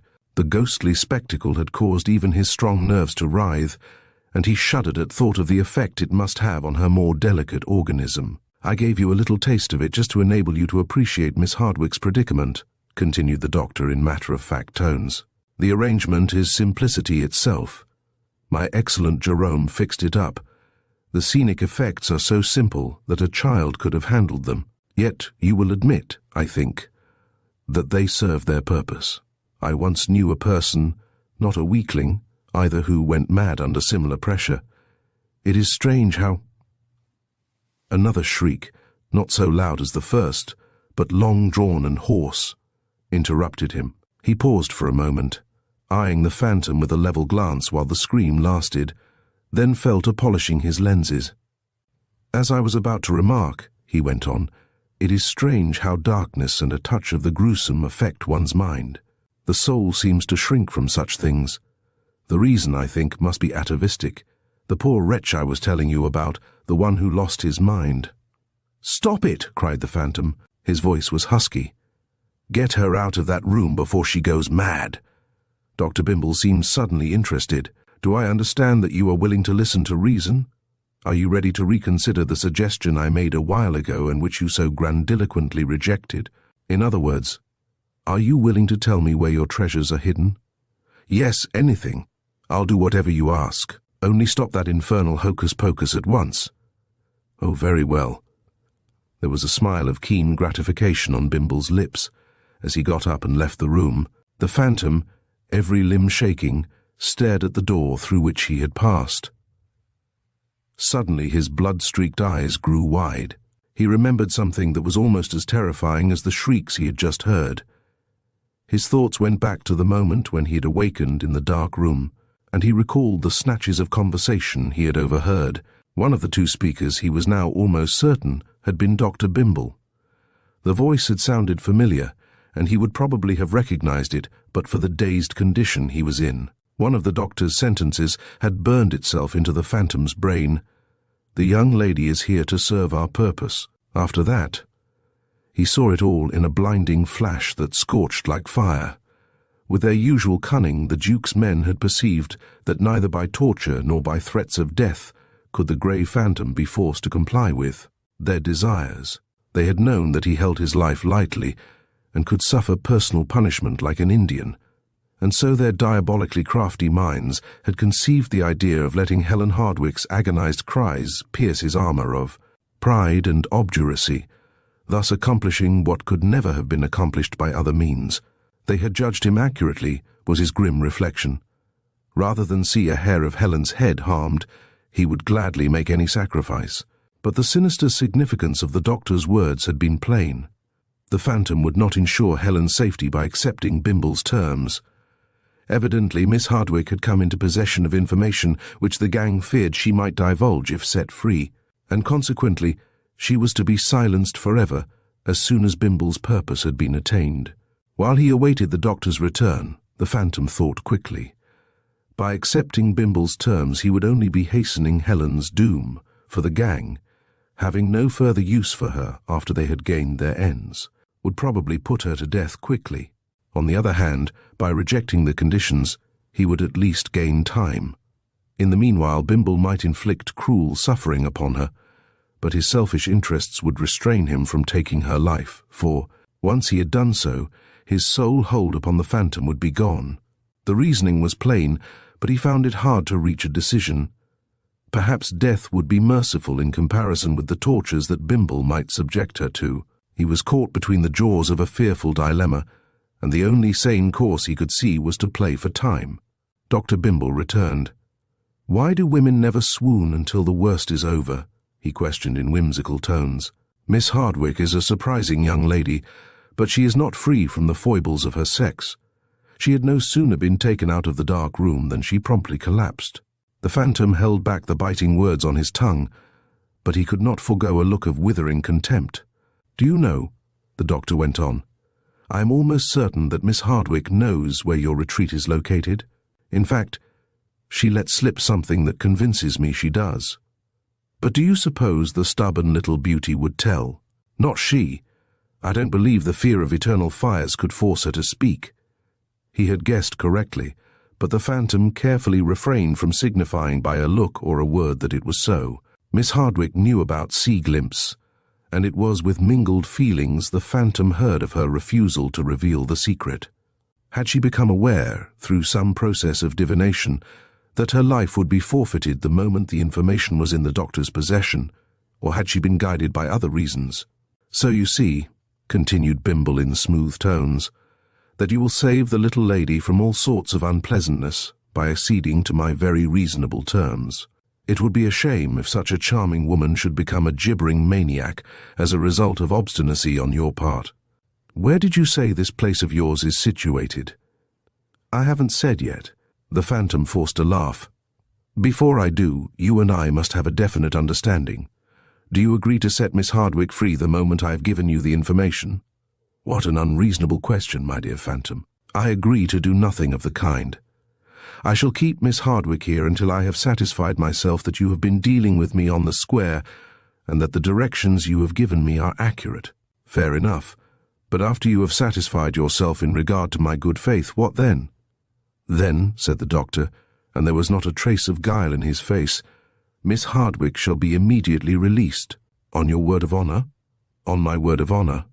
Snake, the Phantom was tempted to say, but he pretended to be satisfied. Already his mind was inventing a ruse.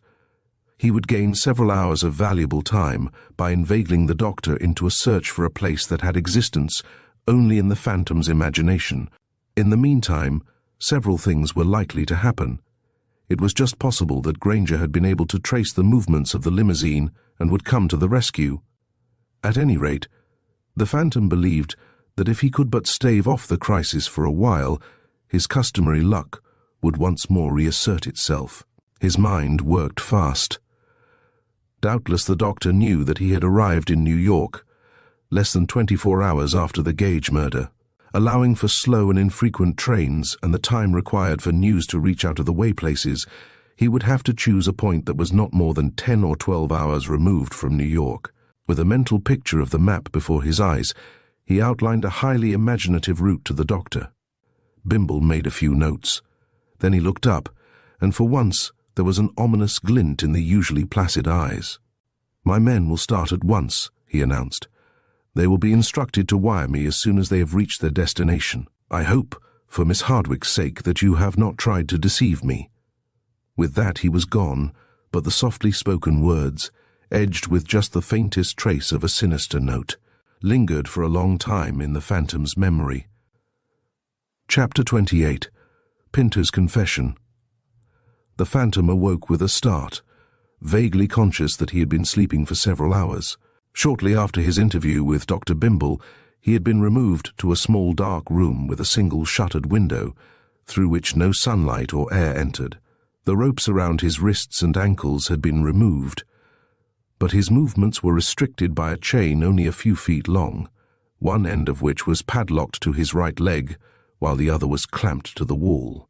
Jerome, more tight-lipped than ever, had brought him a meal, and he had eaten with relish, after which he had lain down on the cot and gone to sleep. A lessening of his mental tension had come with the conviction that Helen was in no immediate danger and would be safe until the doctor heard from his messengers, which he probably would not do until after midnight. He had slept soundly, and now he was refreshed in body and mind. He inspected his surroundings with a keen eye. The little room was admirably adapted to the purposes of a cell. Even if he were inclined to shout for help, the shutters doubtless would render such an effort useless. The room was sparsely lighted by an electric bulb in the ceiling, and he noted that the door, walls and floor had a substantial appearance. The only objects within his reach were the cot and a table. His face fell as he took an inventory of his pockets, noticing that all that remained of his belongings was a watch and a handkerchief. His wallet, with Dan the Dope's pistol, was gone, and so was the little metal box that on so many occasions had enabled him to squeeze out of tight corners. The chain was not heavy, but strong enough to resist all the force he could muster, and each end was fastened in a way that left him no hope of escape. "The worthy doctor is taking no chances," he muttered. "He's left me as helpless as a newborn babe. Wonder where I am." He had no idea where the black limousine had taken him, for it had travelled a devious course, and he had been chloroformed before it reached its destination. He was certain he was not in Dr. Bimble's house, for he had searched that dwelling from cellar to attic, and there had been no room in it that resembled this one. Probably he was in some other house controlled by Dr. Bimble, or one of his associates. After all, where he was did not matter greatly.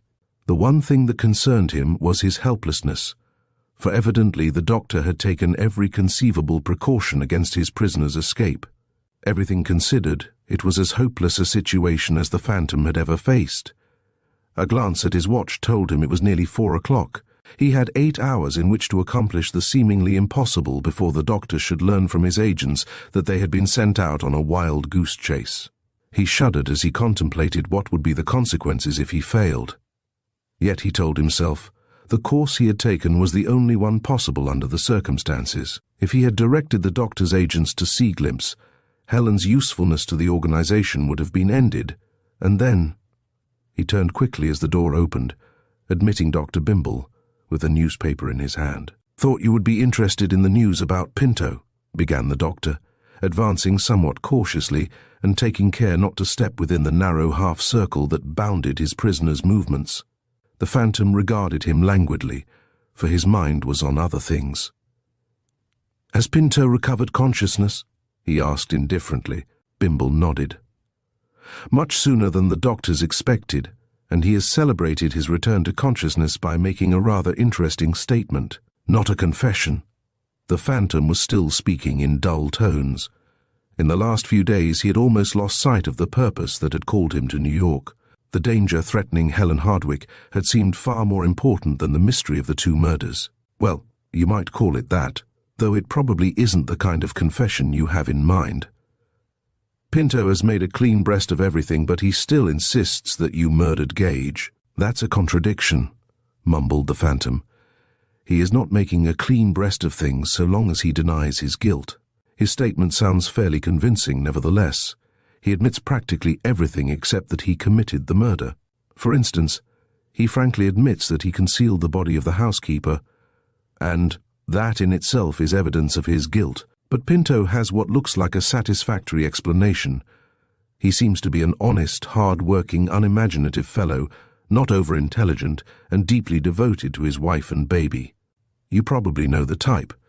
He says that for months before Gage was murdered he had a queer premonition that something of that kind was to happen, and he never passed the house without an uneasy feeling. I suppose what he really means is that he had noticed signs of strange doings about the place, and that without analyzing his impressions he found it getting on his nerves. Pinto reiterates his previous assertion that Gage made a dying statement accusing you of the crime. He admits, however, that he felt nervous about the whole affair. The poor fellow was in a very trying position. After forcing the door, which was bolted on the inside, and listening to Gage's dying words, he made a careful examination of the room, paying particular attention to the little window which was so narrow that no grown person could possibly have crawled through it. He did not understand how even an accomplished person like the phantom could have committed the murder and escaped from the room. Then, all of a sudden, Pinto got panicky.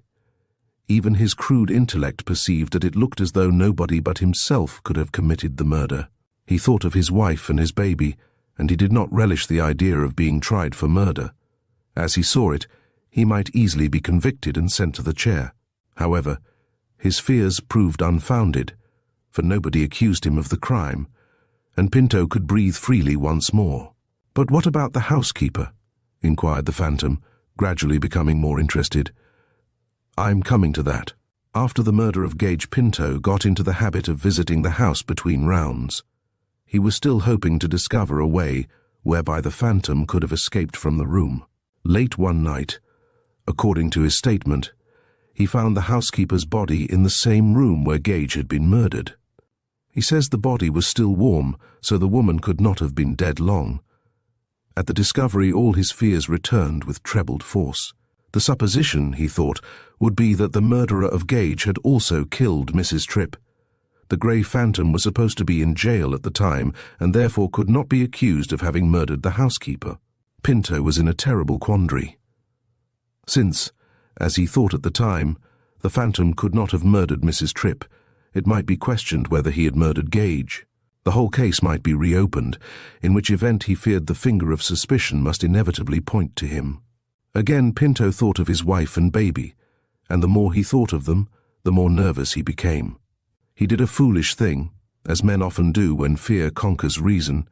He could think of nothing to do but cover up the crime until he could get a chance to think the thing over, and so he carried the body upstairs and concealed it behind some packing cases. Later, after it developed that the Phantom had not been in jail and had no alibi, he saw no reason for concealing the body longer. He explains at length what happened when he went to the storeroom to drag it out, and was interrupted by you. Bimble smiled blandly, but he was studying the Phantom's face out of the corner of an eye. "What do you think of Pinto's confession?" The Phantom considered while he glanced at the papers Bimble handed him. The statement was there, just as summarized by the doctor. Granting a crude intellect and a mind not too analytical, he thought it quite possible that an innocent man might act exactly as described in Pinto's statement. Further, the story had all the earmarks of truth, for a guilty mind would have tried to invent a less grotesque tale. Of a sudden, the phantom found that all his calculations and theories in regard to the murder had been upset by Pinto's surprising and unexpected explanation. "Why ask me?" was his reply. "You know the murderer." "Perhaps. I was just curious to hear what you would think." There was a wrinkle of perplexity on the phantom's brow. Assuming that Pinto was innocent, the difficulties in the way of solving the mystery and exculpating himself had been vastly complicated. "If Pinto didn't do it," persisted the doctor suavely, "who do you suppose did?" The phantom could not tell why, but the question gave him a mental jolt. In the past few hours his concern for Helen had claimed all his thoughts, and before that he had been so firmly convinced of Pinto's guilt that there had been no room in his mind for other suspicions. The possibility that someone other than the policeman might be involved had not occurred to him. He looked up and found the doctor's soft eyes searching his face with an odd intensity. Bimble seemed intent on ascertaining what deductions his prisoner would make from Pinto's statement, and apparently this had been the only reason for his call. "My question seems to have stumped you," he observed. The phantom shrugged his shoulders. "With Pinto eliminated, I'm entirely at sea. In view of the bolted door and the size of the window, I don't see how anyone else could have murdered Gage, unless—" He checked himself abruptly, and of a sudden he saw a great light. In the next instant a smile masked his agitation. "Unless," he finished with a chuckle, "I did it myself." Bimble seemed satisfied. "Excellent logic, my friend," he murmured as he stepped to the door. With his hand on the knob he turned and fixed his gaze on the phantom's face. "I shall pay you another visit as soon as I hear from my men." His tone carried a sinister emphasis, but the phantom scarcely noticed it. "With Pinto eliminated," he said half aloud when the door had closed, "only one other person could have committed the murders, and I know that person." Chapter 29. The Phantom's Visitor. With quick and nervous steps, the phantom walked back and forth within the narrow semicircle allowed him by the chain. The solution of the mystery had come to him in a flash of intuition, but his elation had been brief. It was now 11:30, and after cudgelling his wits for hours, he found the problem of how to extricate himself and Helen from their predicament as insolvable as ever. Soon Bimble would receive word from his messengers that they had been hoaxed, and then Helen would be subjected to another agonizing ordeal in the dark room. The phantom shuddered as his imagination pictured her strapped to the chair in that chamber of ghastly things. Again he looked sharply about the room, hoping against hope that something would suggest a way of escape to him. He found nothing. The only objects were the cot and the table, and they offered no solution whatever. His pockets contained nothing but a handkerchief and a watch, together with the cigarettes and matches Jerome had brought him with his dinner. At least a score of times during the late afternoon and evening, he had given the chain a minute inspection, only to be convinced that it could not be tampered with. With the aid of a small nail or a penknife, he might have been able to pick the lock that held it to his ankle, but not even a pin had been left him. The phantom was all but ready to admit defeat. His only fortifying thought was that he had never yet been the loser in a game of wits, and that for Helen's sake he could not fail now. He rose quickly from the cot as the door opened, and Dr. Bimble strode into the room. His face was dark, and a look of sullen anger had taken the place of his usual smile. "You lied," he declared gruffly. "I half suspected you would, but I hardly thought you would attempt anything so clumsy as this. What have you gained by it?" "Time," said the phantom, pretending a coolness he did not feel. The doctor laughed derisively. There was a dull flush in his cheeks and an ugly glitter in his eyes, but again he took care not to step within the phantom's reach. "Time? Bah! Really, Vanity, you're simpler than I thought. Just as if a few hours more or less could make any difference. You will either tell me what I want to know, or Miss Hardwick will go to the madhouse or the grave. She will be as harmless in one place as in the other. I trust you understand." "Your meaning is perfectly clear." The phantom spoke in level tones. "If you would come a step closer, I should take extreme pleasure in beating you within an inch of your life. But you have no inclination in that direction, I see. Like most of your kind, you are a coward. Words never hurt. Furthermore," continued the phantom, You will be in jail before Miss Hardwick goes to either of the places you have just mentioned." "Jail?" The doctor stared as if he thought the statement utterly preposterous. "Jail, ha ha. Good joke coming from a man who can't move 6 feet. Enjoy it while you can." As you may remember, I perpetrated the same kind of joke on the Duke, and he doesn't seem to relish that brand of humor. The doctor winced as if an unpleasant thought had been suggested to him, then walked stiffly to the door. "Remember," was his parting shot, "if you persist in your obstinacy, it will be either the madhouse or the grave for Miss Hardwick." He slammed the door as he went out, and the phantom's face sobered the moment he was alone. His threat had not been altogether an idle one, for it had driven a wholesome misgiving into the doctor's heart, yet the phantom was painfully aware that he was in a desperate situation.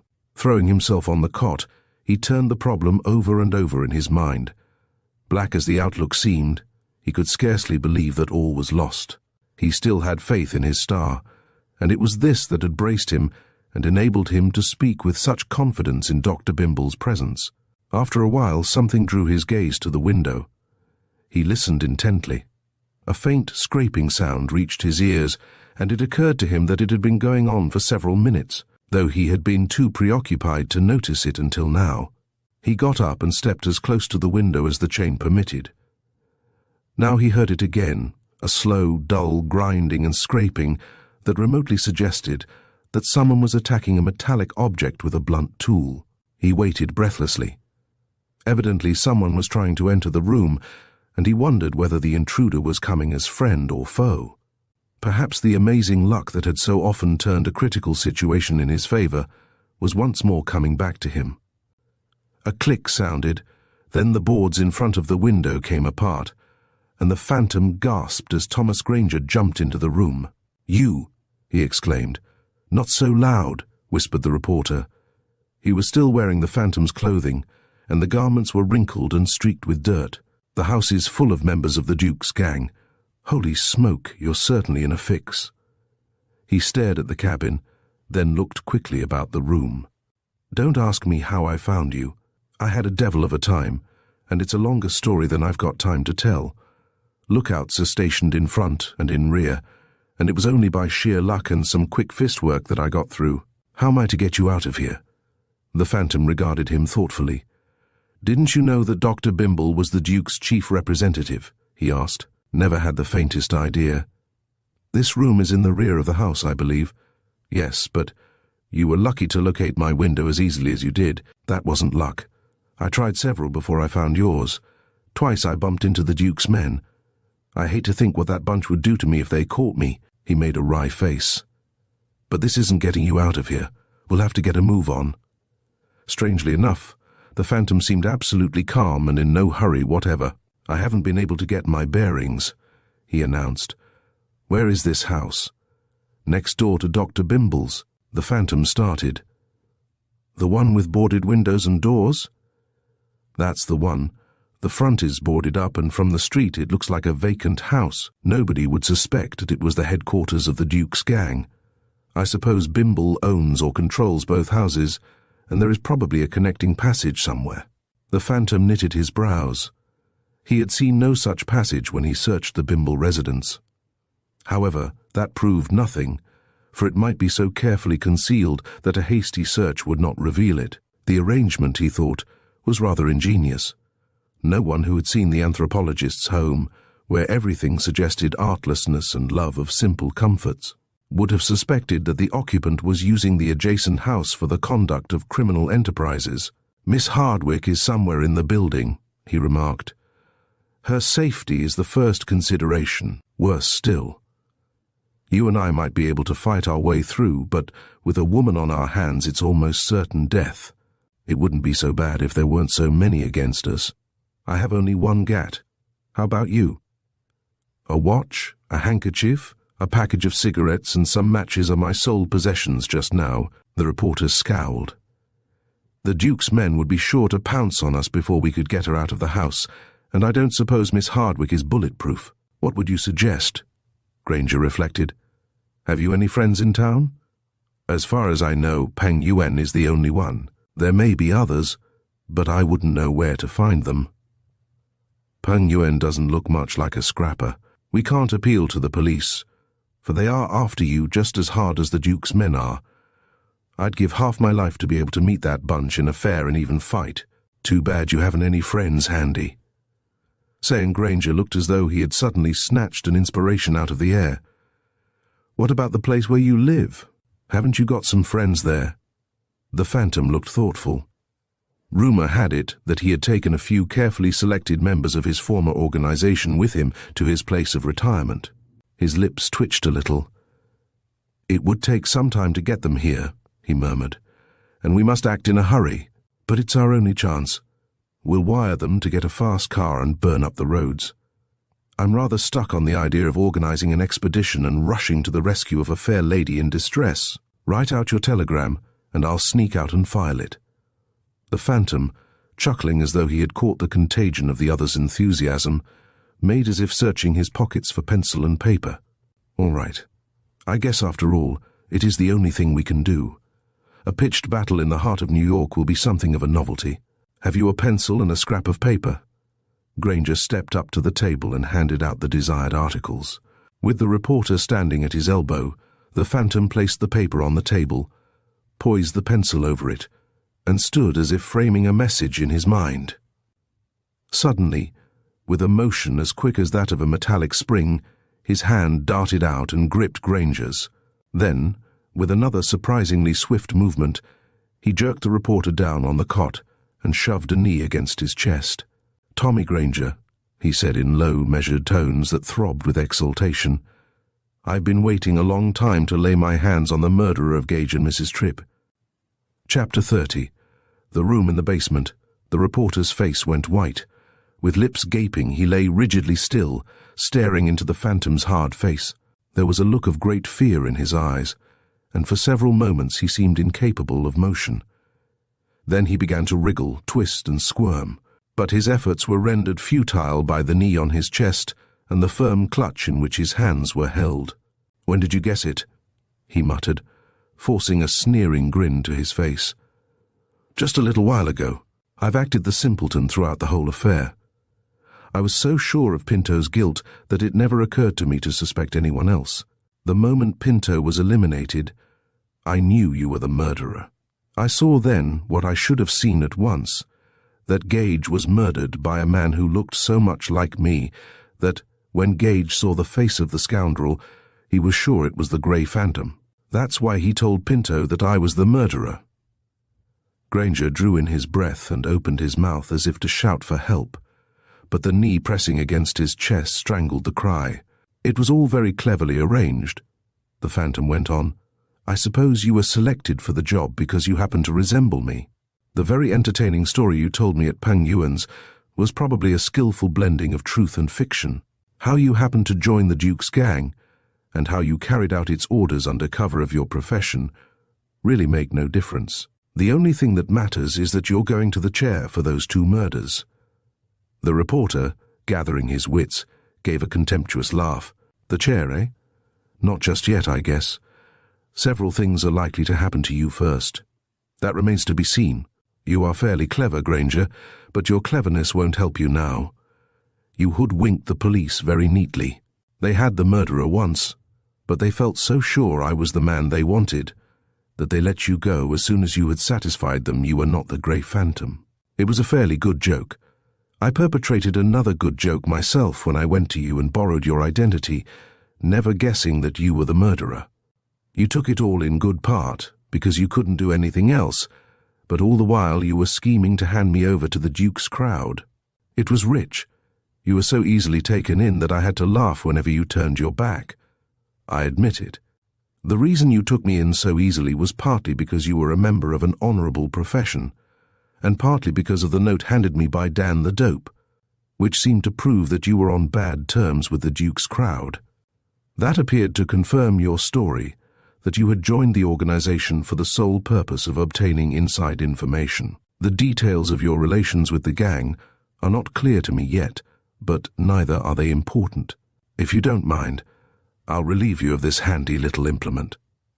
With a deft motion, he reached into Granger's pocket and extracted the reporter's automatic. Then he removed the knee from the man's chest and covered him with the weapon. "The cutest trick of them all," he continued with a grim chuckle, "was your crawling in here tonight through the window and pretending to have eluded the Duke's sentinels. Of course, the sole object of your dramatic entrance was to inveigle me into revealing the whereabouts of the place where I live. I suppose the worthy doctor had begun to despair of his ability to worm the information out of me by the original plan. It threatened to take too long and entail too many risks, and so he thought he would try a short cut.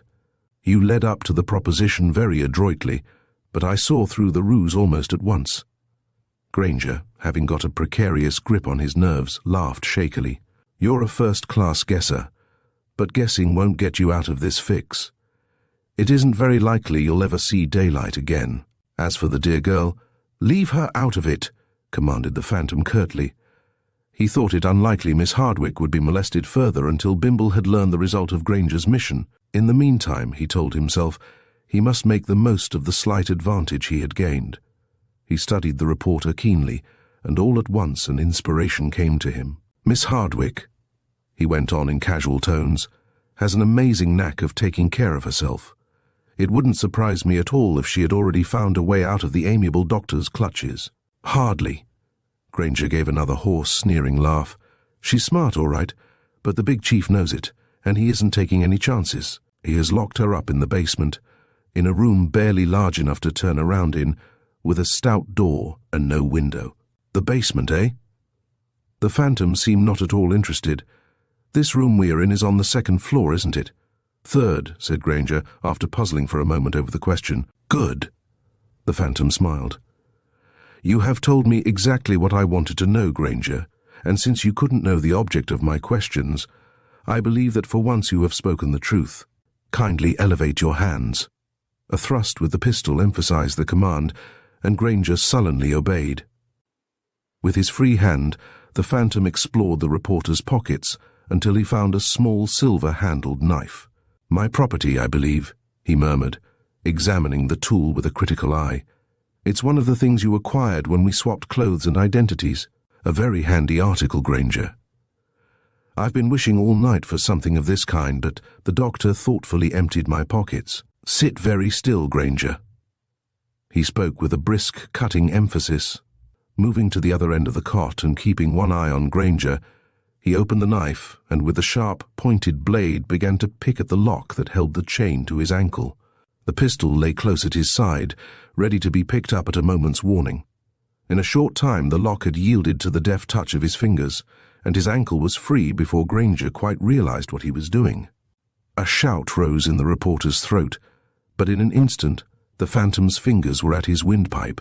"Quiet," he warned. "I don't care to be interrupted just yet. Granger, I don't like the togs I've been wearing the last few days, and you have worn mine just about long enough. We are going to make a quick change." "Strip!" The reporter glared, but his lips trembled, and the shaking of his limbs indicated that he was in need of his favorite stimulant. "Hurry," urged the Phantom, making a little flourish with the pistol. "Bimble is likely to walk in on us at any moment to see what is keeping you so long. Will you strip voluntarily, or must I tap you on the head and undress you?" "I don't like to be rough." The reporter seemed impressed by the argument. With surly acquiescence, he kicked off his shoes and started removing his suit. The Phantom, a thin smile hovering about his lips, followed the other's example, keeping the pistol within easy reach while the exchange was in progress. In a little while, he was once more garbed in the familiar grey, which was his favorite color. "This is better," he commented. With an absent-minded air, he picked up the chain. For a moment or two his fingers toyed with the lock. Then, stooping quickly, he looped the end of the chain around Granger's leg. The reporter growled out a curse as the lock snapped shut. "Put your hands behind you," commanded the Phantom, again making a menacing gesture with the pistol. The reporter, his ashen face twitching, glowered savagely as he obeyed, and in a few moments the strings had been removed from his shoes and twisted tightly about his wrists. Finally, the Phantom tore a strip from the tablecloth, fashioned it into a gag, and thrust it between the reporter's teeth. "I'm really very much obliged to you, Granger," he murmured dryly as he put the revolver and the knife into his pockets. If you hadn't come to me with that barefaced hoax, I should still be wearing a chain around my ankle. Too bad I can't offer you a drink. You seem to need one." With elastic step he walked to the door. There he pushed a button, and the room went dark. There was a glow in his cheeks and a tingle in his veins as he stepped out in the hall, closing the door behind him. Looking up and down the silent corridor, he saw a stairway at the farther end, and hastened in that direction. At the head of the stairs he all but collided with Dr. Bimble. "Well, Granger?" The Phantom thanked his lucky star that the lights in the hall were dim. Under the circumstances, it was the most natural thing in the world for Bimble to suppose that he was addressing the reporter. He knew that Granger had been wearing the Phantom's clothes, and the latter was supposed to be chained securely to a wall. "No luck," announced the Phantom, simulating Granger's manner of speech. "I gave him exactly the line of talk you suggested, but he spotted the trick right off. He wouldn't listen to me at all." Even in the dusk, the Phantom saw a spiteful look creep into the doctor's face. "Doesn't he still think you are on his side?" "He seems to have his suspicions," answered the Phantom, carefully weighing his words, "but he is keeping them to himself. I tried my darndest to flim-flam the information out of him, but it was no use. He's about the smoothest article I ever came across." The doctor nodded curtly as he swung around and started to descend the stairs, the Phantom following. "I'll break him yet," muttered Bimble vindictively. "In a few moments he'll hear a tune that he won't like. Miss Hardwick is going to make another trip to the spook chamber, as our mulish friend so aptly termed it. I guess he will come across with the information when he discovers that we mean business." They reached the floor below. As they passed a light in the hall, the Phantom saw a look of venomous determination in the doctor's face, and he knew that a terrible ordeal would be in store for Helen if Bimble was permitted to have his way. The anthropologist opened a door, and the Phantom glanced into the room over his shoulder. About a dozen men, the expressions on their faces ranging all the way from low cunning to sullen brutality, sat at a long table playing cards. "Jepson," called the doctor, taking a bunch of keys from his pockets. A tall, raw-boned individual with features suggestive of a gorilla's rose from the table and approached them, with dragging gait. "I want you and Granger to bring Miss Hardwick here immediately," directed Bimble, handing Jepson one of the keys. The tall man nodded and slunk away. The Phantom, keeping in the shadows as much as possible, followed him down 2 flights of stairs. Here and there, at a turn in the halls or stairs, they encountered soft-footed, wary-eyed men, who passed them in silence. "The whole crowd seems to be about tonight," observed the Phantom. "Sure," said Jepson. "The big chief don't like to take chances. He means to rush a bunch of us to the Phantom's place as soon as he finds out where it is. There may be a scrap when we get there, quite likely." The Phantom repressed a smile. There was a fever in his veins, and he wished Jepson would walk faster. They descended into the basement, sparsely lighted by a small bulb suspended over the stairs, and Jepson picked his way carefully over the floor. Finally he stopped before a door, inserted a key in the lock, and walked in. The room was dark, but a quick gasp, resembling a sudden intake of breath, told the Phantom it was occupied. His body tingled with suppressed excitement. Jepson was standing in the doorway, and a light scraping sound indicated that he was running his hands over the wall in search of a switch. As light flooded the narrow room, the Phantom stifled an exclamation. In a chair at the wall sat a slender figure, rigidly still save for the trembling of the hands clasped across the bosom.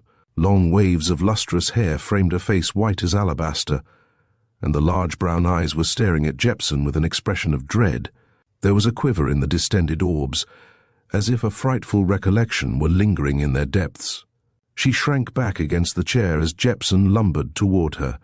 For a moment longer she remained motionless. Then a long-drawn moan sounded in her throat, and with hands thrust out she sprang from the chair. "You shan't take me back there," she cried in tones edged with fury and terror. "I won't go back, I won't."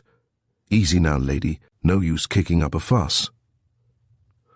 Jepson roughly seized her arm, squeezed it until she uttered a sharp cry of pain, and started dragging her toward the door. Then, of a sudden, the Phantom's fist shot out. Hard as steel, it delivered a stinging, crunching blow between Jepson's eyes, and the big brute dropped to the floor like a dead weight. The girl stood immobile, staring at the twisted shape at her feet, as if unable to understand what had happened. Then, very slowly, she raised her eyes until they met the phantom's. "You?" She spoke lowly, as if not quite recognizing him at first. Dazedly, she drew her hand across her forehead. "Are you the Grey Phantom, or—" "I am the Grey Phantom. Don't you know me, Helen?" She gazed at him long and searchingly. A soft gleam penetrated the film of terror in her eyes. "Yes, you are the Grey Phantom." The words sounded hushed and strained. She came a step closer and placed her cold hand in his. There was a faint, tremulous smile on her lips. "Can you forgive me for doubting you? One little whisper from your lips makes everything right," he murmured softly, gently drawing her from the room and locking the door. "I couldn't help it," she whispered. "Everything seemed to point to your guilt." "It did," admitted the Phantom, "and I don't blame you. I suppose Granger lied to me when he told me he got into disgrace with the Duke's gang because of his refusal to abduct you. He's a skillful mixer of truth and fiction. What happened to you? Who kidnapped you?" "One of Dr. Bimble's men, I suppose." "I slipped out of the laboratory while you and the doctor were reading the paper. I was sick at heart. What you had told me while we were in the closet expressed my feelings. It seemed as though an idol had fallen off its pedestal and broken to bits, like ordinary clay. Well, I had almost reached the front door when someone sneaked up behind me, thrust a black cloth down over my head and carried me upstairs. I must have been chloroformed, for shortly afterward, I lost consciousness. The next day, Granger called on me in the little room where they were keeping me. I think his object was to learn the location of sea glimpse. I was stubborn and wouldn't tell him.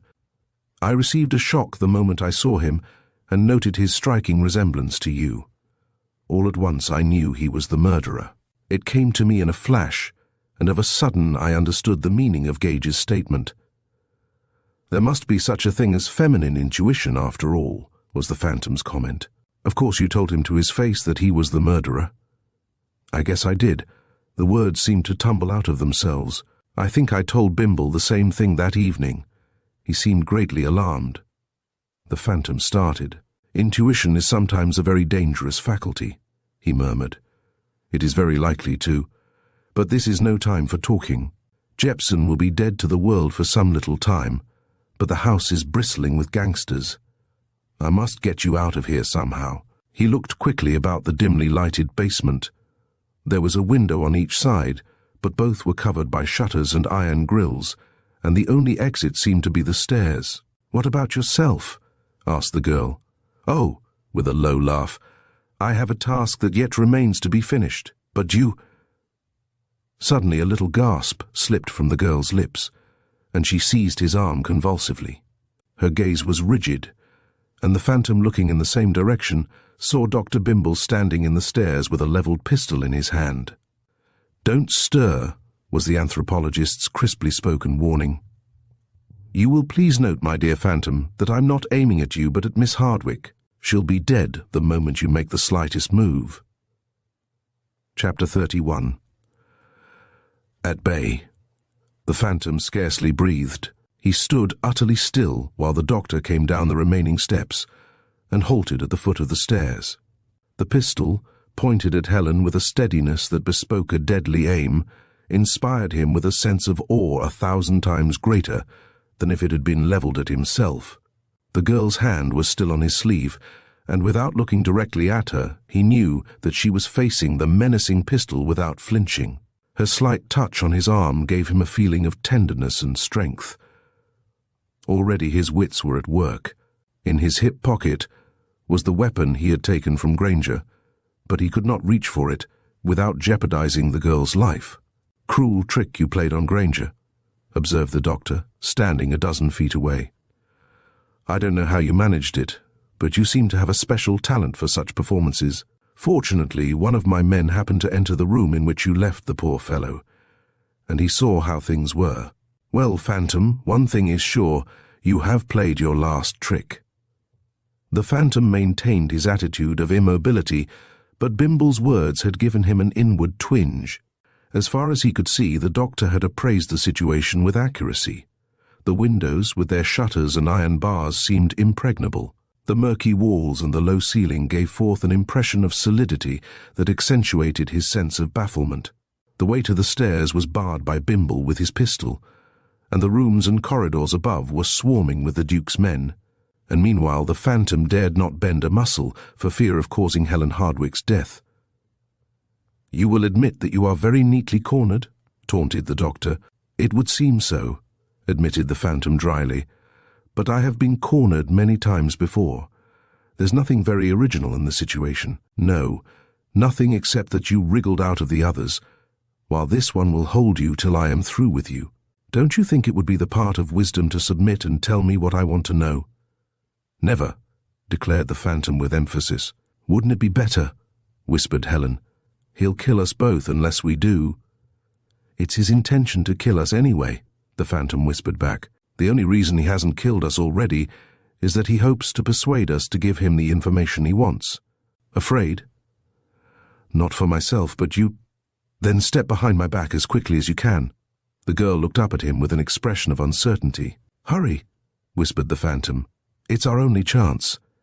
She hesitated a moment longer, then with the swift motion of a startled doe, she darted aside and stood at his back. The blue steel of the pistol barrel flickered for an instant as the doctor transferred his aim to the Phantom.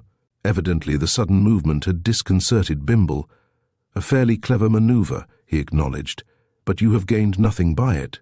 "I am satisfied," declared the Phantom, his spirits rising again. "You can't reach Miss Hardwicke with a bullet without first perforating me, and you have no intention of killing me until you have learned what you want to know. Eh, Bimble?" The doctor's lips twisted into an ugly sneer. "We shall see," he muttered irately. "You are a clever man, Phantom, but your cleverness can't help you now." He plucked a small metallic instrument from his vest pocket and brought it to his lips. 3 short, shrill whistles pierced the silence.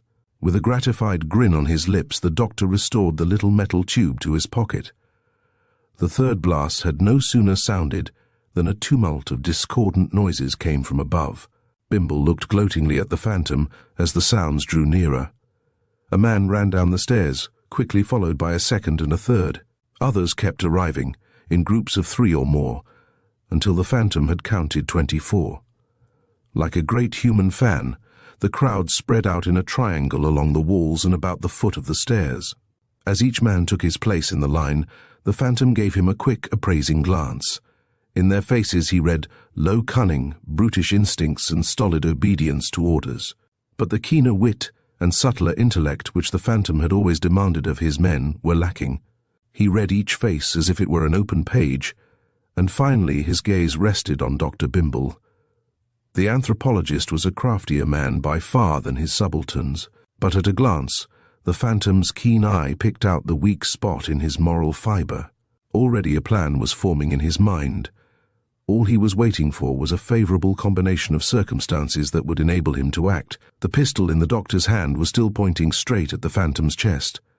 Bimble's expression was a repulsive mixture of cruelty and smug satisfaction. "I trust you are convinced that resistance is useless, my dear Phantom," he declared in drawling tones. "There are more than 20 of us, as you see." "Excellent," remarked the Phantom. "I am glad to see so many of you here." "Glad?" The doctor seemed a little dumbfounded. "Why, pray?" "Because having you all here in this room will make my task much easier." "Your task?" The Phantom laughed easily. "You must surely know that it is my intention to hand you all over to the police." Bimble stared. Twice he opened his mouth, but no words came. The Phantom's cool audacity seemed to have silenced his tongue. "Are you crazy?" he asked at length. "Never was saner in my life. It is my firm intention to turn every one of you over to the police. That's why I am glad to see so many of you gathered in one room." He smiled as he spoke, but his heart was not in his smile. He was turning an audacious plan over in his mind, but he was not at all sure that he would have a chance to put it into execution. At his back he heard Helen's quick, nervous intakes of breath, and he turned his head slightly. "The Grey Phantom's star has never yet set," he whispered. A low, quavering laugh was the girl's response. Bimble was still staring at him as if doubting his sanity. "You think you are going to turn us over to the police?" he exclaimed. "Ha ha! Still in a jocular mood, I see. It won't last long. For the last time I ask if you will accept my terms." The Phantom sent him a contemptuous glance. "One doesn't make terms with sneaking hyenas like you," he declared. "Very well." Bimble ran his eye over the triangle of faces, and his gaze fell on a stout, tough-limbed man with a reddish face. "Wilkes," he directed, "pull that devoted pair apart, and carry the young lady to the room upstairs where the skeletons are. Be careful not to get in front of my pistol." The stout man stepped out of the line. A coarse grin wreathed his face as he approached the Phantom and the girl from the side. "Get back," whispered the Phantom to Helen. Slowly, step by step, the two moved backward until Helen stood against the wall. Then the Phantom, looking straight into the muzzle of Bimble's pistol, reached back and wound his arms around the girl's slender waist. "Pull us apart if you can," he told Wilkes, as he interlocked his fingers behind Helen's back. The stout man stopped and scratched his head, as if confronting a problem too complex for his wits to solve. A look of diffidence crossed Bimble's face, as he noticed that the Phantom had once more balked him. "Knock him down if you can't part them any other way," he commanded wrathfully. "Tap him on the head with something." Chuckling, Wilkes drew a long revolver from his pocket, gripping it tightly by the barrel, as he cautiously approached the Phantom from the side. Helen gasped. "Keep cool," whispered the Phantom, "and whatever happens, stay right at my back." He watched Bimble's pistol out of one eye, while with the other he followed Wilkes's movements. For an instant, as Wilkes swung the heavy weapon over his shoulder, he tensed his muscles for action. Then, with a motion so swift that the eyes of the onlookers could scarcely register it, his arm darted out and gripped the other's wrist, just as the revolver was about to crash down on the Phantom's head. Once more his arm shot out, and with a quick and powerful wrench he swung Wilkes directly in front of him, coiling the fingers of one hand around the man's neck and windpipe. In almost the same instant, he whipped out his pistol and, using the bulky figure of Wilkes as a shield, took aim and fired. Bimble uttered a sharp yell of pain. The pistol dropped from his fingers, and he looked dazedly at his blood-spattered hand. "Fairly good shot," ejaculated the Phantom with a chuckle. At his back was Helen, trembling with excitement, and in front of him stood Wilkes, spluttering and gasping for breath as a result of the Phantom's clutch at his throat. The whole episode had been enacted within the space of a few seconds. The Phantom had acted so swiftly and taken them all so completely by surprise that on one had had time to interfere. Now, before the men huddled against the wall and in front of the stairs could gather their wits, a powerful shove sent Wilkes sprawling headlong to the floor. And in another moment, the Phantom had seized Helen's hand and made a rush for Bimble. He snatched up the pistol the doctor had dropped as the bullet struck his wrist and handed it to Helen. "Shoot the first man who makes a move," he directed, "and shoot to kill." Helen looked into his cool, determined eyes, flashing with the ecstasy of combat. With a faint, audacious smile on her lips, she drew herself up and, handling the weapon with the sure touch of an expert, faced the staring and muttering crowd. For a few moments the men stood immobile, as if the swift succession of events had cast a numbing spell over their bodies and minds. Then, with ominous grumblings and curses, a few of the more daring ones started forward. In the meantime, the Phantom had jabbed his pistol against Bimble's body with a force that brought a sickly groan from the doctor's lips. He glanced aside out of the corner of an eye as a crack and a gleam of fire issued from Helen's weapon. A bullet in the fleshy part of the hip had checked a furtive movement on the part of one of the gang, and instantly the others, impressed by the girl's exhibition of marksmanship, fell back. The Phantom nodded approvingly. His glittering eyes and a smile on his lips gave no hint of what he felt. "Let me warn you that Miss Hardwick is an expert," he remarked coolly. "She once got a perfect bull's eye at 600 yards. The men looked at the girl, then at their ashen-faced and quavering leader. The Phantom pushed the pistol a little harder against the doctor's body. "If anyone raises a hand against Miss Hardwick, you die instantly," he declared sharply. "I could kill you with no more compunction than if I were killing a rat. The doctor gulped, and for the moment all his cunning seemed to have deserted him. "Anyone who cares to fire a bullet at me is welcome to do so," the phantom went on, speaking in quick accents that sounded like the clinking of metal. "My index finger, you will notice, is on the trigger. The slightest pressure will send a chunk of lead into your vitals. If I die, the muscular contraction that always accompanies sudden and violent death would be very likely to snap the trigger. You get the idea, I hope?" It was evident that Bimble did.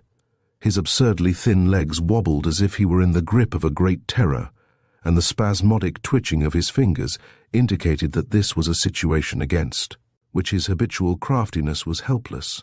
Helen stood at the phantom's side, sweeping the crowd with cool, alert eyes, and holding the pistol in readiness for instant action. Her slim figure was erect, and there was a proud tilt to her head, as if the contagion of the phantom's fighting spirit had gripped her.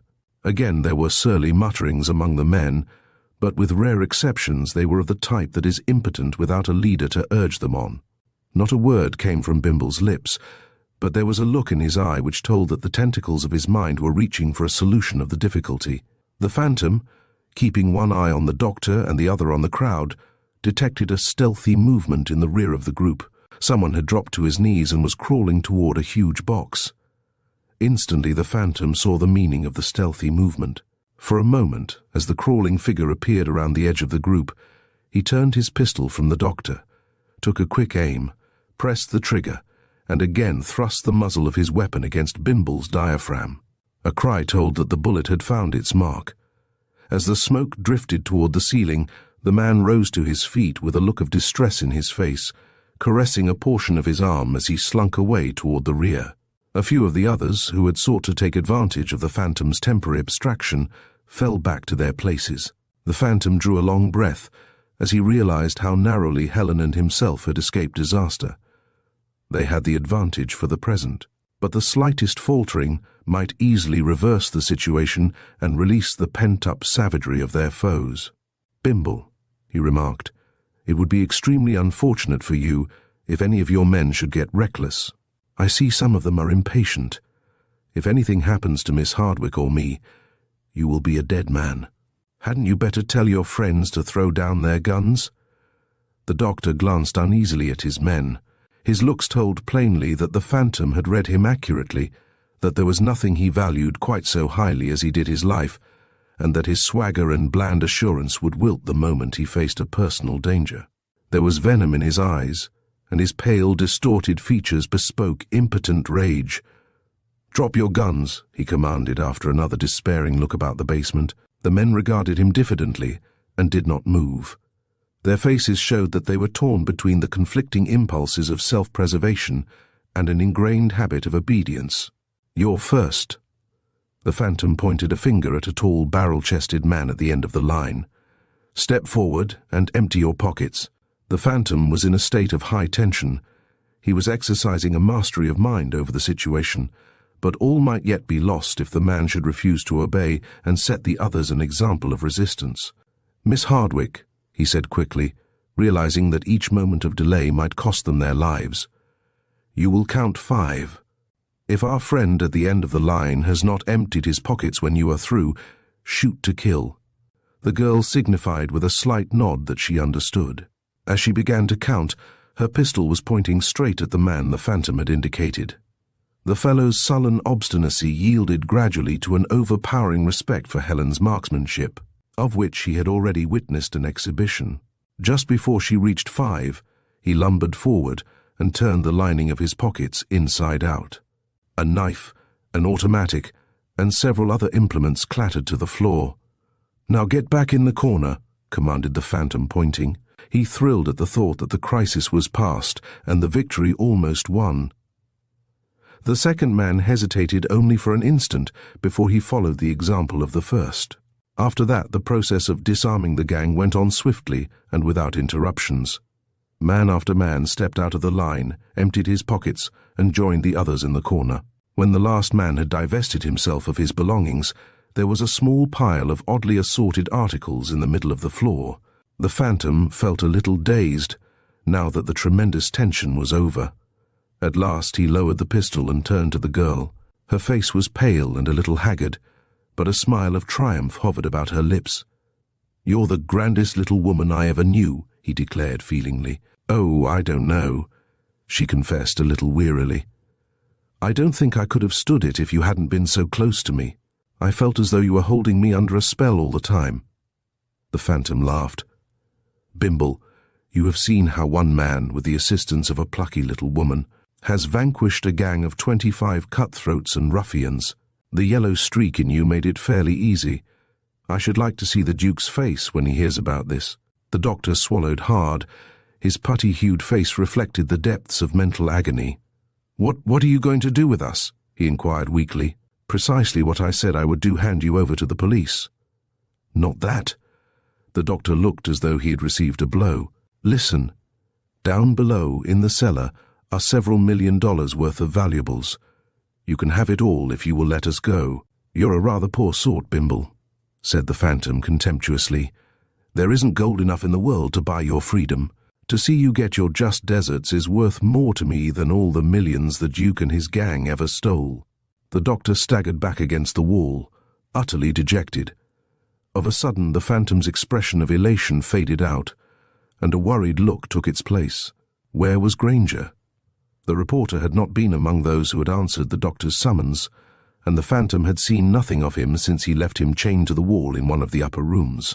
Without doubt he had been released, for Bimble had said that a member of the gang had entered the room and found him shortly after the Phantom had started for the basement. His absence was somewhat disturbing, for the Phantom's task would not be finished until Granger had been caught. Admonishing Miss Hardwick to keep an eye on the gang, he walked toward the farther wall. In the corner was a door which he had not seen before. It was locked, but he guessed that it led to the cellar in which the doctor kept the gang's treasures, and he noted that it was of hard and solid material and would resist almost any amount of pressure. "Doctor," he said, walking back to where Bimble stood, "I'll trouble you for your bunch of keys." With an air of a broken and defeated man, Bimble complied, and the Phantom made sure that one of the keys fitted the lock on the door leading to the cellar. Keeping one eye on the gang, he gathered the weapons they had discarded and placed them on the cellar stairs. Then he carefully locked the door and put the keys in his pocket. Motioning Helen to precede him, he backed up the stairs, covering the huddled and dejected group with his pistol till he reached the top. Here was another door, almost as substantial as the one communicating with the cellar. They stepped through, and the Phantom closed it and turned a key in the lock. "Our precious friends are trapped," he remarked with a chuckle. "I'll wager they won't get out of that basement till the police drag them out. Now we must find Granger." Passing swiftly down the hall, they opened one door after another, glancing quickly into each room before proceeding to the next. Finally, on the floor above, they reached a door through which faint sounds came. For an instant the Phantom listened, then jerked the door open and entered. Taking in the scene at a glance, he drew his pistol. "Hands up, Granger," he commanded. Chapter 32. The Outlaw. The reporter's flushed face and the bottle at his elbow showed that he had been drinking. As the Phantom's sharp command rang out, his nervous fingers dropped the revolver which he had been pointing at a lanky, dull-faced figure standing against the wall. "Culligore!" exclaimed the Phantom. "How did you get here?" The lieutenant smiled. "Oh, I've been in this house for some little time, ever since that confounded doc shot me in the leg. He put me to bed and tied some ropes around me. How I got loose is a long story. I guess the doc would have taken a little more pains with the ropes if he had known that the wound in my leg wasn't so bad as I let on it was. I was strolling around a bit, and finally I bumped into our friend Granger here. He's a real hospitable guy. Handed me a drink with one hand and flashed a gat on me with the other." Granger, blinking his heavy eyes and staring blankly at the two intruders, leaned back against his chair. Evidently, the weapon in the Phantom's hand convinced him that the game was up, for he made no move to recover the pistol he had dropped. "He felt so sure I wouldn't get away from him alive that he told me the whole story," Culligore went on. "Of course, I had pieced together most of it already from the scraps of fact I had. I've had my suspicions about Granger ever since the department turned him loose. I thought that was a big mistake, but I didn't have any evidence until just the other day. Then I searched his room, and what do you suppose I found?" "What?" asked the Phantom and Helen in unison. Culligore laughed softly. It's queer how clever rascals like Granger always make some childish blunder. He didn't have sense enough to throw away the Maltese cross that bit of phony jade that the murderer took from Gage's desk, but hid it in the false bottom of his trunk. Well, I guess that alone will give him a start toward the electric chair, though it isn't the only piece of evidence I have against him. Then, Culligore, asked the Phantom, I suppose you're convinced I had nothing to do with the murders? The lieutenant grinned. Well, you sized me up about right while we were stalling each other in the basement. From the first I didn't want to believe you were mixed up in the dirty deal. I had a sort of bet with myself that the Grey Phantom would always play the game according to the code. Anyhow, it wasn't long before I began to suspect that the whole thing was a frame-up. Granger has just told me all about it.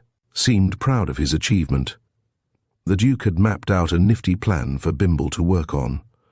None of the flossy details were omitted. Gage was to be murdered, and you were to be the goat. If possible, the man put on the job was to be someone resembling you, so that if he were seen on or near the scene of the crime, the evidence against the Grey Phantom would be strengthened. I guess you know what a thoroughgoing bunch the Duke's men are. They combed the country till they found a man looking like you. Granger seemed to fit the specifications, and they offered him a big bunch of money if he would do their dirty work. Granger tells me he has always had his eye on the main chance, that he was sick and tired of the newspaper grind and was ready to do almost anything to get out of it. I suppose his conscience troubled him a bit, but the Duke's gang gave him all the whiskey he wanted, for they knew he had the knack of keeping his mouth shut even when he was drunk. And liquor is a pretty good antidote for a troublesome conscience. The threatening letter was forged, of course. The job was done by one of the cleverest forgers in the world, a member of the Duke's organization. After the murder, not quite so fast, interrupted the Phantom. How did Granger get into Gage's bedroom? Through the tunnel connecting with Bimble's residence. The Phantom looked puzzled, but I satisfied myself that the revolving frame could not be manipulated from the outside. It wasn't, said Culligore. Gage himself admitted his murderer. It wasn't the first time that he had received a visit from one of the gang that way, and he did not know that the organization had condemned him to death. So when Granger gave the customary signal, Gage thought somebody who didn't care to be seen was bringing him an important message. I might have guessed it, murmured the Phantom. Evidently I was not cut out for a detective. Granger, of course, made his escape through the tunnel after committing the murder. He did, and that's what made the crime look so mysterious. It was part of the plan, for it convinced everybody that no one but the Phantom could have committed it. But Granger had no sooner committed the murder than he began to be nervous. Somehow he got it into his head that the housekeeper was wise to him. Maybe she was. We will never know that for sure, though I have a private hunch that Mrs. Tripp had guessed the truth. Anyhow, Granger decided that he wouldn't be safe unless the housekeeper was put out of the way. He locked her up in the bedroom, then went out for a drink. He was bent on murder, and he needed a bracer for his nerves. When he came back... In the meantime, interrupted the Phantom, Mrs. Tripp tried to escape by way of the revolving window frame. Probably she knew there was a hidden exit somewhere in the room. At any rate, she had discovered how to open it just before Granger returned. I was in the aperture in the wall and saw the murderer's hand as he drove the knife into her body. Granger either knew or guessed that I was there. He did not see me, but he heard the housekeeper addressing someone just before the blow was struck, and he probably surmised who it was. To make sure I wouldn't get him into trouble, he ran around to the Bimble residence and blocked the other end of the tunnel. But there is one thing I don't understand.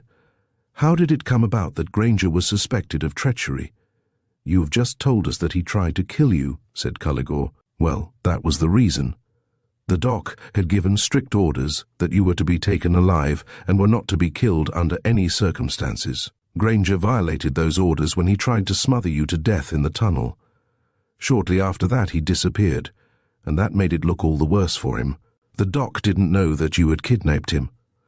All he knew was that Granger had vamoosed, and he thought he was doing the gang dirt and pulling some kind of treacherous stuff.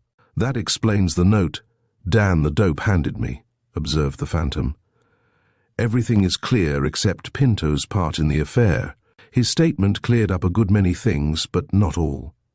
For instance, he was startled when I showed him the ducal coronet. "Tell me," and the phantom lowered his voice, as a new thought occurred to him. Is or was Pinto a member of the Duke's crowd? Not exactly. Culligore spoke with a hesitant drawl. "I'll tell you something if you promise to let it go in one ear and out the other. For some time, I've had a private tip to the effect that the Duke's outfit wanted someone on the inside of the police department. They made Pinto a pretty attractive offer, and Pinto nibbled at the bait. He might have swallowed it if the Gage murder hadn't happened along. No wonder he acted so shaky," murmured the phantom. "Well, I am glad the ugly mess has been disposed of. The wily old Peng Yuan must have had an inkling of the truth when he quoted something to me from one of the Chinese philosophers. I didn't get his meaning then, but I do now. Anyway," with a soft laugh, "the bloodstain has been washed from the Grey Phantom's name. There will never—" Granger, who had been leaning back against his chair as if in a drunken stupor, made a sudden movement. The phantom was about to interfere, but the reporter was only pouring himself a drink from the bottle. He rose unsteadily and held the glass aloft. "It was fun while it lasted," he declared thickly. "I'm going to have one more drink, just one. Here goes." He gulped down the contents of the glass, swayed for an instant, and regarded the others with an odd expression. Then, before either of them could interfere, he picked up the pistol he had dropped upon the phantom's entrance. A crack sounded. Helen uttered a sharp cry, and Culligore limped toward the reporter's chair just as Granger went staggering to the floor. "Killed himself," muttered the lieutenant. "Shot himself through the heart. Well, that's one way of dodging the electric chair." Helen shuddered convulsively, and the phantom led her gently toward the door. He drew the doctor's keys from his pockets and tossed them to Culligore. "I forgot to tell you," he remarked in casual tones, "that Bimble and his gang are locked up in the basement. Miss Hardwick and I rounded them up and took their guns away from them while you and Granger were discussing the crime. I understand, too, that there's a large amount of swag salted in the cellar. It will be quite an important catch for you, Culligore, and ought to help toward promotion for you." The lieutenant stared. "Well, I'll be hanged," he muttered at last. The phantom smiled. "I believe there are several outstanding charges against myself," he observed. "To arrest the Grey Phantom would be almost as big an achievement as the rounding up of the Duke's gang." Culligore seemed to hesitate. "Well," with a broad grin, "I suppose I ought to pinch you, but my leg still hurts a bit, and you can run a lot faster than I can. Anyhow, I'll get plenty of credit as it is. You two might as well go away. I'll wait 10 minutes before I telephone headquarters. Thanks, Culligore." He gripped the lieutenant's hand and held it while each man looked the other in the eye. Then he turned and led Helen from the room. In a little while they were out on the street, and her face brightened as the morning breeze fanned it. The phantom hailed a passing taxicab. For a time they sat silent, and there was a touch of reverence in the phantom's attitude as he gazed at the girl.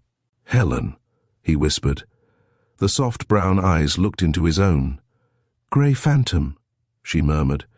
He found her hand and held it. "It was a great adventure, the greatest of my life. Who would ever have dreamed that the Grey Phantom would go to such extremes to clear himself in the eyes of a girl?" She looked up again, and there was a warm, misty radiance in her eyes. "Did my opinion of you really matter as much as that?" "Why, of course it meant everything to me. And Helen—" There was a choking sensation in his throat. He turned his head and looked out through the window at a quiet street lined with brownstone fronts. He laughed sadly. "I forgot for a moment that I am still a hunted man. I am still an outlaw, and all officers are not as generous as Culligore. My past is hanging over me like a great black cloud. But perhaps someday—" She smiled as he broke off. "Perhaps someday," she murmured, "the cloud will roll away." His fingers tightened convulsively about her hand. Then he opened the door and called to the chauffeur. The cab swerved up to the curb and stopped. "Goodbye, Helen." Her lips trembled, and for a moment she could not speak. "Au revoir, Grey Phantom." He drew a long, deep breath as the cab glided away. He watched it till it was out of sight. There was a smile on his lips, and his eyes held a tender light. "Farewell, Brown Eyes," he said half aloud. Wonder if we shall meet again, and if—" He did not finish the thought, but smiled whimsically. "I must hurry back and see what I can do with my grey orchid." Then he swung down a side street and walked briskly away, looking furtively to right and left with the habitual caution of hunted men. Thank you for joining us on this journey through the Grey Phantom's Return. As the mystery unfolds and the truth emerges, Officer Pinto's relentless pursuit of justice brings us to the heart of a crime most sinister. We hope you enjoyed the twists and turns of this suspenseful tale. Stay tuned to Storytime Haven for more thrilling stories like this one. Until next time, keep the mystery alive and the pages turning.